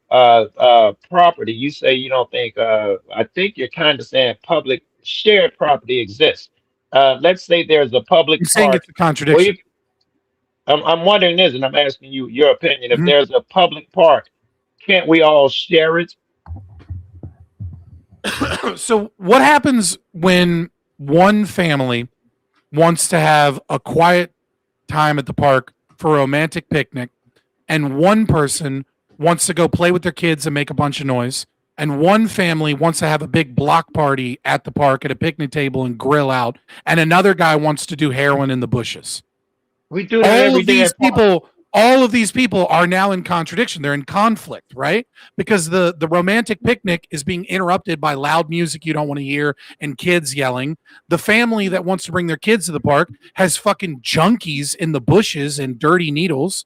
The junkie wants the spot to do his fucking drugs. And the block party people want to have a good time. We can and do share property. You're proving it. Public parks exist. All of those things you say occur. They're in conflict. And we still share it. The park, but they're in conflict with each other. So are you saying what? No one can use the park? It could be, right? I shouldn't correct. No, what I'm saying is no one has exclusive control, and you have a scarce resource. That's why I say we share public property. No, what you're describing, right, is that the state has mandated that this public property exists. And then people I'm describing God has made the earth exist, and we all get to share it under God. There is a shared thing. No one man gets all of earth. I'm bringing it down to a park argument. Okay, but if I go out and get a stick, right? And then you want to use that stick, and I say, no, this is my stick. Are you saying God demands that we use this stick for two different actions simultaneously and break the laws of physics and reality? I'm saying nothing is crazy in that. I'm saying at that moment, even when you share public property, at that moment, a certain amount of you and your area that you've chosen is private in a way. You can't call it private by any definition. Yeah, but once you inhabit it, conflict can be resolved. Conflict can be resolved through argumentation, right? So I can go to you and say, hey, I want to use this portion of the park for this over here. And you can say, I want to use this portion of the park over here. And then we agree that like you're going to be over there and I'm going to be over there. Right. And now we're sharing this thing because we've chosen. Right. But the problem is that if I want to have a loud party and then someone else wants to not have all that loud music, they either have to just accept that that person is going to have the loud music and there's nothing they can do about it, or they can engage in real some type of life. fight. That's real You know, life. shit. My neighbor on There is one a- side, I can touch his house. Hold on. I can touch his house from my house. He's so close. If he I thought plays you lived in loud your car. music, Can you go in I his must house? know, right? I must make that decision in real life. This is still my private property. That is still theirs. That shit doesn't change if you say every private property rule that you're given as. Okay, so let's say you hop over your neighbor's fence and you start pissing on his back porch. Right. Should you just share the back porch? No, that's You his just property. tell him, I'm hey man, renting you. God gave us this earth to All right, share. All right. I- And this I is have a- my favorite pissing spot. I got a question for you, because I see where you're coming from. Who I don't has, agree with who it. has the right to the back porch? Right. Who can when there is I was conflict explaining can't that, be but I'll let resolved. Greg go. Right. Yeah. When conflict can't be resolved, right? When you are adamant that you want to piss hold on. on his back porch, who has the right to say no? This is mine, and therefore you need to leave. So is your Now we can have a system of ethics because now we Yeah. have a system of resolving the conflict. But private property doesn't have that system. You can't have a system of ethics. all right? You can't resolve hold that on, Hold conflict. on one second. Hold on one Okay. second. $10 comes in from a Grillapolis tip for the day shift griff. Thank you very much, Ag. I hope guys, Ag's going I hope through your city's stuff. doing well. Yeah, he's doing well. I got to ask this, Scott. So your problem is like the idea of public lands. The idea of public property, be it a park, be it a school, be it a border, is Okay, a contradiction. So, all right. I want to Causes explore conflict. this for a minute. I want to explore this for a moment. So if we have public school, so you have a problem with public schools. All But- public property Okay, all is right. a contradiction. All of it. I want to get there with you. Just calm down. Mhm. What the hell? No, I'm calm. I'm just saying it doesn't matter which you Yeah. pick. I'm good. Okay, right. But I'm going to pick on public schools for a minute. So if the public came together, right, and they said, "Hey, we want a school here," and you built a school there, Mhm. is that Are not you okay with that? is that not ANCAP enough for you? Isn't that how you expect ANCAP to work? Is there anyone that's disagreeing that a school be there? Just one. Oh, I see. So even if one person says, "Yeah, I don't want to do that," how does that work in Ancapistan? Tell me, explain to me how You Ancapistan. privatize the land. But the land is private. It's owned by the government, which is owned by the people. What no, happened when it's privatized? The government What is does not that look owned by like? the people. The government is an oppressive force that violently stole its What's- land and steals what's- money if from I people can- in order to maintain itself. It's Yeah, not what does owned by the public. privatized The land, government Greg? owns You've you. heard him before. You've heard him before, Greg. Let me ask Yeah, a go ahead, couple go ahead. questions. What does privatized land look like in what you're saying? If we make land private, what does it Mhm. look like? Can I still buy a home? Yeah, of course. And now it's private. And Right, my if you neighbor own, next to me, let's say you own a home right now, right? The only difference Yeah. is you don't pay property taxes to the government, so you actually own the home, right? You're not given permission very by good. the government to own your home. You own your home. This is your home, and now you can logically and ethically justify that you are the sole purveyor of, like, you are the sole individual that has the Right. exclusive All right right, to Greg. determine what happens on this property and what doesn't. happen Okay, on the great. property. And we're left with the same issue though. My neighbor next to me buys Mhm. a home and he Mhm. played loud music. Yeah. I can't go over there and piss on his porch, right? Right. It's solved. What do I do then if he plays loud music? Yeah, so what you're talking about now is you're talking about some type of force leaving one's private property and going on to another person's. You're being private aggressed In upon. some way. Well, yeah. no, hold on. Don't answer for me, right? So the question then becomes, in what exactly have you homesteaded, right? So the process of homesteading would be, let's say there's land out in the middle of nowhere, and then you build a house and you build a fence. Oh, no, this is Where's important. it is, but I'm in my thing here. The homesteading is small. You only have money for a small plot of land. Let's assume you only got That's a not what I'm small talking amount. about. What I'm talking about Okay. is the process by which you claimed your property, right? So let's say you build a home by yourself, right? and then someone and you put a fence up and you say, this is mine, everybody else can use the land how they please. Now, the only way in which you would have a right to say that your new neighbor that builds a home, let's say a year later, doesn't have the right to play loud music is you would have to attempt to exclude before he began. What I mean by that is you would have to erect some type of sound barrier or put up a sign that says no loud music or something like that before he ever built the house. But if you move into a neighborhood and your neighbor plays loud don't music, give me another one. It's gonna throw me off. No. I'm trying to explain the principle here, and I promise I'm almost finished. But if you move into a neighborhood that doesn't have any rules about sound, there's no HOA, there's no voluntarily agreed upon contract for this neighborhood, and then you get mad that your neighbor plays loud music, that's your fault because you bought a house in an established neighborhood that had no rules on sound, and now you're offended that your neighbor has sound. If you want to live in a quiet neighborhood, then what you should do is you should move to a neighborhood that's a gated community that says in the contract when you buy the house, hey, we have rules. Well, who made the contract? These rules. Who made the contract? The original person that probably built the neighborhood, right? Like if I was BlackRock or Blackstone, right, and I build a neighborhood, I might want to sell this exclusively to wealthier people. So I'd build a gated neighborhood and I'd set up an HOA, and then I would sell homes with the HOA contract. Well, who would enforce this? How is this any different? Right? How is this any different than what we have now? Even under your stuff, whoever had the land, hold on.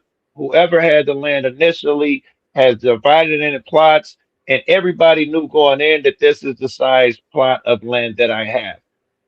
You call it, they have their private property. It sounds like we have your world today right here where I'm living. No, we don't. Exact setup. Okay, except for the taxes and all of that shit. Just as far as rules of conduct go, even under your private shit, and we have the same rules apply. Well, yeah, we live in a country that has gotten close to the concept of private property, as you know, Enlightenment values did discover the truth of ethics to some degree, which is that private property, as opposed to socialism and communism, is a superior means of distributing resources and is more ethical. But we have other problems, right? And the other problems are taxation, welfare, a monopoly on the police state, public borders, public schools. Like these are the things that I take issue with. I don't take issue with a company having employees. I take issue with a company being taxed like 60% of their wealth in order to hire employees. So let me ask you something, Scott. I actually find this very interesting because at one point in the history of the United States, we actually did have private armies and private security forces. And I mean, Pinkertons were a private army for in effect. The railways hired their own private armies to protect the shipments and all of that. And all of that went away because in 1913. With the establishment of the Federal Reserve and Woodrow Wilson's presidency is the beginning. More or less, yeah. More or less, that all went away then. But at the end of the day, it seems to me like we've tried a lot of that. I mean, there's a battle over near you. America was better back then, right? I think that arguably it was more pure capitalistic, I think, and you could succeed on the sweat of your own brow. That was like the golden age of innovation in American capitalism, the greatest progress. But it was also a period of the greatest growth of the middle class. But it was also a period of the actual private wars that near you. I think you're in Virginia or West Virginia, somewhere like that. Yeah, I'm in Virginia. A little further south of you, I believe in Virginia, North Carolina line, there was an actual war fought with machine guns between mine owners and strikers, and that's actually where the term rednecks come from, were the red bandanas that the miners wore to differentiate themselves so that they wouldn't get shot by their own people. Okay, what's your point? There's still piles of 30-06 cases out there today. But I guess my point is that we are getting to the point where we don't have these private armies and we don't have private wars anymore in our country. And it sounds like what you're endorsing would lead to private companies and private wars, and the fact we're that at war right now. Yeah. We're suffering under multiple wars right now. Okay. War on poverty, war on drugs. We have Sure. ICE invading Minneapolis. Like, we're fighting wars right now, buddy. Okay. And it's just against a state that has far more power. So, but what I'm saying is that under the ANCAP kind of umbrella, and I've always I wanted to have this discussion with you because I really want to understand where you guys come. You got to get going here soon because I got to take a shower. I start. No worries. At 6. I won't take up too much of your time, but like I'm really interested because it seems like that if I have Perfectville and I bought that land or somehow obtained that land and I sell it to people and we're all of the same, we all live under my rules because I own it and I sold everything and I dictated the rules of the land. And somebody say Joe Cool builds Coolville and he wrote all laws and he's doing all their things and all of that sort of thing. And we don't agree. Joe Cool's world has a lot of traffic problems because people can't stop standing in the street, so people are going to move. Joe Cool's, Certainly we might not actually have a problem because Coolville will be high 90% of the time. But let's just say that we have better land for growing weed, and Joe Cool he gets all his people together and he wants to invade my property, and because he wants to grow more weed. And I'm like, fuck you, no way. So I've got my little army, he's got his little army, and in between us sits the Isle of Scott, an innocent little village that Scott has built. There's maybe not as many people. And how long is this fantasy straw man going to take? It's not a straw man. You're telling me that basically. Let me construct. There's no government to enforce the laws. Going in its worst case scenario. Yeah. Go ahead. There's no government to enforce anything, and so if I go to war with Joe, and you're in the middle of it, and you're just fucking casualty of it, who cares? Like, there's nowhere. There's no. Brother, we live in that world right now. The world you are describing is the world we live right now. The entire modern history of Africa is one of small nations getting fucked over by imperial power. Absolutely. Right? Like we live in that world now. There's we don't, but there are people that do, right? For sure. I'm not a communist, right? So I don't believe once everyone reaches critical or class consciousness, right, that like we'll live in the magic utopia. I live in the real world as an ANCAP, right? Deeply, we are the most real world thinkers, though people constantly say that we aren't because they can't imagine being logically consistent. I live in the real world, and in the real world, power fucking matters. 110% power matters. And if I'm a small little area with a small amount of land caught up between two different fucking, growing, nation states that want to go to war, that recreate the state, right? Like, this is 100% true. The question you have to ask yourself is this. If your house is on fire, do you say, well, I'm not going to put out the fire because in the future, the house could catch on fire again? See, what a silly ideology of putting fires out. What a silly ideology of stopping a raging fire when we know that at some point in the future, statistically speaking, eventually property will be on fire again because fires happen. What I'm saying is your house is on fire, put it out with water, and let's try and build a system that's of a house with less electrical problems that's less likely to catch on fire. Like Malcolm X over here with that house on fire shit. Well, I don't see the reality in ANCAP. I don't believe it ever could be reality because of exactly what you said. It doesn't actually solve anything. It actually turns us into a gang of warlords where the strong will survive and the weak will perish. Okay, but you just what we got now. So here's my argument is this: 1,000 Liechtensteins, right? Wouldn't this be this decentralized 1,000 Liechtensteins are going to cause all these problems? And here's what I would say: Max Weber, commie, but had sometimes a broken clock is right twice a day, right? Sure. He discovered the concept that why bureaucracies are so inefficient.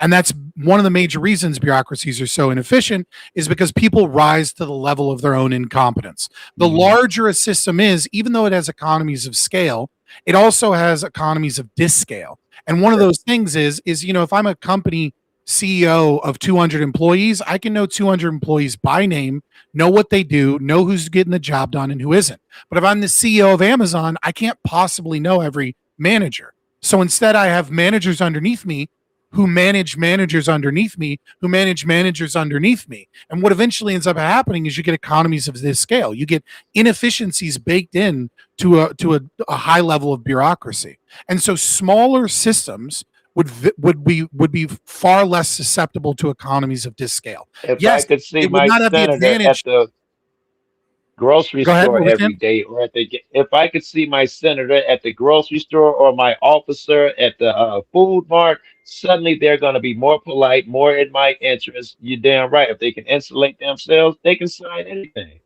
Right, and so you could have small cities that are based upon insurance companies and things like that. You could have small communal times. The most ANCAP people that exist in America right now are the Amish.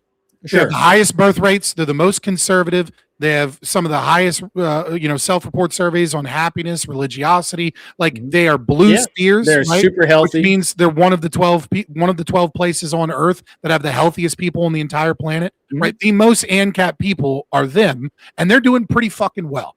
And my argument is, but they're not truly ANCAP though. The only reason that they aren't truly ANCAP is because they're forced to pay government taxes, and that's it. Everything else about them is as ANCAP gets. They hate government handouts. They hate welfare. Well, some of them don't, but the Beachy Amish and the Mennonite and the Pennsylvania Dutch hate welfare. Some of the Mennonites are welfare queens, but I'll set that aside. Right, I'm just focusing on the Beachy Amish and the Amish. But I will give you that argument that like the Mennonites are a little different on that. They hate welfare. They're an insular community. They're run on a completely voluntary system. So voluntary, in fact, that they have a cultural tradition of Rumspringa, where when you come of age, I'm very familiar with it. To leave, right? And only upon agreeing to live by their rules voluntarily are you allowed back into their culture and their community, right? Like that's what I want for everyone. And you say, well, that little Amish village is going to get bulldozed when Cool Town and Motorsports goes to war. And what I'm saying is that little fucking town should probably pay BlackRock a small fucking monthly fee as a retainer. And so when Coolville wants to fucking come and trample over them, they go, oh, we have a contract with BlackRock, and fucking in the event that you do that, you will face the full might of BlackRock, and BlackRock has 7,000 other small towns that it pays a retainer to, and it's got a standing army of its own, and its only fucking job. So you're just changing one corporation for another. What do you mean I'm changing one corporation? What's wrong with corporation? I pay insurance every month. Well, not every month. Once a year, I fill out this form. It's called a tax form, and that's my insurance that I pay the government every year. That my water works, my electricity works, my we don't have people invade my country. That I don't have, and that if somebody tries to go, if somebody goes bump in the night, there are people that respond to that. All stand by all those metrics. Here's the difference. Here's the principal difference, both ethically and pragmatically. Okay. If BlackRock sucks at their job, I can pay a different company. If BlackRock charges me too much money, I can go with their competitor. If BlackRock doesn't provide me the services, you're changing one corporate entity for another. That's a great except point. one has a monopoly, and they're retarded. Like our government is retarded because they have a monopoly. 25% of all drugs the FDA approves get pulled from market because they cause serious, significant health problems. They're retarded and bought out by the corporations, and the corporations buy them because they're the only game in town. All I'm saying is we should have the freedom of choice. Where is he wrong? Choice leads to increased efficiency. Where is he wrong? I don't see a lot of holes in this shit that he's saying. Where like there are commies like Joe Cool, right? There's commies like Joe Cool out here that exist, right? I don't want to impose order on Joe Cool. I want Joe Cool to fuck off and go live with the other commies. And guess what? When the commies want an iPhone, guess who they'll come crawling back to? The capitalists. And when we want fresh fruit that isn't grown by a mega corporation and full of a bunch of corn syrup and bullshit, we'll go to the commies farmers market because they got the best food in town. That's what I want. Instead of imposing my will on Cool Town, I want Cool Town and all the commie, degenerate, hippie fucks to fuck right off. And when they need high processed goods, they can come to Ancapistan. And when I need good farmers market, healthy shit, because the corporations are trying to fucking poison me because they want to make it as cheap as fucking possible, I go to him and I get good food. And we all live happily ever after until Grid Motorsports decides that what we actually need is a new warlord in town. And we call up BlackRock and say, hey, I got a report. Time to fuck up Grid Motorsports. You're going to get a bunch of money because these people are fucking up. And then we fuck your shit up and we split the resources with fucking BlackRock, who we have a retainer with. We make a little money. Coolio makes a little money. And you're assuming that I don't have a policy with BlackRock. And I'm like, hey, go fuck Scott up because he's stealing resources from me. And that's the difference between a monopoly. Because if BlackRock chooses to side with you and you're the aggressor, now all their competitors go, oh, we get to go to war with BlackRock and take all their shit. So BlackRock is disincentivized to protect. I thought this shit through, bro. No, right? It doesn't believe their business model because now they have to go to war with everybody. BlackRock doesn't want to go with war with everybody with your ass, so you better make sure you have a good legal claim. That's got a point with that dumb shit. I honestly think you're just you're basically circling around what we already have, and you just want it to be privatized. In many ways, you got to give them that. Look, we have a capitalistic two system. Things. There are a lot of good things. Voluntary. There's no voluntary thing. Morally, you need that, and that's a big one to be absent. And the other thing about you have a choice. To be a man, you need that shit, man. These guys too crazy. I mean, that's it. I mean, and to be honest, choice and voluntary are really just synonyms for the same thing. It all comes down to one thing: is that we don't have choice, we don't have liberty, we don't have the freedom to choose, and that lack of freedom has caused so much inefficiency that we are now $37 trillion in debt. That comes from a bloated, retarded government that has no competition. And the lack of competition has allowed them to just go, well, if we have a problem, we'll tax more. And that was fine when we were a fucking, burgeoning industrial nation and China was like fucking still trying to figure out how to farm and fucking Europe was still recovering from World War II. That was great when the boomers were around. But guess what? It's 2026 and China has triple the trade in the world that we do. And fucking Europe isn't devastated from the bombs. They're just devastated because they're so goddamn stupid to cut off all their nuclear power. And now they're burning coal like fucking idiots and they can't stop bringing in the third world because they have suicidal empathy and they want to give them all their money. I mean, Europe has got its fucking problems, but we've got ours too. And instead, we're spread thin, fighting wars in the Middle East so that we can maintain the U.S. dollar tied to the petrodollar. Because if we can't export all our inflation, and all of a sudden our economy is collapsing. All those. Well, I mean, that's kind of what's happening with China right now. Obviously, what's happening with China right now is, a large chunk of their economy was built on exports. And they, obviously with the tariffs in place, that's hurting them, especially all the coastal cities, which are the major cities in China, which is interesting.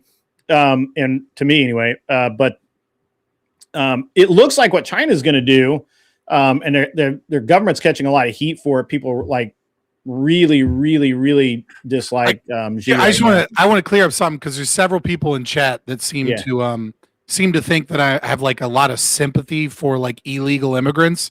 Just so that you understand where I trespassers will be shot. In Somalians are retarded, and I deeply, deeply, deeply hope that we get rid of all of the welfare so that these people can starve and die in the woods somewhere or self-deport themselves back to Somalia.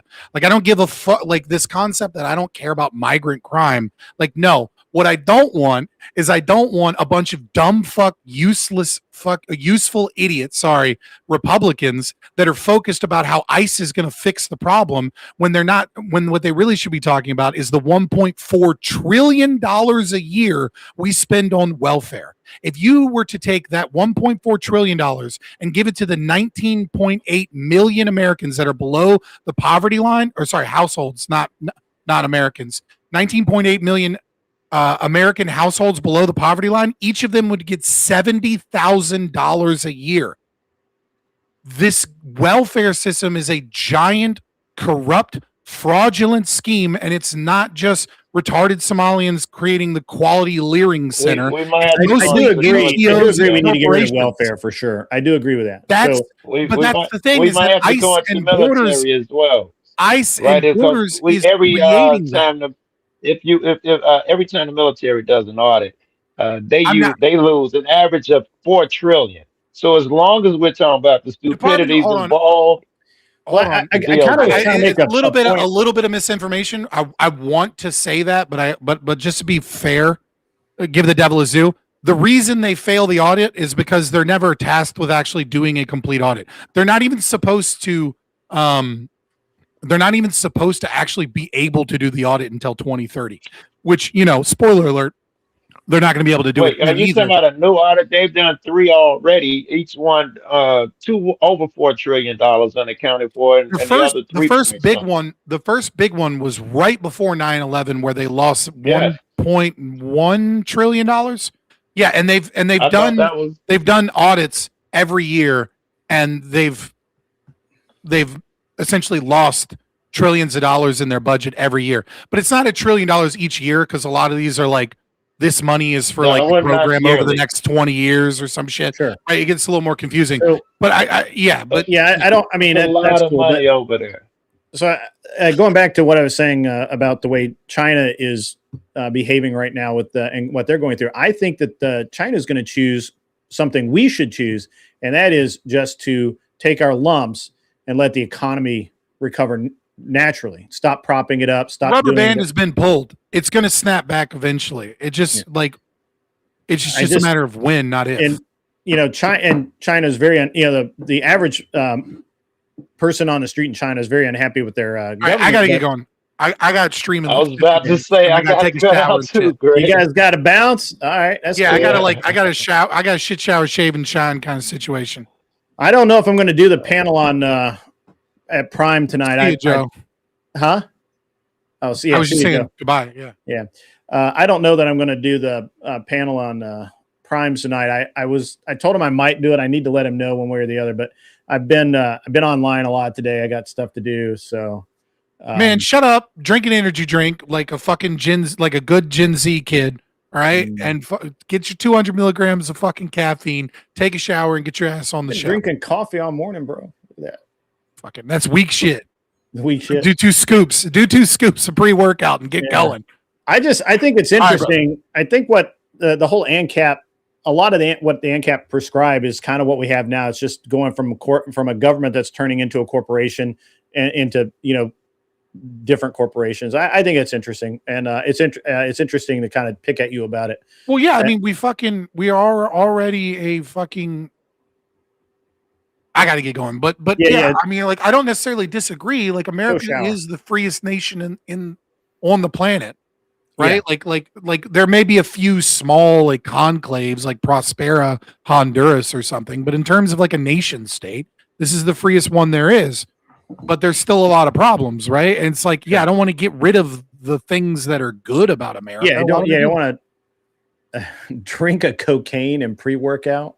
I don't have any cocaine because I'm not a criminal. And B, there's nothing criminal about doing cocaine, boys. I could go get some. A little stupid, but I just don't know. I think the subject's kind of stupid. What do you? Where was the prompt? Let me find the prompt again. No, I gotta go. I appreciate you. Yeah. All right. Peace. Yeah, prompt is kind of stupid, I think. But maybe I'll do it. I'm gonna jump off for a little while, guys. I appreciate all the donations today. The show does run on donations, so if you can, a little donation here and there helps out. Otherwise, at some point, I'm gonna have to stop doing this and go do go do like real work and shit. I got to go inside for a few minutes. And there's an energy drink called cocaine. I did not know that. That's pretty fucking funny. And I'm gonna go chill for a few minutes. I'll be back out. I guess I'll do the show tonight. Maybe we'll do a gun prattle in between. Watch the Discord for the announcement, or just make sure you have your damn notifications turned on so that when I go live, you can see it. It's been a great show today, ladies and gentlemen. I had a lot of fun over at Counterpoints. It's been awesome with the panelists today. Really appreciate everybody. It's an interesting day for sure. You guys have a great break, and I'll be back shortly. I guess. In the meantime, be cool. Wear glasses if you need them, and go stand on somebody else's frozen ass lawn. See ya.